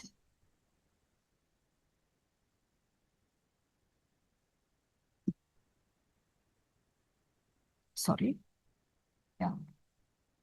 It's a structure that makes our research to be clear, logical, and scientifically sound. It's a structure. One by one, it is given. You have to make it a structure way and logical flow. You will have a flow of writing with formulating this. If you follow this format, you will know to write your research logically, and it will be scientifically sound also. Whatever you're going to say will be very soundful to for the readers. Okay. And this format is widely accepted across journals, different disciplines and different journals. Actually, this is the format which is followed by all the journals and all of the disciplines. It is common format. Okay. And it is a powerful tool for communicating a research. It's only a tool which you communicate whatever you have done and whatever you have found out, you wanted to give it to the readers or other researcher. In that way, it is a good tool to communicate to the other researchers or readers. And the IMRAD format stands for introduction, methods, results, and discussion. Okay. Now we'll see the IMRAD is not only just an acronym, it is a roadmap for a research writing. It is a format to have a research writing.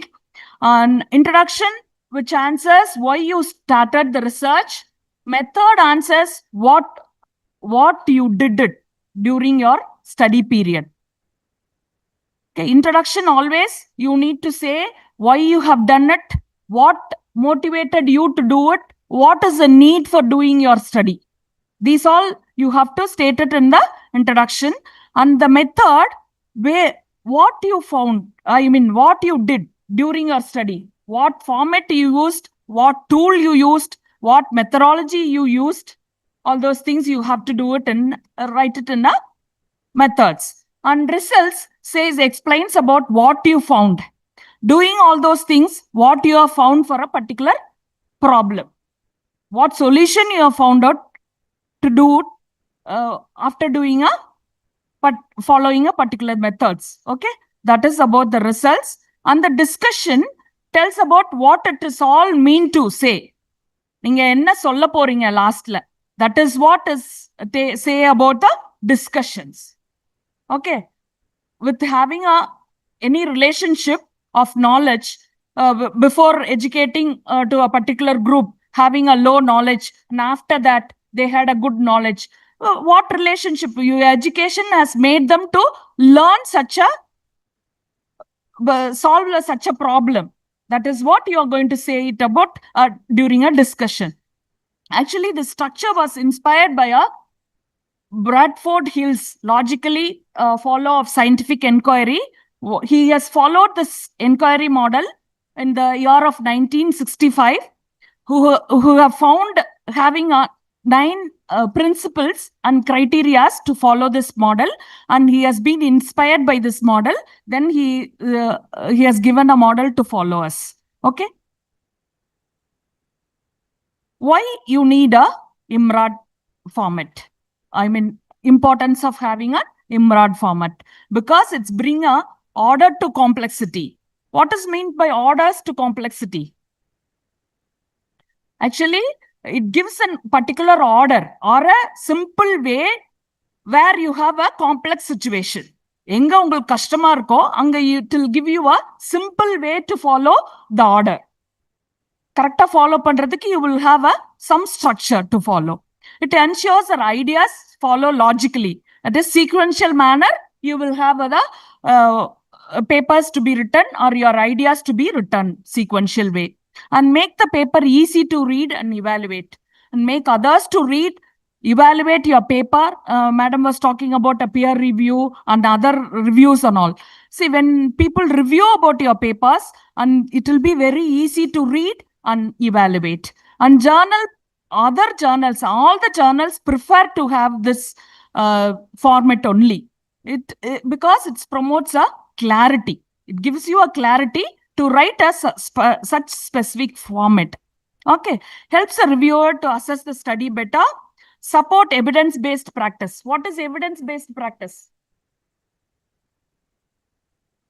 Yeah, following evidence means what you have found out through your study, you are going to practice in the clinical situation. That is evidence-based practice. Okay, that you are going to put it in your practice. That is what is you call it as evidence-based practice. IMRAD is the universal language for a research format.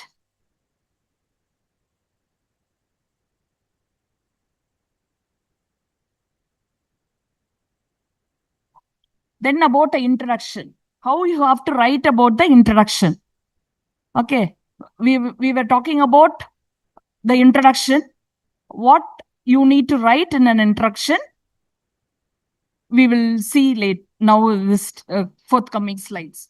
The goals are here to explain why the study was started.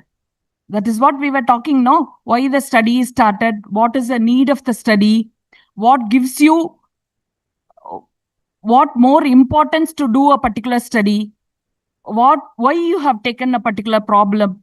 Those things are the very important point when you do a introduction. Gives enough background so that a reader can understand your work without referring to earlier studies. That is, you have to give a good background. What is the statistics found in a particular district or a particular India or a district or a particular area where you are going to study. These background you have to give properly, then only the need will be very clearly written in the particular study. And it should review the relevant literature and identify what is missing, what is controversial in your study. That is, you have to see the literature and find out a relevant study. You have to read lot before doing a research. Then only you can find out what is missing, what is controversial. Those things also you can take it up as a study and you can do it. And same introduction, it has to state you have to state the aim of a study properly, keep brief and focused, and you have to write it in a present tense. Avoid long histories and vague sentences should be avoided. The introduction should initiate a curiosity, not a confusion. Always introduction should be very clear and very neat. This is what you are going to say about. This is what your problem is. This should be very clearly written and it should not be vague one. Okay. Next, about the methods. It is a heart of the researcher's credibility. What is credibility? Trustworthiness of an individual or a researcher. That is what you call it as a credibility. And it is a heart of a researcher, a heart of credibility of the researcher to understand how trustworthy of giving a particular finding or a research method, what he has followed. Okay. Describes exactly what you did so that the another researcher can replicate your study. And the method can describe what you have done it, how other person can replicate your study, what method he can follow to replicate your study. Talk about your participants. Participants means samples. Who are the participants? What is the method you have collected taken as samples? And example, reproductive age group means what will be the age group you select? What should be the age group you select?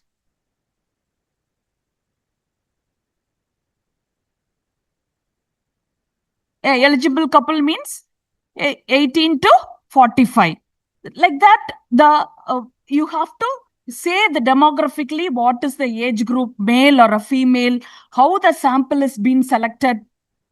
Whether if you want to select contraception or you wanted to know about the contraception methods, then you have to go for the person who had a child, who are having a children, like one child. After having one child, you can go for a samples. Such samples, you have to say the demographics and how you have chosen the samples. And mention your study design. It can be a cross-sectional, it can be a randomized and blinded. Okay, this I cannot explain you now in a single session. These are all the methods you will be using it to do a study. These are the study designs which you follow it during your study. Discuss the materials and tools you used.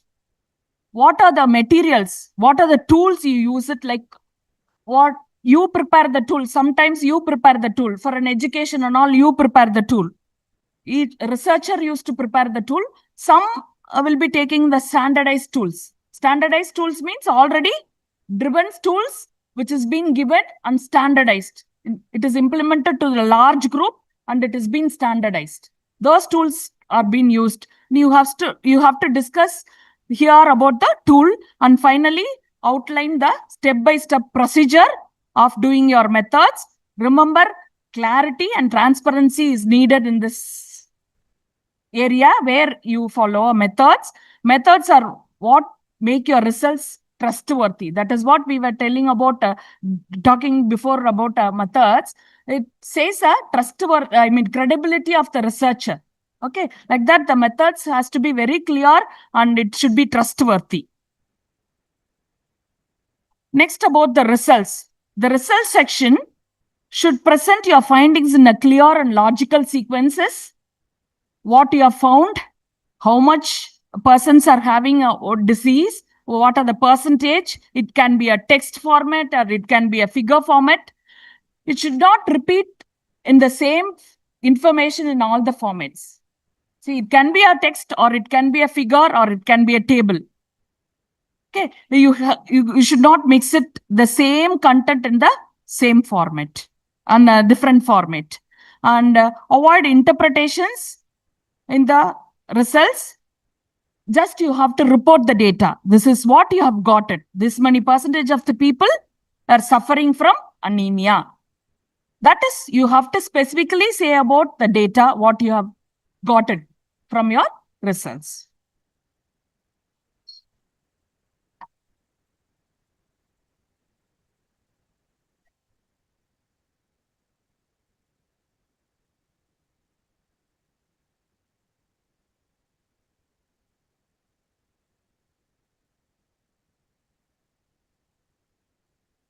And in the results, you have to mention sample details and response rates and key outcomes, what you have got in a results. And if you present a numbers, always you have to make meaningful, explain the percentage and denominators and what is to be considered normal or abnormal, adequate knowledge or inadequate knowledge. Whatever is being, you take a tool, according to the tool, you have to consider or you have to say is the numbers, or it has to be clearly stated at a qualitative or quantitative format. Okay. And keep your results factful and precise. And next, about the discussion. Discussion, this is where you interpret your results and tell the story behind the numbers. See, you say among 100 people, these many of them are having a anemia. Why these numbers of having a people having an anemia? What is the reason behind? You might have observed. There you can tell the reasons and the story behind what you have got it. And discuss what your findings mean, how the support you get from other thesis and other previous thesis, or you can compare with the previous thesis during a discussion part. Okay. And acknowledge the limitations honestly. This adds your credibility of your thesis. And suggest directions for a future research and conclude on a positive note. That is, always you have to say a future research. There are generations to come, is it? And you can say what you can do it in the same area. Where you lacking. What you were not able to do it. Those things you can say future research you can conclude, and you have to conclude with a positive note always. Always you have to start the introduction with a positive note, and conclusion also should be with a positive note. Okay, and avoid exaggeration and unrelated topic. Stay rooted in your data. That is, you have to stay with your data alone, and you have to say why the data has come such a way and what is the interpretation, what you give for this particular data. And it should not be beyond that. Okay. And this is about the IMRAD format. We have discussed about introduction, method, research, results and discussions. Okay. Now we will see what are the common problems in IMRAD format. And even experienced people write common mistakes. It's not that everyone are very clear. Why journals, when you write to the journals, the after a peer review, after a review, scientific review that comes to you, it comes to you. Some mistakes are there. Some you might be missing it. Some you might not have explained it. That is the reason it comes to you again to rewrite the format. Okay. And some forget to clearly state findings in the abstract. Some used to clearly don't state findings in the abstract. And some make the introduction too vague or failure to describe the methods properly. And others interrupt the results within the results section instead of saving to the discussion section. Some of them, they write results itself with the discussions. We have a separate sections to write different each format. Okay, results, always you have to say what you have got during your study, and discussion you can say what you have got it. This is the reason I got this result. You can write it such a way. In a summary, IMRAD helps you to present your research completely and clearly. Introduction explains what is known and why the study was done. And methods describes who participated and how the study was conducted. Results shows what was found. Discussion explains that those findings, what it means to say that. Together, these forms a foundation of scientific in a paper very clearly. Okay.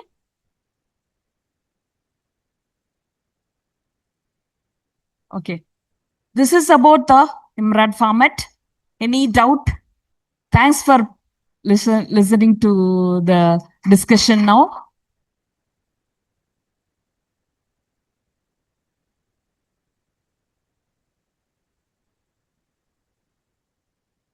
Any doubt you have? No. Thank you.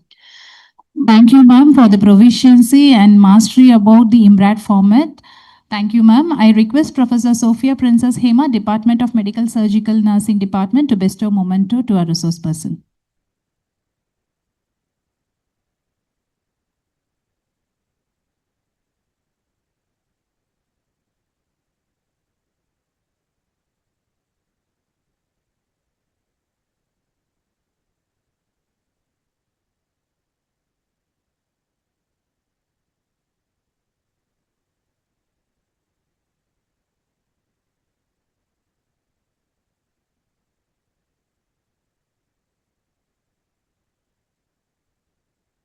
Thank you, ma'am. Critical appraisal is not about finding faults. It's about finding the truth. Dr. Esther John, Dean cum Principal, Ganga Institute of Health Sciences, Coimbatore, is a distinguished nursing educationalist specialized in obstetrics and gynecological nursing. Her career is marked by numerous prestigious awards and achievements that reflect her commitment to academic excellence, innovation, and service to the nursing profession. To add feather to her cap, ma'am was bestowed with many prestigious awards. To list a few: Best Outgoing Student in MSc Nursing from Sri Ramakrishna Institute of Paramedical Sciences, Best Employee Award from KG Hospitals, Coimbatore, Best Teacher Award by the Tamil Nadu Dr. MGR Medical University, 2012, Nursing Excellence Award for Academic Services from Konganadu College of Nursing 2019, Lifetime Achievement Award for Medical Services, Society of Indian Radiographers Technologists 2019, Appreciation and Distinguished Service Award from Indian Medical Association 2019 and also in 2021, International Best Nurse Research Award by ISSN IRA 2022, Distinguished Service Award for Nursing Education by International Labour Congress 2025 and Kalvi Nachatra Award at Aram Virudugal 2025. She has presented over 30 papers at state, national and international conferences and published more than 10 research articles in Indian journals. She has successfully guided undergraduates and postgraduate nursing students in their research projects and organized high-impact workshops, including interdisciplinary workshop with grants from ICMR DHR. May I request ma'am to take over the session? Thank you, ma'am. Thank you. Thank you for the nice introduction. Dear delegates, my session, my topic is a little tough, not like the previous speaker. Okay, please bear with me. I know after lunch, post session is little tough, especially for the research oriented conference. But here, really, I would like to thank Dr. Jaideepa, Principal of PhD College of Nursing, has selected a very wonderful topic from morning till now. Okay, I have seen all the topic. It is very, very useful for the research scholar, MSc students, even for the UG students. Very stylishly they worded the sessions. I like the stylish writing. Really, hats off to all the organizing committee. All the sessions wordings, it's very catchy and it's tempting the delegates to learn more, to listen more. Oh, the topic is good, like that. Okay, so really I appreciate all the organizing committee and Dr. Jaideepa. So the topic is given here for me is critical review and appraisal of published article. See, I'm showing one image. If you want to buy a house, okay, many things we have to look before purchasing a house. Immediately we will not give 30 lakhs, 40 lakhs and we will not buy it, isn't it? Okay, so many process we have to see. We have to look into that. Okay, any answers from the floor? ஒரு வீடு வாங்க போறீங்க. What are the things you look? First we'll see the area square feet. Okay, பக்கத்து வீடுக்கு போய் வேலை பேசிட்டு இருக்க கூடாது, isn't it? Okay, so area square feet. We'll see the building plan, age of the building. We'll see encumbrance certificate, stability certificate, building completion certificate, electrical plan, building plan. That's all. Okay. More than this, so many things we have to see. Okay, this is really, I want to limit within one slide. I have just cut it out. Okay, so like this is for the building. Same like your research is constructed by you. Your idea is from the beginning, from the chapter 1. Okay, you are constructing. Okay, till end, it is your work. Okay, it's like a building, you are constructing. Okay, so how we are looking into all this before purchasing, same like you should know how to critique. Okay, so that's the topic we are going to deal in detail for the next 45 minutes. Okay, next we'll see what is the definition of research critique. It's a careful, structured, complete examination of a study to judge its strength.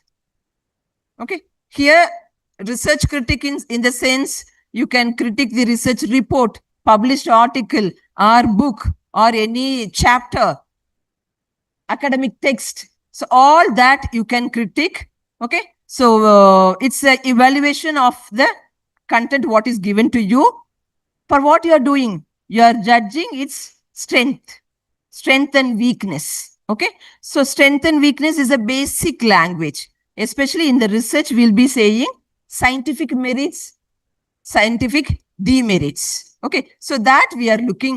Okay, when you do research critique, it offers logical links and actionable feedback. Okay, so with the help of this critique, we'll assess, analyze, and interpret the quality, validity, and relevance of the research report or article. Okay, so that is the definition of research critic. Why we have to do this critiquing? Need for critic research. This is help us to validate the research, to identify the research gaps, to identify the limitations. It suggests modification for future. Can I have the pointer something? Do you have? It suggests modifications for future studies. So when you critically evaluate the research, okay, methodological flaws you can identify. So that you can rectify in the future studies. Then to find evidence-based nursing care for research utilization, with the help of critic, you will come to know the new knowledge which is derived out of the research and to accept the study for publication in a journal. For all this purpose, we are doing critic. Critique. For example, you are going to do a critique of one research article means you should supposed to have some qualities and characters. Okay, you should know these things. Okay, so what is that?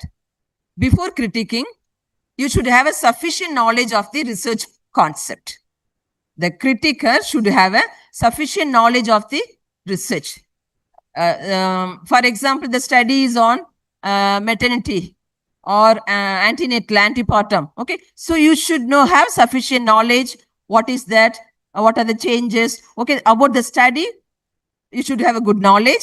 And the concept, immediately you have to derive it. You have to learn it. You have to identify. Okay. The second one, it is not a finding fault. It's a fact finding. Okay. When you do critiquing, okay. So you should not find only the faults, only the wrong thing, only the demerits alone you should not look for. You have to look everything. You have to first find the fact. What's the strength of the research study? You have to find out.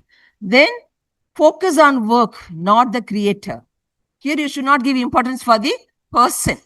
You should give importance for the process, process, protocols, policies. Okay, so that you have to focus. You should not have some grievance or some envy feelings or some negativity towards that persons. With all that, you should not critique the research article.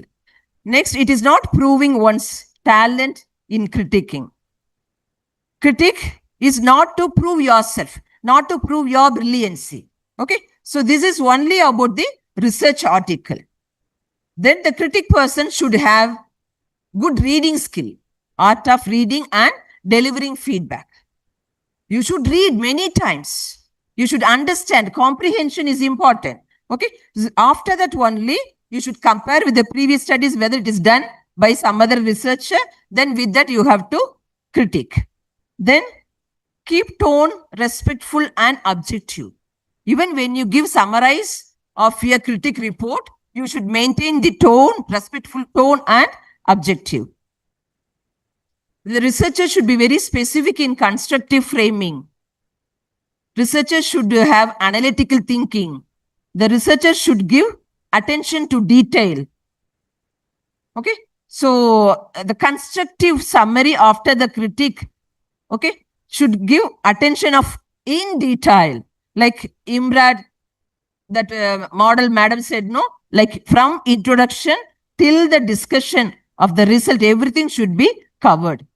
He should not be hypercritical. You should not be, over activity you should not show when you critique. You should be very objective, realistic in identifying the study strength and weakness, and you should give a rationale for each critique. What are the things is critiqued by you? It is given as a comment, as a feedback or as a suggestion. You should give a rationale for the critique. So critique the research article or anything is not easy. Okay. As a critiquer, the researcher should possess all these characteristics or qualities. Next, we'll see the dimensions in critique review. There are 5 dimensions: theoretical dimension, methodological dimension, ethical, interpretive, and presentation. These 5 dimensions, the name itself, it gives you clear what kind of involvement of these dimensions in critic review. Theoretical dimensions will focus only on the theoretical point of view, okay, or conceptual framework. So in the theoretical dimensions, they'll check whether the problem formulated is based on the theory formulation, or new theory is formulated, or whether they are following the existing theory, or whether they are going based on the literature review.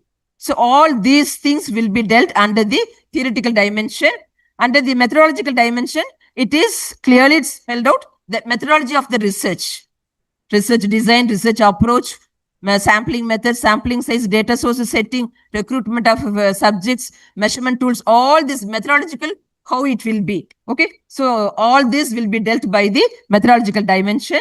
Ethical dimension is related to participants or subjects, because they are the human subjects. We have to follow the human rights, and whether we are following the ethical principles till the end of the study, so that it comes under this ethical dimension. Interpretive dimension, like after data collection, data analysis, how we are interpreting the data, and how we are deriving the results of the study, generalization of the data. Okay. So this also ensures the implications for nursing suggestions and recommendations. Last dimension is presentation dimension. It assesses how we are now writing, the scholarly writing, your contribution. Okay, wherever you identified the gaps, research gaps. Okay, so that with the data findings, you are now refilling with the language, organization of the content, logic in presentation, and appropriate use of figures and diagrams. Okay, so like this 5 dimensions we are following here. Okay, but instead of following the dimensions, the later slides I'll explain you each area, the research process you are studying. 18 steps, are in some institution they are teaching 19 steps. Okay, so that one by one we have to critique. Okay, next we'll see the steps of critical review. Same like, okay, I know many of the things will be repeated. Okay, same thing, introduction, methodology. Okay, so this is critic review, assessment, evaluation. One article is given to your hand. How will you critically evaluate? You will examine. How will you identify the strength and weakness of the study? Okay, so that only we are going to see in detail in the critical review. Okay, so here we are following the 4 steps, that is comprehension, comparison, analysis, and evaluation. Comprehensions, I told you when I was explaining the prerequisites, the critiker or researcher should have a good reading skill.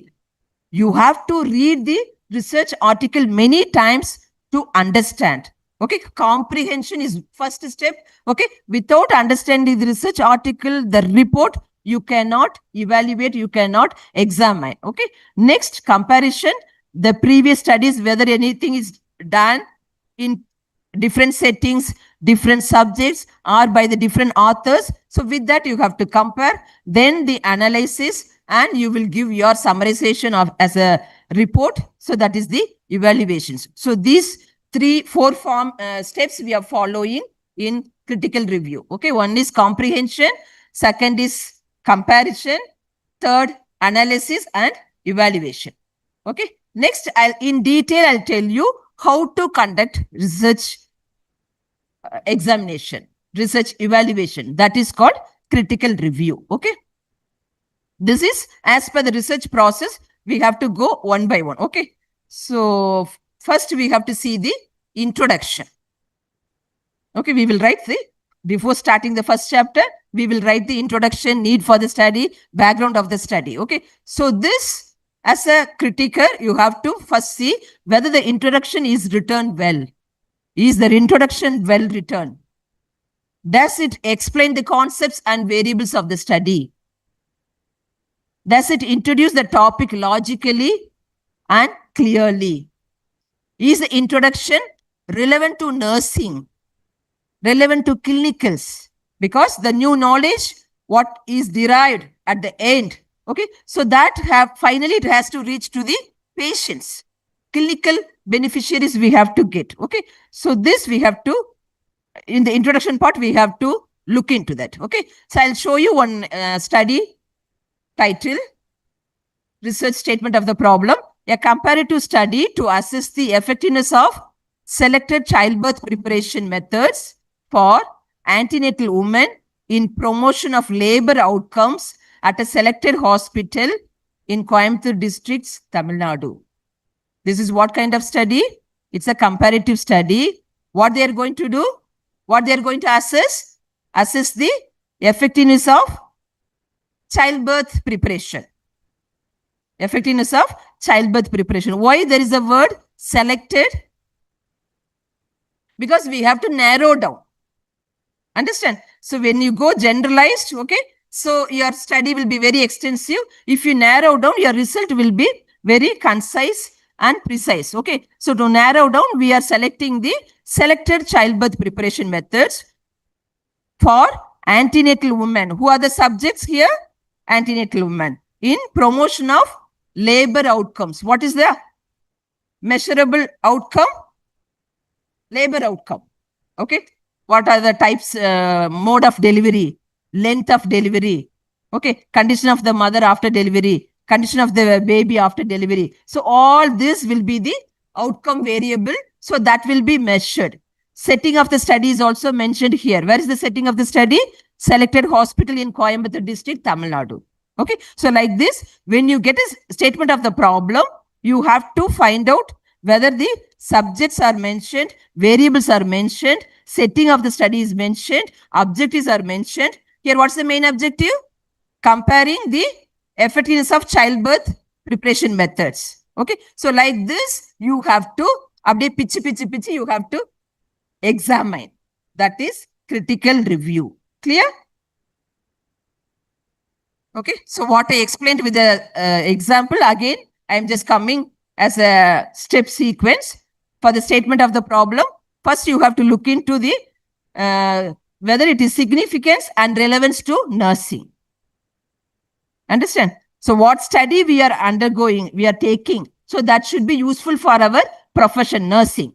Second one, whether the problem statement is stated clearly or unambiguously.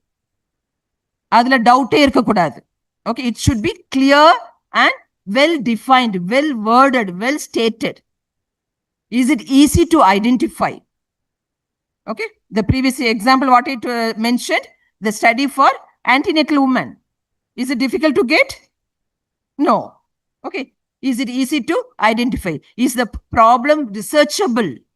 You have to look for feasibility, practicability, whether you can conduct this study easily. Okay, so that you have to look into research statement. Is the problem formulated based on sound review of literature? Is the problem include all elements such as variables, population, and setting? Does the problem specify the nature of the population being subjected? Is the problem sufficiently narrow in scope without being trivial? Was the study feasible to conduct in terms of money commitment, the researcher's expertise, availability of subjects, facility, equipment, and ethical consideration? See, these are the things you have to look before you confirm your statement of the problem. What are the things you have to look? Money commitment. Okay. Some biochemical test you have to undergo at the end of the study. You have to see the cost involvement. Okay.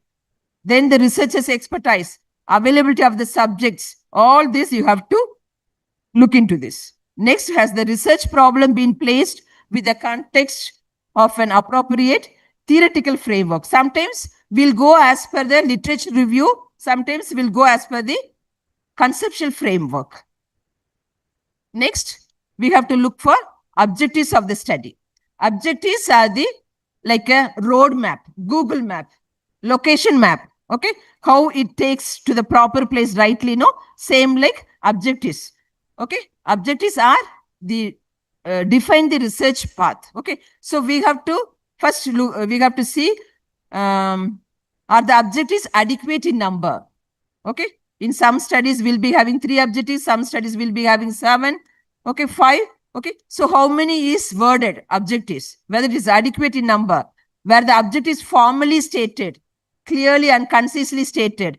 Is it logically linked to the purpose? Is it linked to concepts and relationships from the framework? Are the objectives measurable, are potentially measurable and achievable? Okay, so all this, when you get a topic, immediately you have to read the objectives of the study. Okay, do they clearly identify the variables and population studied? See here one objectives I am showing you, to explore coping strategies among oncology nurses. Okay, what is your objective? It's an explorative study. Okay, you are going to assess the coping strategies among oncology nurses. Okay, so this objective is very important. By seeing the objectives, easily you can say what type of research methodology you adopted, what research design you adopted. Okay, see if it is explorative study. Okay, the previous objective what I showed, no, to explore the oncology nurses coping strategies. Okay, so that is exploration. So when you explore a phenomena, so what methodology will be adopting? It is a qualitative study.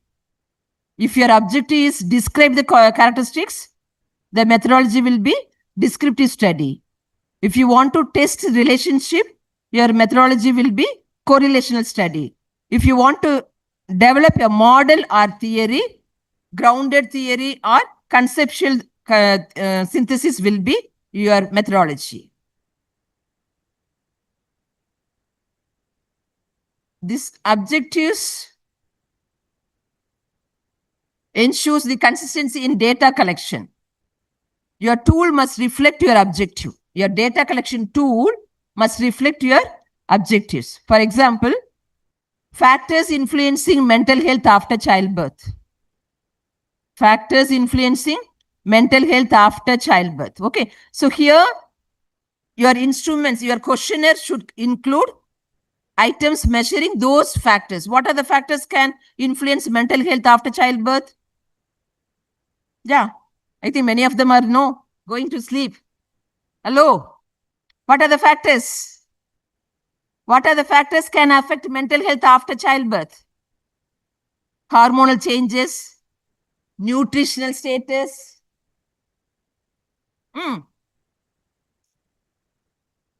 Yeah, come on. No sleep. I think Madam has given a lot of biryani. Lack of family support. Relationship issue. Delivery kapra husband paake varla. Understand how the mental health will be. Okay, so like this, many factors will be there. Okay, so according to the factors should be to assess the factors, questions you have to add in your data collection tool. Okay. Next, align data analysis technique with your objective. So for example, quantitative study means according to that statistical methodology you have to adopt. Okay. 2 groups, control group, treatment group, you want to compare. T-test you can do. Okay. So by seeing all this, the researcher easily examine the research article. Oh, they are doing quantitative study. There is 2 groups. They are comparing. So they have done t-test. So like this, okay, you should have a thorough knowledge in research from A to Z. Okay. Findings of the study should mirror the objectives. Okay. Everywhere these objectives will be reflected till you complete your study. Interpret the findings within the framework of objectives. Okay, what is your objective 1? You have to interpret and you have to discuss. What is your objective 2? You have to discuss at the end. What is your objective 3? So like this, objectives are the important driving force for the researchers to complete the research successfully. Okay, next we'll see hypothesis. Okay, so many questions I am showing you. Okay, I'm reading. Okay, all this you have to get it, internalize, and when you do critique, okay, as a MSc first year or second year, practically you have to do this exercise. Okay. So first, when you get the hypothesis, is the hypothesis present or not? Whether the hypothesis is formulated or not. If it is formulated, how many in number? If hypothesis is absent, is the absence justifiable? Why they have not formulated? Why there is no hypothesis? Why there is null hypothesis? All this you have to justify. Are they properly worded? Are they stated objectively without value-laden words? What is this without value-laden words? Is it new? Are they stated objectively without value-laden words? Okay, value-laden word means so that, for example, to interpret the negative feelings. Okay, so many negative feelings are there. Okay, so according to the intensity, the right word you have to put. Do you understand? Okay, so that is called value-laden words. Okay, so objectively, when you use this, okay, with that, the intensity will be assessed. Does it state the relationship between the variables? Is the hypothesis is directional or non-directional? Directional hypothesis will give you direction. Okay. Intake of caffeine increases the sleep hour.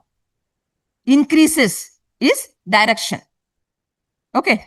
Intake of caffeine affects sleep. Okay. Generally, they are telling intake of caffeine affects sleep. Okay. So they are not directing. Okay. The previous hypothesis, they said it increasing. That is the directional hypothesis. If it is the direction, whether increasing or decreasing, whether more or less, if these words are not mentioned, means that is non-directional hypothesis. Does it state the relationship between variables? Is it testable, logically related with the research problem and objectives?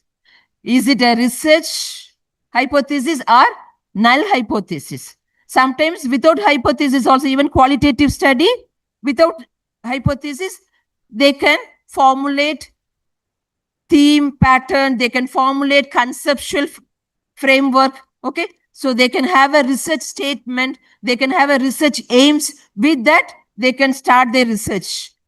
Is it simple or complex, casual or associative?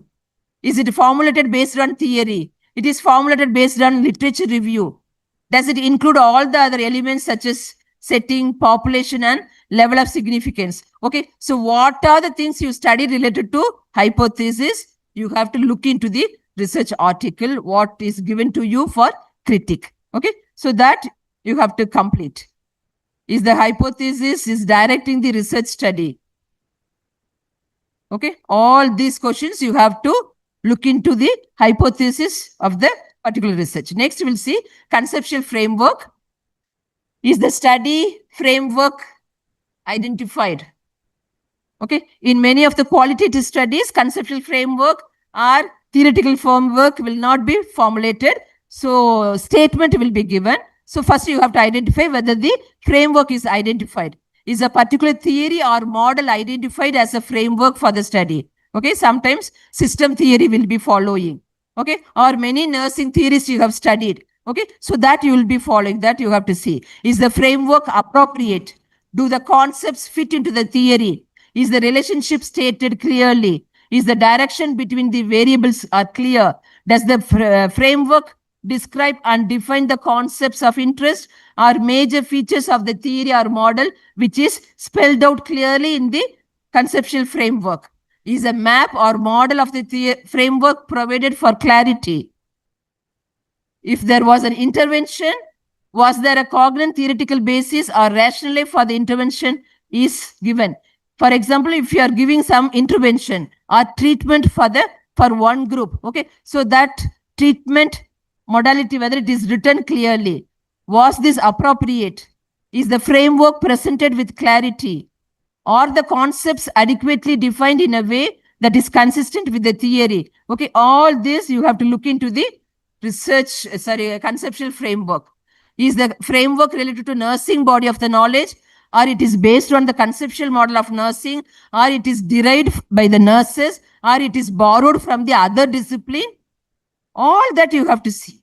Okay. Sometimes when you do psychological study or sociological study, some conceptual or theory you have to borrow from the other discipline. Okay. So all that you have to mention with good rationale. Is the framework linked to the research purpose? Is the link between framework concepts being studied and the methods of measures? Everything is addressed. If the proposition from a theory is to be tested, if the proposition clearly identified and linked to the study. Okay. So what the variables are mentioned, the link connection between these variables with the theory, with the conceptual framework, all these have to be identified by the critiquer or the research scholar. Next, we'll see about the variables. Okay. I think different types of variables. Okay. You have studied. Otherwise, no, I'm not touching that because that itself more than 1 hour I have to speak. Okay. So I'm just explaining you under the title of variables, what are the things you have to look. Okay. So do the variables reflect the concepts identified in the framework? Whether the variables are identified. Are the variables clearly defined conceptually and operationally? The variables, okay, if they want to define operationally, under the operation definition, they have to define.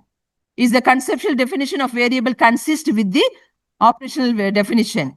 Are the variables measurable? Do they see some variables, physiological variables, for example, vital signs, oxygen saturation? Okay, so there are the measurement tools are available with that. Okay, physiological variables you can measure, isn't it? Okay, so all that, okay, how you are measuring, so that you have to mention. Do the theoretical definitions correspond to the conceptual definition? What attribute or demographical variables are examined in the study? Were the extraneous variables identified and controlled as necessary in the study? Is the potential impact of these variables of the findings discussed? All this you have to look into this under variables. Next, we'll see the review of literature.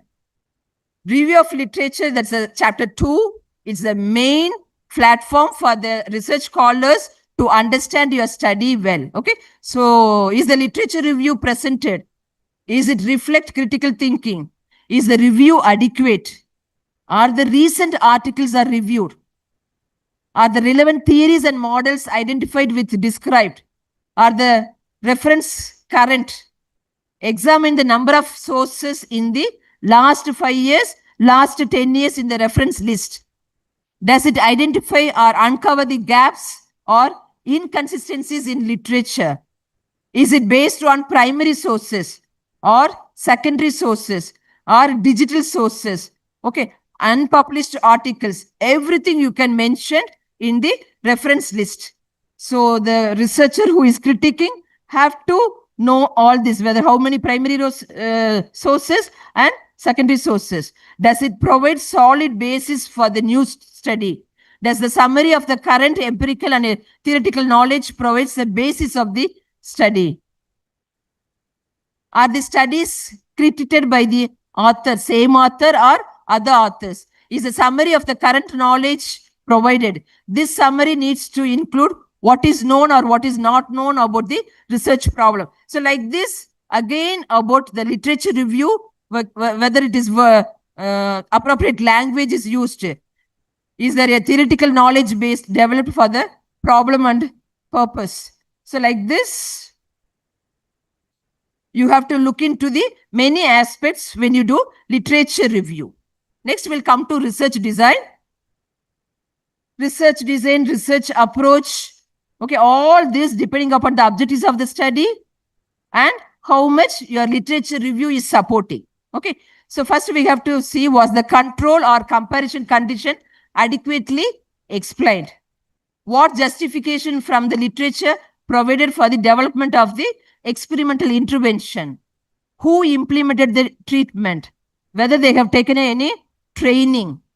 Okay, for example, when nurses, when we do some researches on physiotherapy, exercise, all this, no, we are asking, or yoga, we are asking you to take a training. Okay, so who implemented the treatment? If more than one person who they trained to ensure consistency in the delivery of the treatment, was a protocol developed to ensure consistent or reliable implementation of the treatment with each subject throughout the study?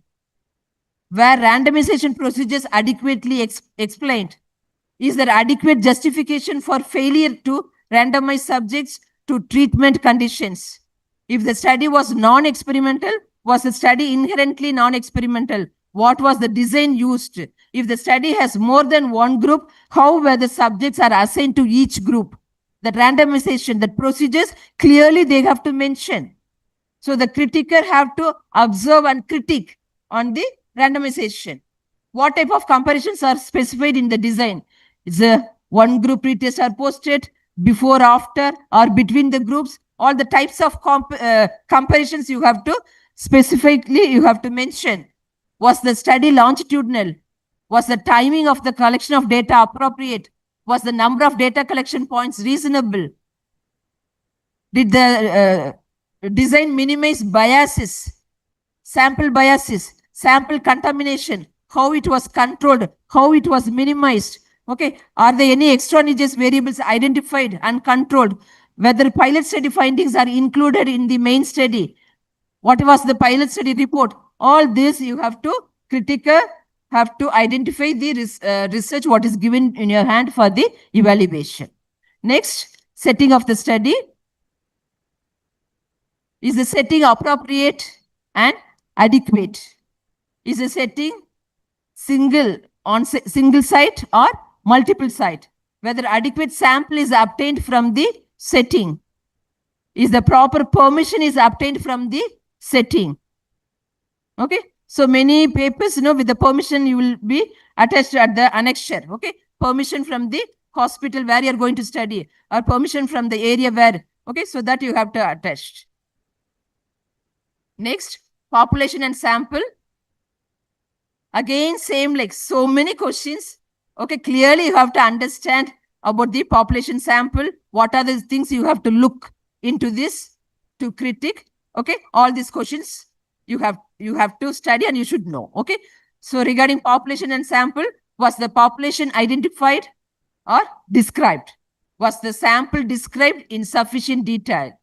Is the target population to which the findings will be generalized defined? Was the best possible sampling design used to enhance sampling representativeness? Was sample bias minimized? Is the sampling method is appropriate? Is the sample representative? Whether the sample is taken from accessible population and target population? Was the sample size adequate? Are the sample selection procedures clearly mentioned?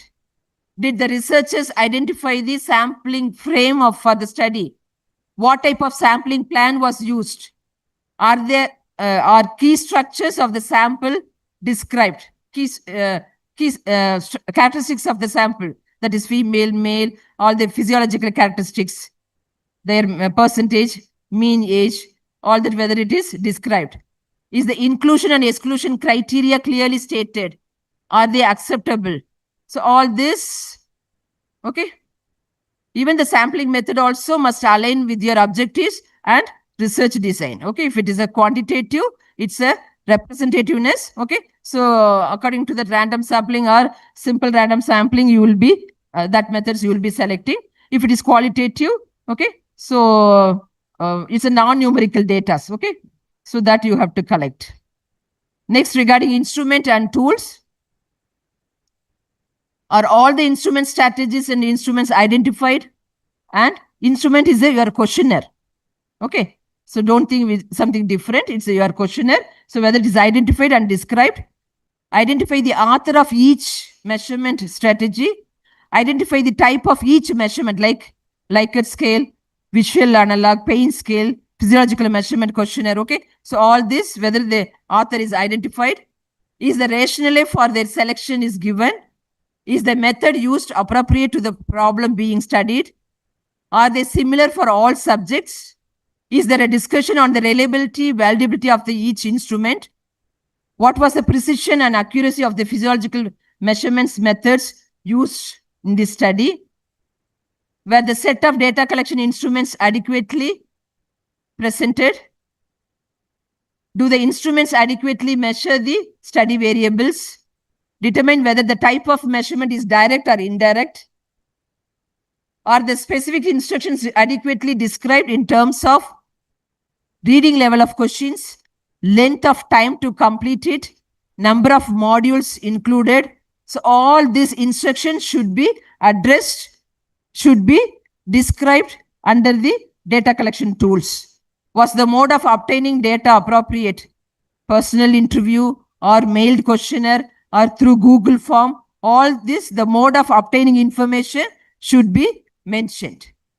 Where the data set of data collection instruments adequately pre-tested, that's the pilot study, where self-report data gathered in manner that that promoted high quality and unbiased responses. Okay, so the sample contamination or sample bias is everything you have to control by giving privacy, or you have to take lot of efforts to put respondents at ease. If observational data were used, did the report adequately describe what specific constructs were observed? What was the unit of observation? Was the approach molar or molecular? What is this molar approach and molecular approach? So this is related to data. If you are collecting large amount of data with large group of thing, your approach will be molar approach. You are expecting very significant information for qualitative study. So the approach will be called molecular approach. Like this, many questions are there. Okay, so I think I don't want to take much thing. Is there evidence that subjects were able to perform the task? Are the accuracy, precision, selectivity, sensitivity, error of the physiological instruments, everything should be discussed. Okay, sometimes, you know, even our MSc second year level, we are not going very depth into the data collection, the mode of data collection, the procedure of data collection, and your data collection tool, measurements, all that we are not giving much importance. But if it is extensive study, PhD level, really you have to give very extensive depth level. Types of validity, I think you all know. So how they are established, whether they have selected face validity or content validity or construct validity or criterion validity. So how they have developed. So usually all our students, they are coming for content validity, isn't it? So this informed consent is another, you know, it's beyond the signature. Okay, nowadays informed consent is not one time. Okay, for each procedures. Okay, for a different period. Okay, phase one informed consent, phase 2. Okay, like that. No, multiple consent form is no, they are getting. So where appropriate informed consent procedures used for all the subjects, whether the subjects informed about the purpose and nature of the study.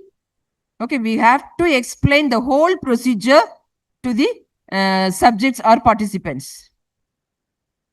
Ethical consideration, all the rights of human subjects are protected. Okay, till you completion of your thing, confidentiality you have to maintain. You have to look for whether the appropriate procedures used to safeguard the rights of the study participants. Was the study approved and monitored by the Institutional Review Board, Research Ethics Board, and other similar ethics review committee, whether they are approved? So that should be mentioned in your study. Was the study designed to minimize risk and maximize benefits? Risk and benefits we have to weigh. So that ratio you have to mention in the study. And did they have the rights to refuse the participate or to withdraw without penalty? Okay, so they have the right to withdraw.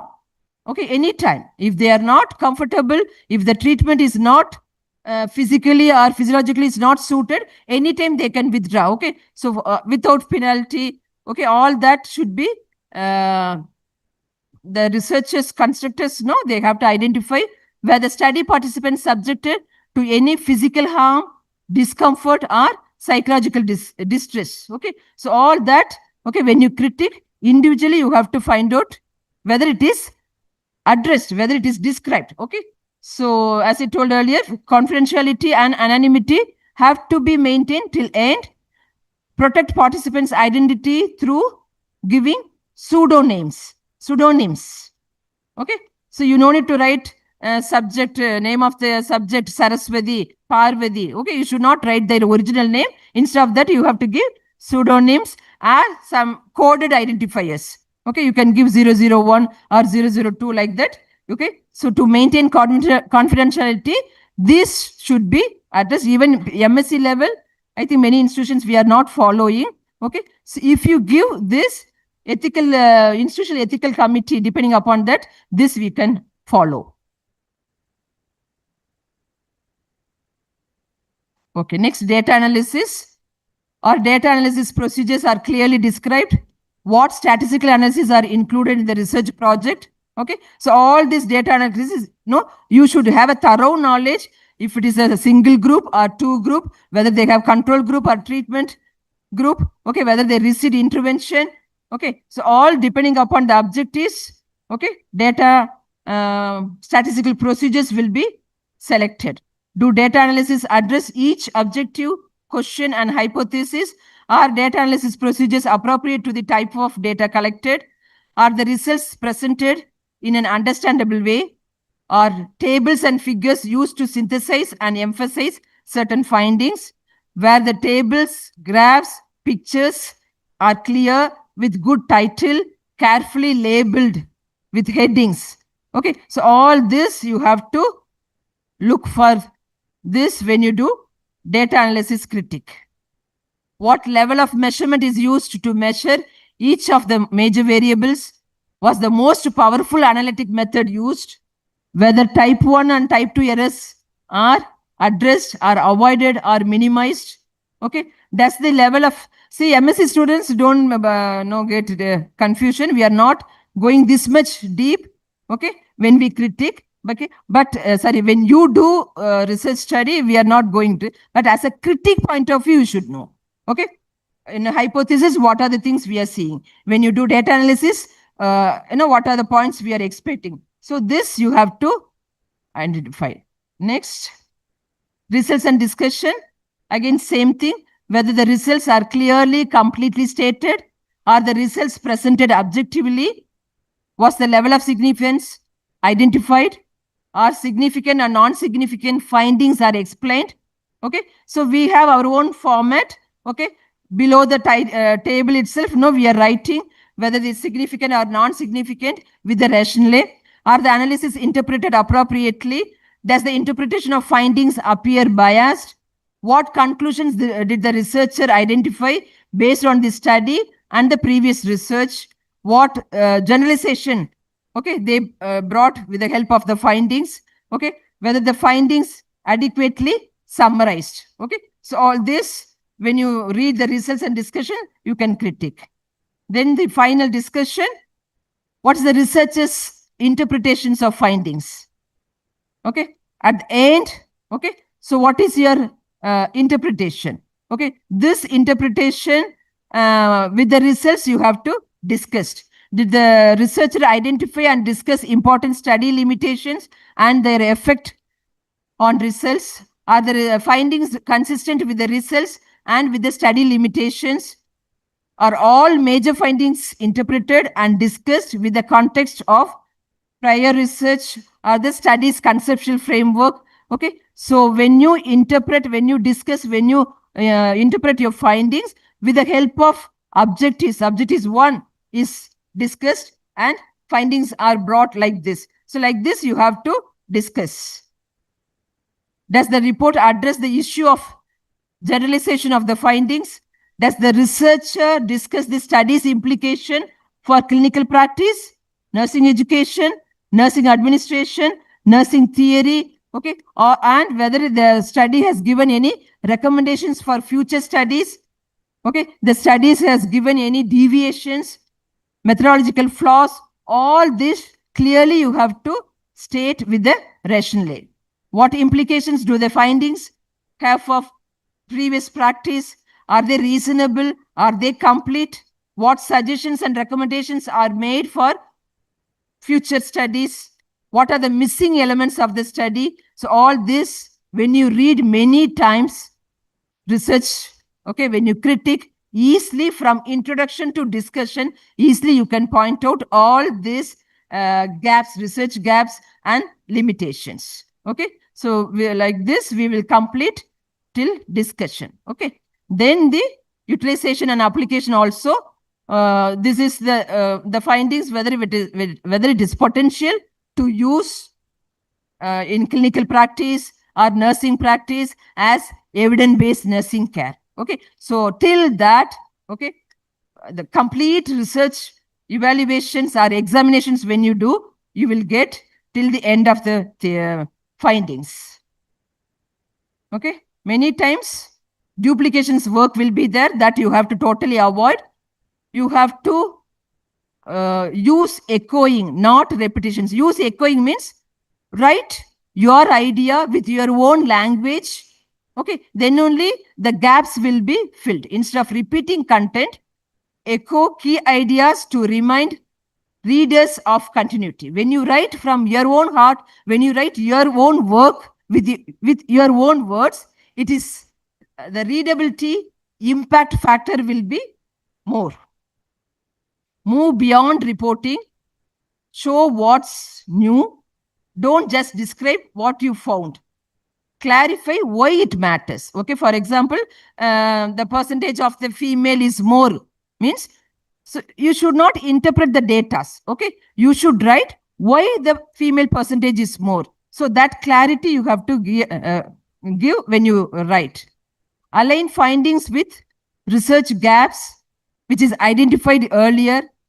When you read the literature review, when you read the conceptual framework, when you read the objectives, when you read the hypothesis, some gaps or some demerits you will be identified. Okay, so that you have to fill. Revisit the gap stated in your literature review and show how your findings address it directly. You should use bridging phrases. Okay, so this study fills the gap like this. Okay, so some examples I have given. Unlike previous research, this study captures. Okay, so here you should not give importance for your subjective writing. Like, I think these data are like, I feel. So like this subjective data you should not give.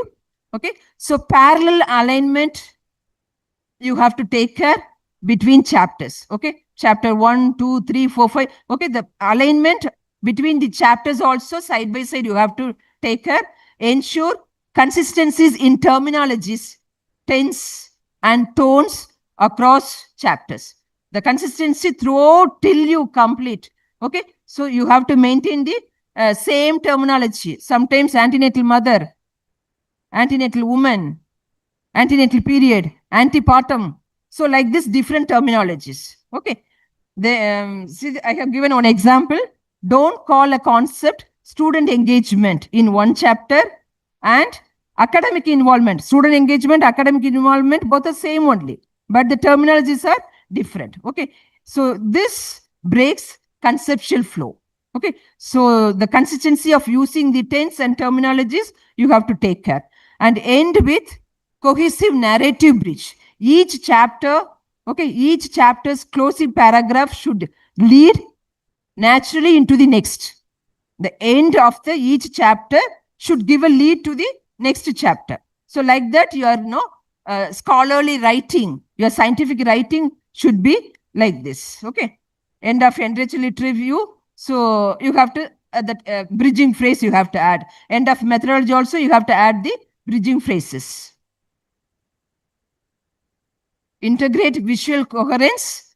So that is already I told you. Maintain consistent style for tables, figures, headings, and numbering. Same style till end. Okay. Revise for alignment. That is figure 1 or table 1. Okay. So if you continuously, the consistency, if you continue till end, so it will give you readability nature will be good. Same thing, use visual to support clarity. Include well-labeled tables, same thing.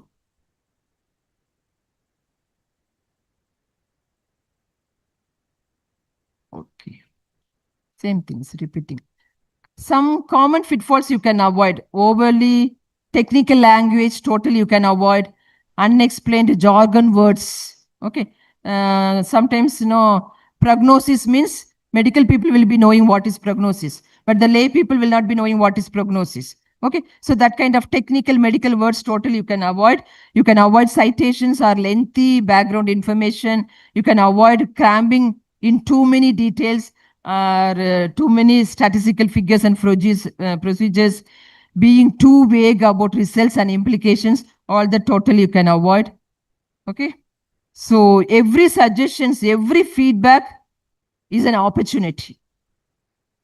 Okay. So in critique, okay. So already I told you it is not person related. It is not. It is a fact finding. Okay. So that suggestions are as a feedback, as a merits, or as a strength and weakness. Okay. So that is an opportunity. Okay, which is given for the research forum. So we have to embrace it, stay resilient, and keep pushing boundaries. Okay. So dear scholars, research scholars, and other participants, progress is not perfection. It's a consistent effort. From day one till end, continuously, consistently, with perseverance, okay, with all the academic spirit, academic tone, how we are doing, okay, so that will give an end fruitful result. Okay, so keep moving with good confidence. Research for floor, which is given in nursing fraternity, is it's wide. Okay, so many platforms are there to receive grants and to do a lot of clinical researches. Various types of researches are there. Even when I was talking to Jaideepa now, just before my session, okay, so many the amounts received here she mentioned. Okay, it is good.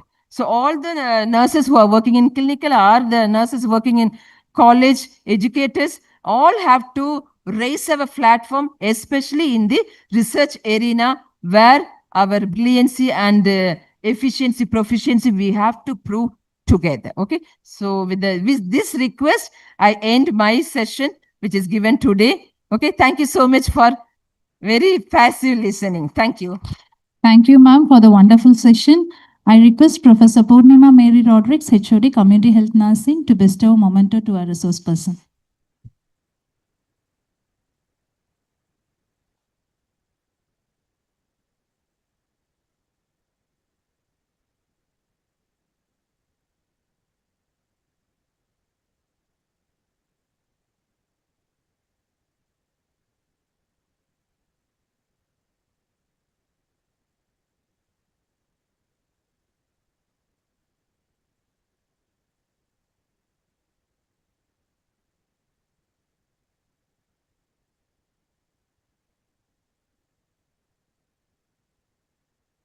Thank you, ma'am.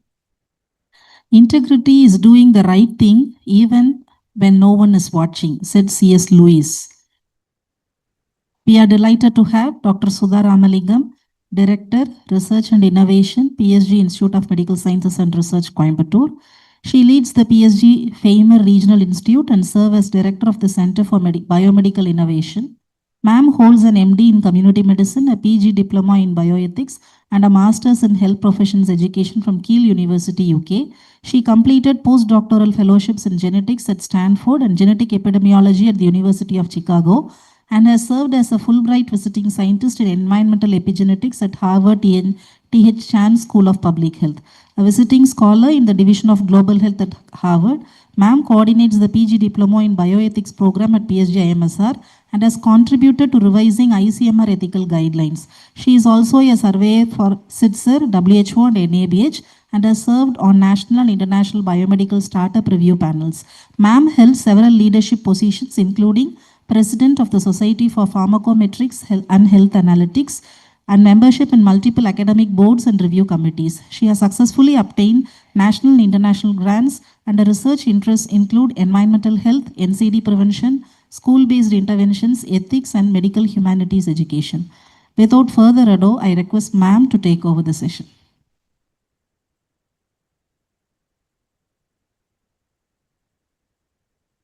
Or should I say good night?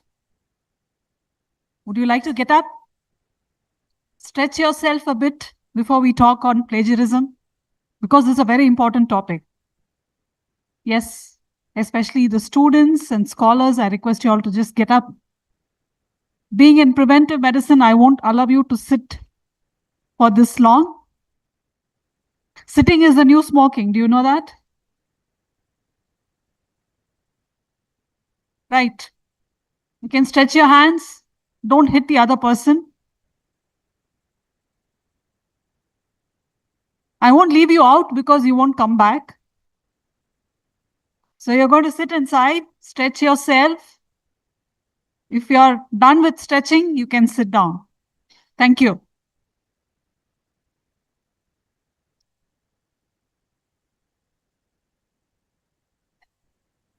Right. So it's going to be a very short session. Nevertheless, it's very important. We are going to talk on plagiarism, paraphrasing, and precision in scholarly writing. So I'll just cover a little bit about writing because Madam has beautifully covered in the previous session of various methods of writing your protocol or thesis or research report. So predominantly, I'll be dealing with plagiarism. Have you heard what is plagiarism is? Copying. You have done it? Nejama solunga. Yes, we all have done it during our younger days, right? Student days. I mean, we are still young, but, we have all done it, isn't it?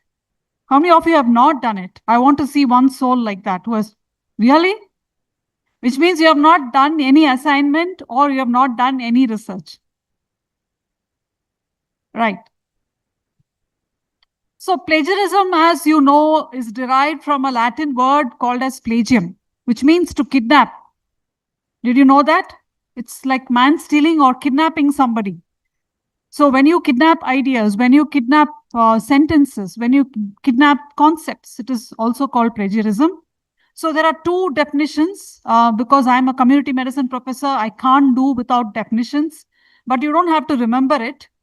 That there are two definitions for plagiarism. One is, it says the World Association of Medical Editors.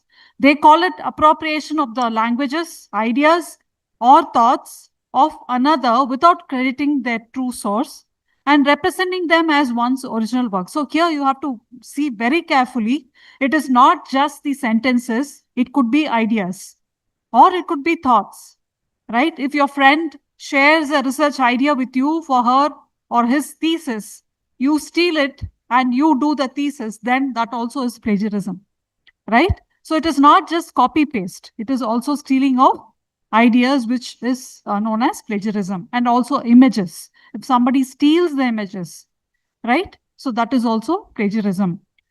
Whereas if you see the Committee of Publication Ethics, they say unreferenced use of others' published and unpublished ideas. So he says, okay, you take, but you please reference it, right? So these are two different schools of thought on plagiarism, which you need to know. When do you call it plagiarism? So if I say, ஒரே ஒரு definition ஒரு is was மட்டும் நான் எடுத்து copy பண்ணா, is it plagiarism? No.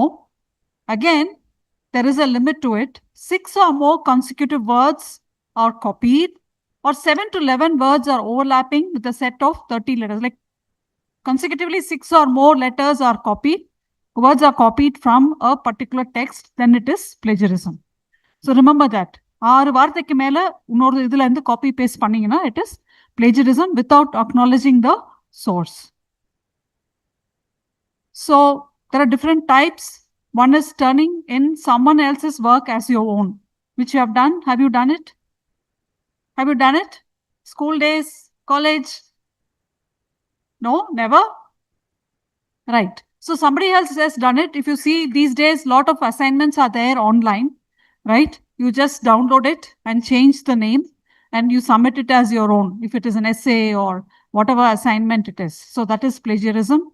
Copying words or ideas from someone else without giving credit, as I already told you, and failing to put a quotation in quotation marks. So you are taking a definition or a concept from some other text, but you don't put a quotation or a inverted quotations. That is very important, which means you have taken it from something else. And giving incorrect information about the source of quotation. You have taken from some other journal, but you have put some other journal's name. That is also not correct. And changing words, but copying the sentence. Issu was mattum maathittu na potukren. So many times I see in the ethics committee, when you present your, submit your research proposals, all students, including our students, just the review of literature will be copy paste of the abstract which you see in the PubMed. Is that how you should do review of literature? Have you learned anything about it like today? So copying and pasting from your PubMed search is not review of literature. That amounts to plagiarism. Okay, just learn it today.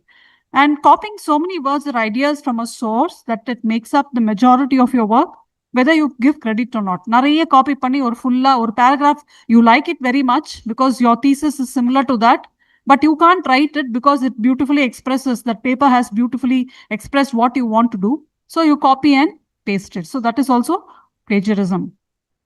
So what are the types of plagiarism? Can anybody tell?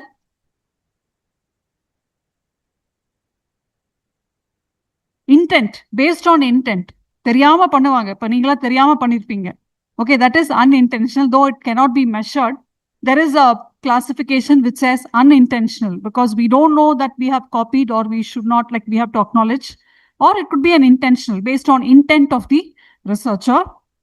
Based on extent, direct or indirect. Source, it could be secondary source. I'll give you an example of each of this so it will be easy for you to understand. Secondary source, repetitive research plagiarism, invalid source, and self-plagiarism. Right? So these are some of the types which you will come across. So this is just a cartoon which would tell you what it is. So I say copying without permission is stealing. The other person also says copying without permission is stealing. Then they call thief. So whatever this fellow repeats, the other fellow says the same thing. So that is a plagiarism. So if you look at it, this is direct plagiarism. So original text, can you see? Normal science, the activity which most scientists inevitably spend almost all their time is predicated on the assumption. So you look at the sentence here. If you look at the plagiarized content, it is just the same. Normal science, the activity in which most scientists inevitably spend blah, blah, blah. So this is like your review of literature which you submit, like copy and paste in your protocol, right? So this is direct plagiarism. Okay, verbatim you copy and you take it up. So this is kind of a different type where you want to change a little bit. You want to be subtle, but nevertheless, you have taken from a original source. So this is the example, the source, student writer A. So he has taken it from, this is the source. So he has submitted an assignment, but if you look at it carefully, he has not copied verbatim. He has added some sentences above and below. But if you look at it, he has taken a few sentences from a source and he has copied it in between so that it is not very explicit. Okay, so this is another type of plagiarism. As I told you, graphic plagiarism is very common. These are two different, publications. If you look at the cover, so the original image is this, which you see here. But on the other side, the right side, my right side, you see the copied or the plagiarized version. So even images can be plagiarized. Even if you copy paste an image without acknowledging the source, then it is a plagiarism. Okay. So another important thing which I want to tell you, you know Sachin Tendulkar? You know Sachin, right? Who is he? Cricket player. Who is CNR Rao? Who is CNR Rao? You don't know? How many of you know? எது எதோ அடிச்சு விடு சொல்லு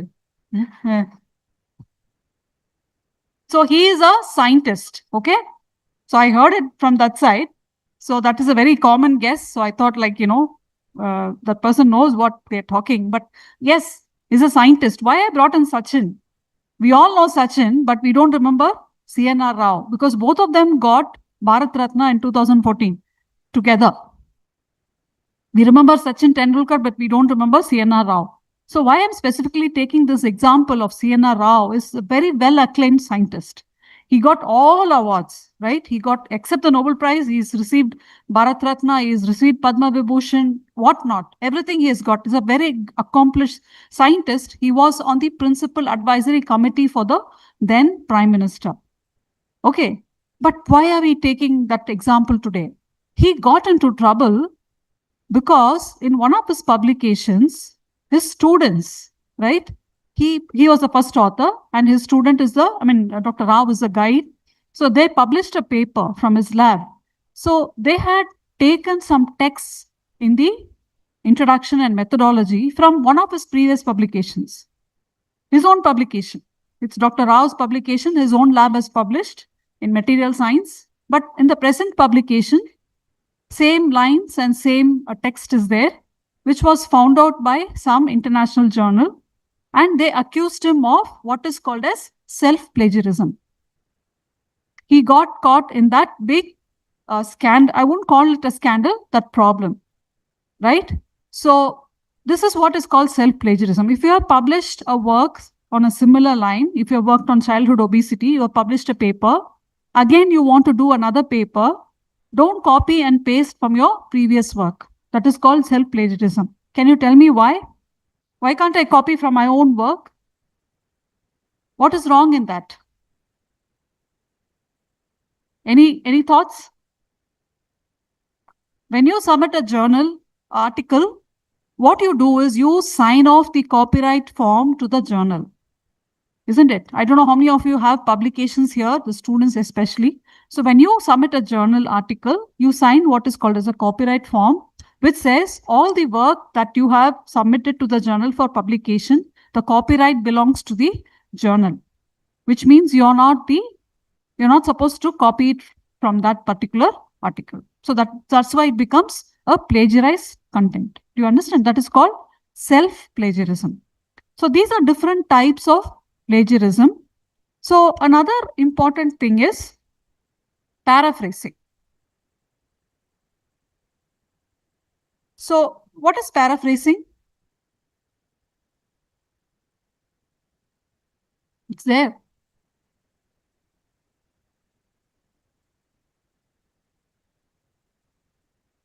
One second. Some slides are missing. Let's see. So what is paraphrasing?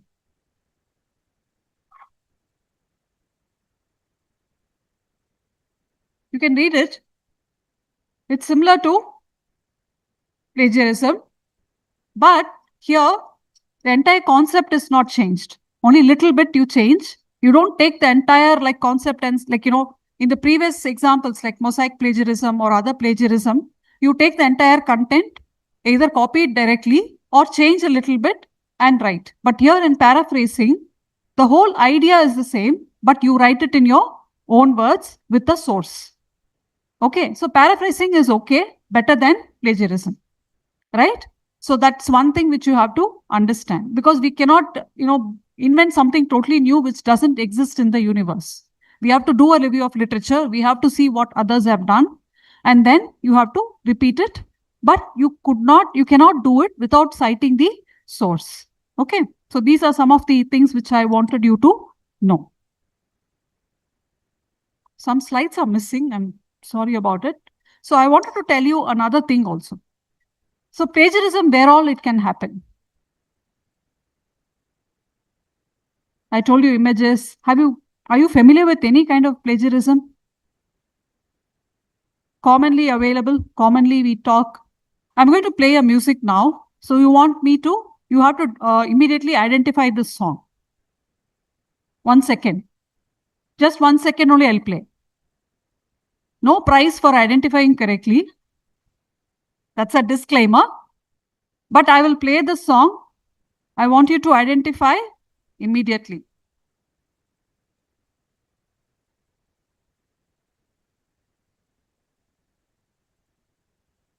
No volume.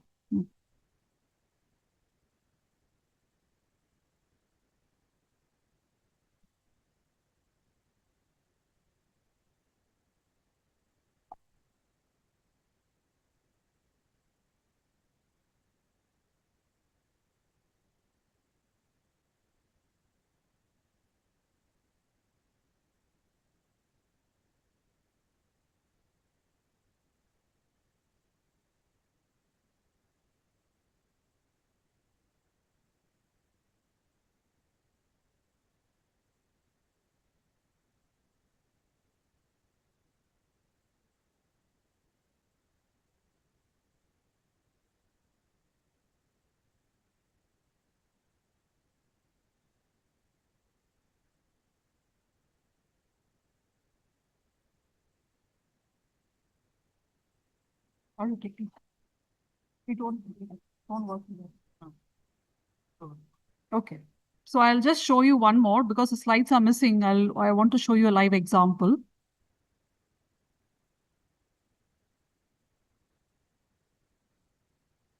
The audio.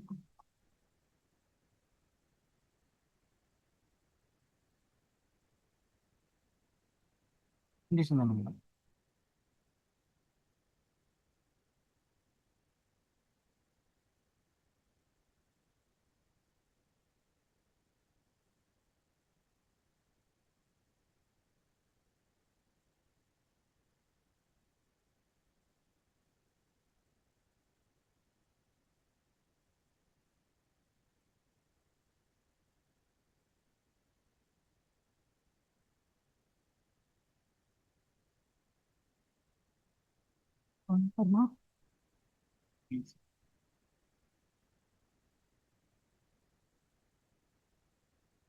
Okay, I'm going to play Hope It Works.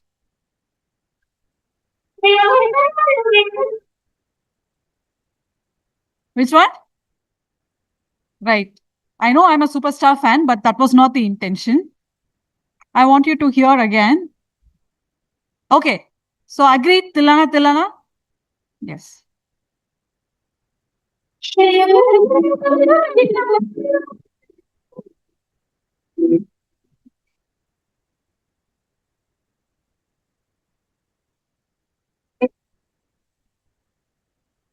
What is this?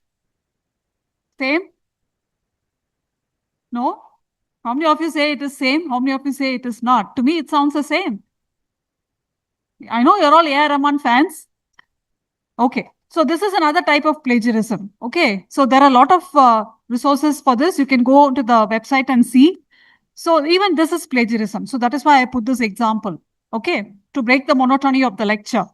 So even these can be plagiarized. The original source is the English song, which is just coming later.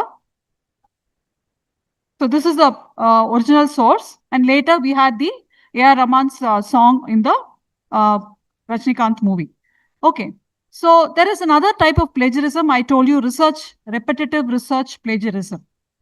You know what is it? Any thought on that? What is repetitive research plagiarism? Guess. You're all smart kids. Okay, I have collected data.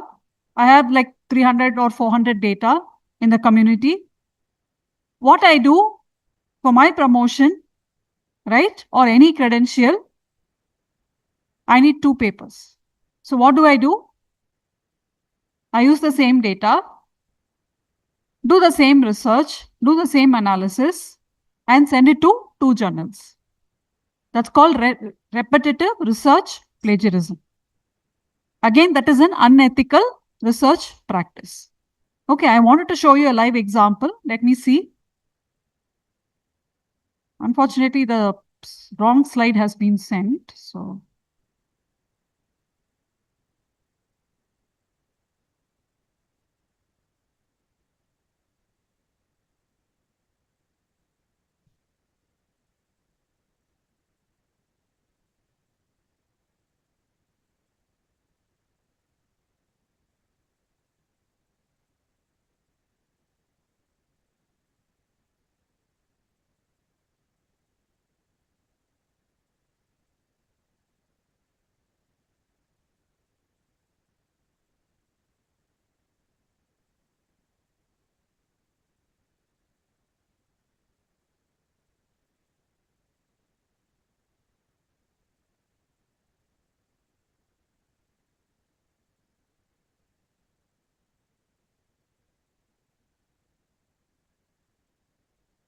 Okay, it's not showing up, so I don't want to take your time. So let us move forward. So if you have one data, you cannot send it to two papers, two publications using the same data. Okay, again, it is a research misconduct. So there are other types of misconduct. Do you know what it is? One is plagiarism. What are the other two? Huh? Data fabrication and data falsification, right? So these are the three important concepts of research misconduct. So I don't want any of the postgraduates or scholars here to get into this research misconduct. So I'll just quickly move through another section. You're wondering what it is? What is this? So generally when we talk about research, I see the audience face like this. I'm seeing all of your faces like this now. When I spoke about plagiarism, some of you are sleeping, some of you are like this, like, you know, that's how your face is. I know it is difficult. I know it is challenging, but we are all here. We have done it, right? And we are still doing it successfully. So it's not a big deal. So I just want to give you some few practical tips how to write a paper. Already the previous speaker has covered.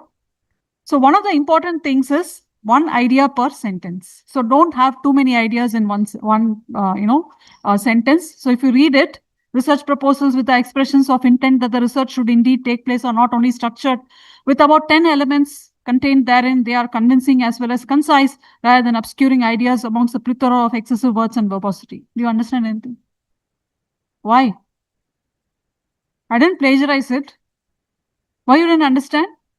It's too complicated, too many words in one sentence, right? Too many concepts. So when you're starting to write, have one single idea per sentence. So research proposals are expressions of intent that the research should take place. So like that. So when you start writing, start practicing this. So that is why when you submit your proposals to ethics office, please try to have some basic framework so that you don't have to struggle when you're writing your report. So when you already submit to ethics with all this, you're going to find it easy when you're going to write your report or thesis. So one idea per sentence. Abbreviations, use only commonly accepted abbreviations. Like WHO is a commonly accepted, everybody will understand, right? If you say pickle, what is pickle? Huh? So you can write it in a case sheet maybe, but not in your thesis. So the reviewer will not understand what pickle, mango pickle or ginger pickle. We don't know. So don't write such unwarranted terms in the thesis, only accepted terminologies. So period at the end of the abbreviation when it ends with lowercase, not with uppercase, like FIG, put a full stop. Figure 1, you can put a full stop. So do not add S to denote plural for measurements like KGS, KMS, like that you cannot put. And list of commonly used abbreviations should be used in your report. So common errors, radioactive strontium-90 is harmful to human health. We all know that. Junk food is harmful to human health. We all know that. But as a scholar, when you're writing a report, when you're writing a research report, you need to explain why it is harmful.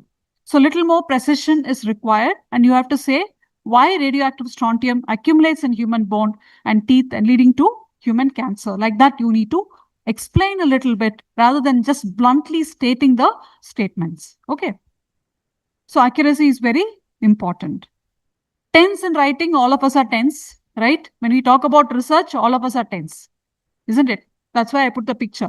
So present tense, you quote scientific principles like example, hemoglobin has 4 polypeptide chains, which will always remain the same. Just because you did your thesis, it doesn't mean hemoglobin will have 7 polypeptide chains. Hemoglobin had, hemoglobin still will have the same structure, even though you're doing the thesis, right? So certain scientific concepts which cannot be changed should be in the present tense, and past tense in thesis, future tense in protocol. Don't reverse it. Thesis submit பண்றப்போ நீங்க வேலையை முடிச்சிட்டீங்க. That time you cannot say I will be recruiting. அப்படின்னு நீங்க thesis submit பண்ண முடியாது. Do you understand what I'm saying? So you have to write it in the past tense for thesis. When you are submitting in the protocol, you cannot say, I have completed. You cannot say that. You have to write it in the future tense. Okay. Choice of voice, already madam has said. So use of active voice is always preferred.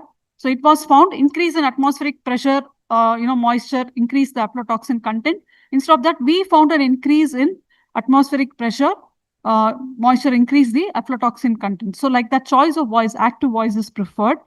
So use of bacteria were gram-negative. Correct? Each of the bacteria were gram-negative. Correct? Each is a singular. So you have to use these very carefully. Each of the bacteria was gram-negative.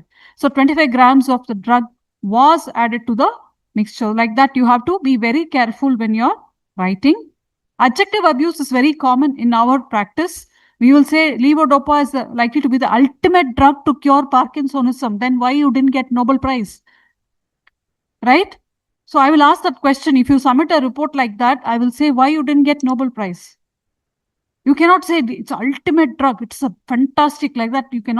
You abuse the adjectives. So the antioxidant ability of this vitamin is quite good. You cannot say like that. You have to say found to be reasonably effective. Like that. You have to have a benefit of doubt because somebody else can come and disprove whatever you have done. Isn't it? Research is kind of dynamic. Right? A result show excellent correlation. Nothing can show excellent correlation. Can anything show excellent correlation? Yeah? My lecture and sleep can be an excellent correlation. So you're laughing at me. You're agreeing, huh? Okay. Our results show excellent correlation. You cannot like that, write like that. Had shown statistically significant correlation. That's why we have alpha error and beta error in the statistics. That way we have a p-value, right? So it cannot be 100%. Correlation cannot be there in any research. So our results showed excellent correlation. Such phrases should be, superlative phrases should be avoided. One-digit numbers should be spelled out when you say TWU or T and like that one-digit numbers. I mean, 10 is not one digit. Sorry, 9, NINE like that. So it should be spelled out. 2 or more digits should be expressed as numerals. That means, like, for example, more than 1,200 children. It has to be written in numbers. You cannot be spelling it like 1,200. So you can just write the numbers. So these are certain basic dictums for you to practice writing. So I'm sure all of you will write it in your proposals when you submit to the ethics committee and also your report. Another important thing which I want you to remember is the commonly used terms like affect and effect.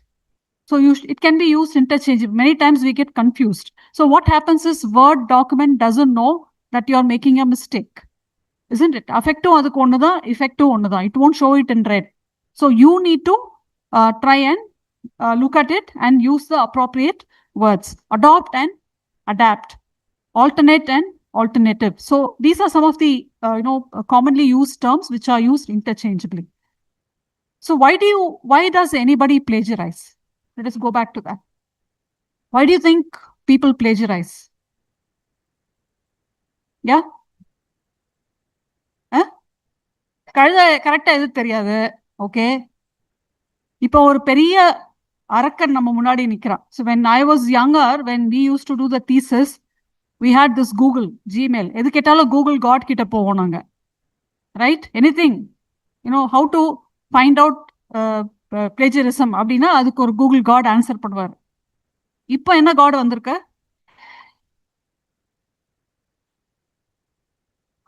So it is a double-edged sword. It's a double-edged sword. So yesterday you all had a workshop. I think most of you attended that AI workshop. I heard it was very good. So AI is here to stay.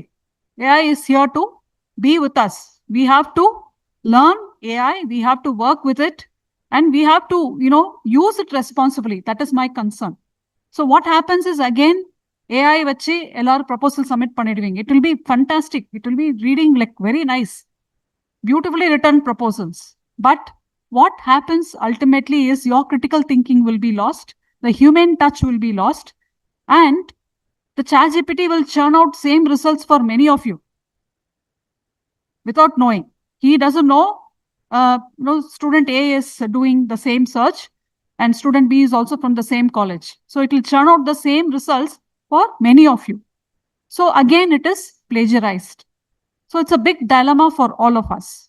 If you use AI for writing your proposal. So there are devices which can, or softwares which can detect plagiarism, even if you use AI.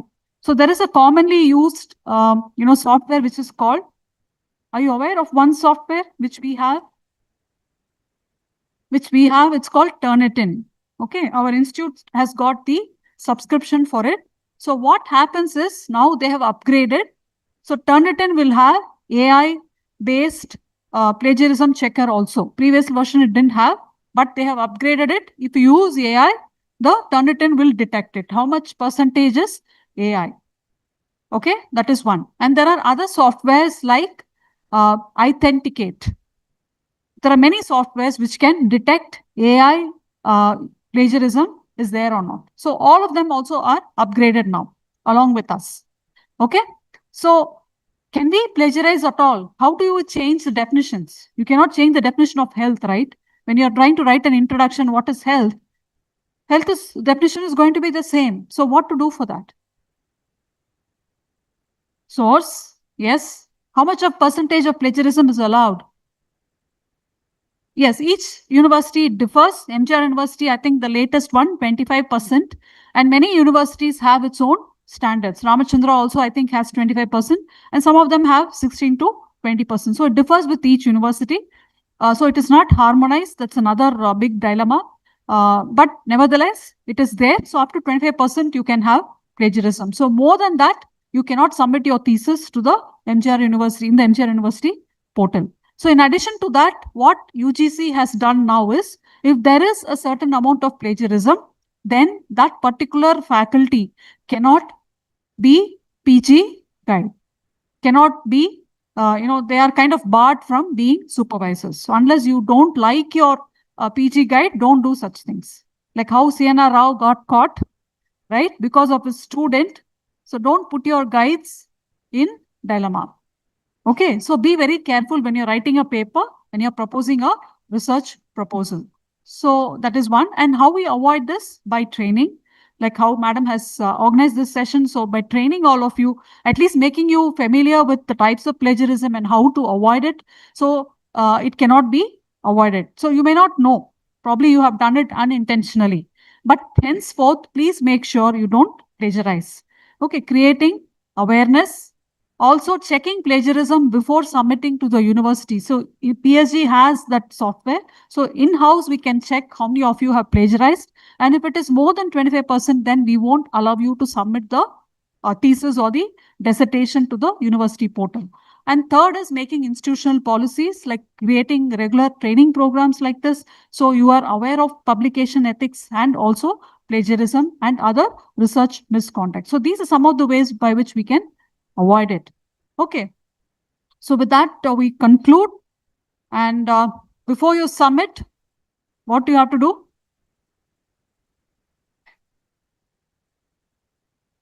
This is okay? Somebody saying okay. That means you're sleeping. That's why I put this slide last, whether you're awake or not. Right. So if you want to know further, you can go what is called as a COPE website, COPE. Okay, so you can go to that website. They have a lot of case studies where, day-to-day scenarios are described.